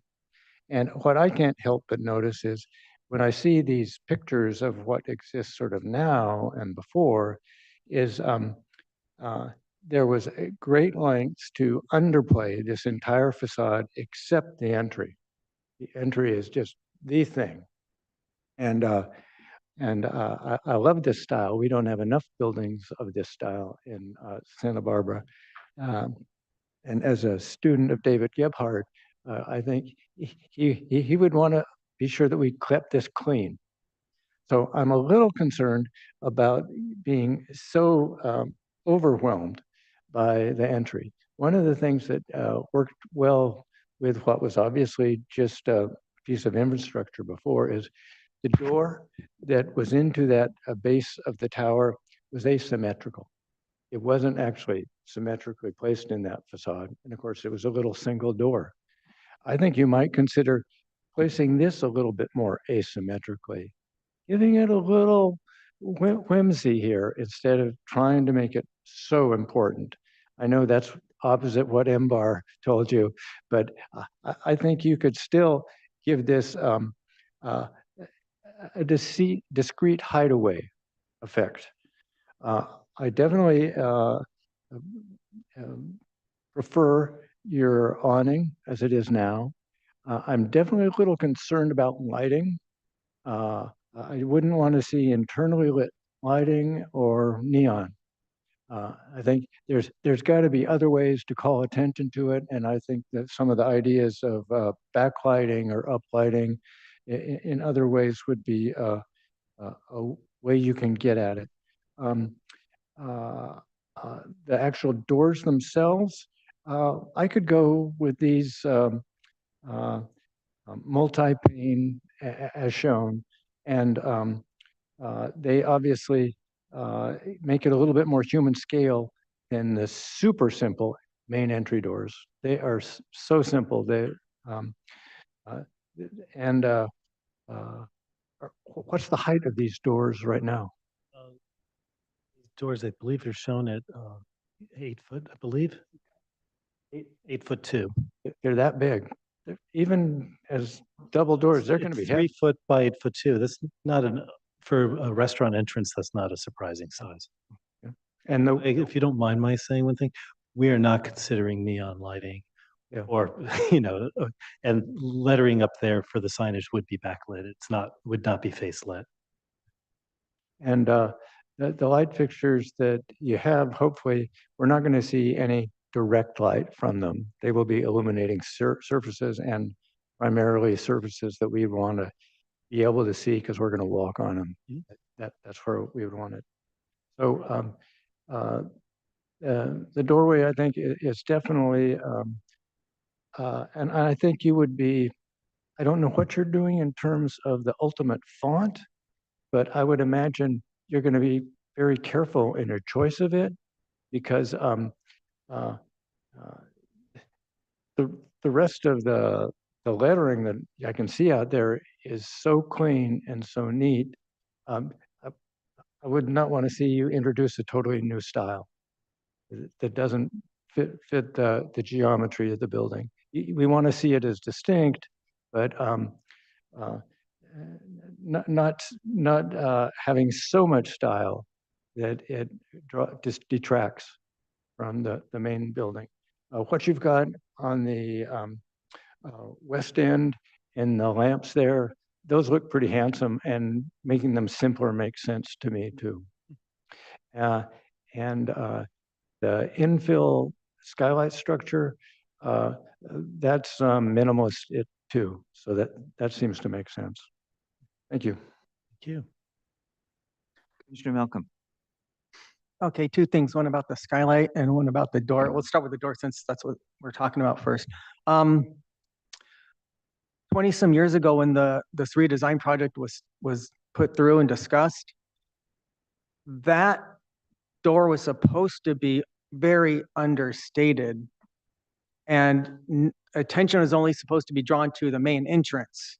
And I understand that it was just for the club members, and now you're opening up to everybody, so you'd want everyone to know that that's a main entrance. But from a historic standpoint, you're not supposed to attract attention to that entrance.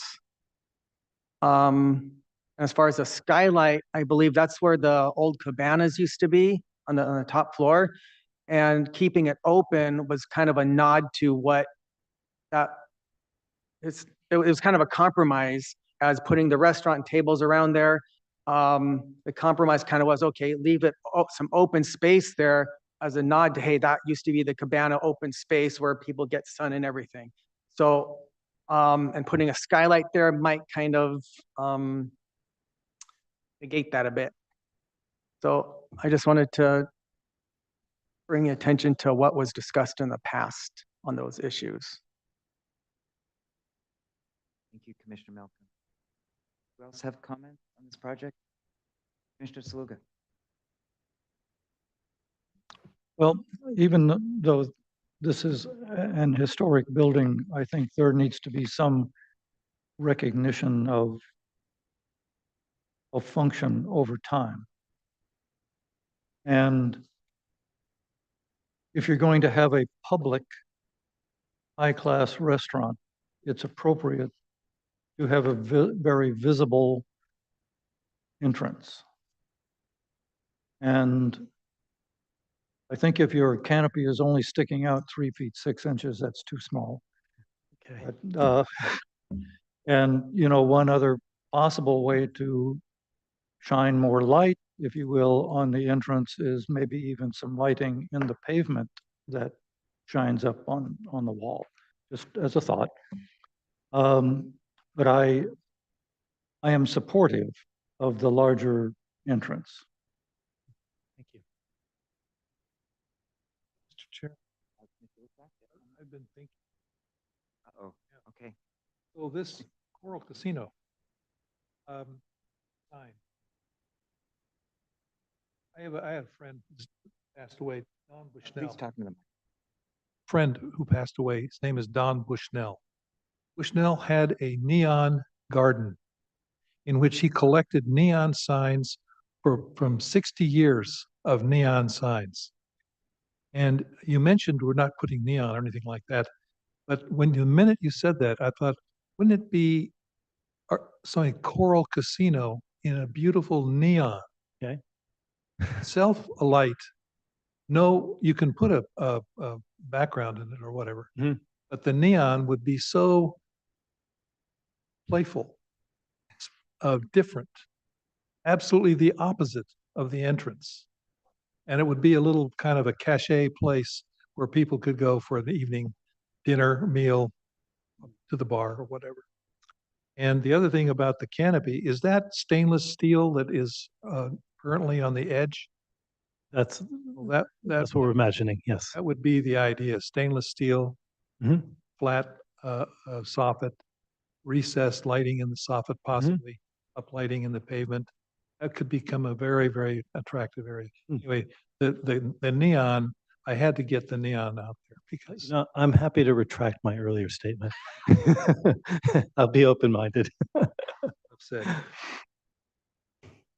Commissioner Nye. In the interest of time, I applaud your work and consultation with Post Hazeltine.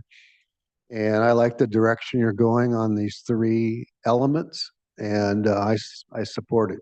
as it is. Thank you. Commissioner comments?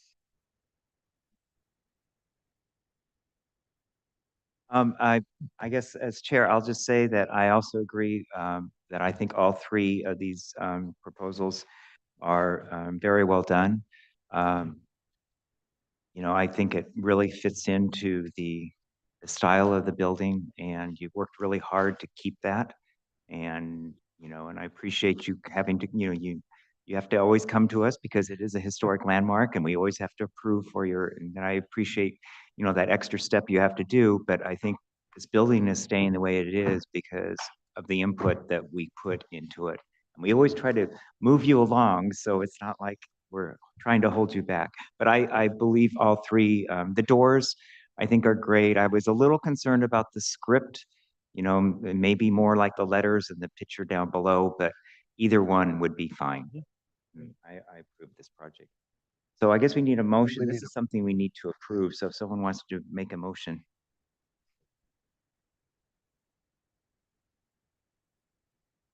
I'll make a motion. Is this project coming back to us or not? No, and you might want to just read the bullet points in the agenda because that would be an easy way to. Just 3 bullet points. Okay, I'll try. I move that we approve the project.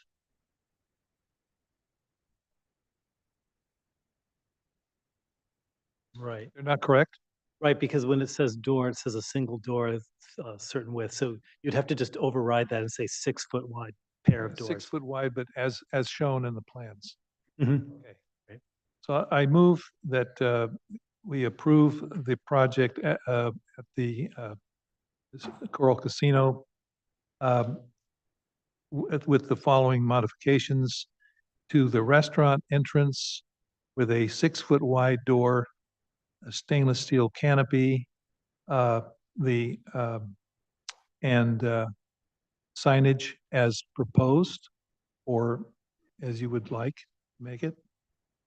To modify the existing pedestrian gates, gate posts, and light fixtures at the La Pacifica entry west of the restaurant as proposed, and to enclose the 736 square foot second-story restaurant courtyard with low-profile skylight as proposed. So that was a slight correction as well. The No updated skylight. plan is no longer a skylight, it's a solid roof. With a solid roof Thank you. as proposed. Again? Qualifies for sequel. That it says the above are exempt. And they, with the understanding that these proposals are exempt from California Environmental Quality Act. Sounds good. Do we have a second for that? Great, thank you. I'll second. Okay. Commissioner Nye, second. Any further discussion? Commissioner Malcolm. I didn't realize the skylight's turned into a solid roof now, ceiling. Yeah, that totally goes against what was talked about 20-some years ago during the whole renovation process. It's supposed to be an open area. Also, I cannot support this right now. It's just from a historic integrity perspective, the main view from Channel Drive onto looking at the Coral Casino, that entrance to the restaurant is supposed to be very understated and not attention attracting at all. This would have never flown 20-some years ago when we were discussing this. It was always supposed to be the main entrance, and people who knew where to go would go through that the restaurant entrance, and that was it. But it was supposed to be very understated, not attention drawing. So I cannot support this at all. Any more comments on the motion? I'm not as quite as, I'm sorry. You just turned off. not as comfortable with neon as some other commissioners may be. Okay, so we have a motion, we have a second. we'll go ahead and have a vote, and we'll do a roll call vote. Do it again to my left. We'll start with Commissioner Duncan, Aye. Commissioner Knight, Aye. Mr. Witosh, Aye. Commissioner Steinwatz, Aye. Commissioner Nye, Aye. Commissioner Snow, Aye. Mr. Saluga, and Commissioner Malcolm. No. I guess I didn't have the mic on. Aye. And Commissioner Kaufman Gray, aye. So a motion carries. Thank you. Very much appreciate Thank it. you for being so patient. Thank you. So that was our last agenda item, so I'm going to adjourn. And our next meeting is July 8th, 2024 at 10 a.m. and we will be meeting in this same room. Thank you. Hmm? They're gonna work on it. See, I'm gonna be working on the names of the plaques. You are gonna be working on the All Saints? So you're gonna do this? I mean, maybe we're. Lansing?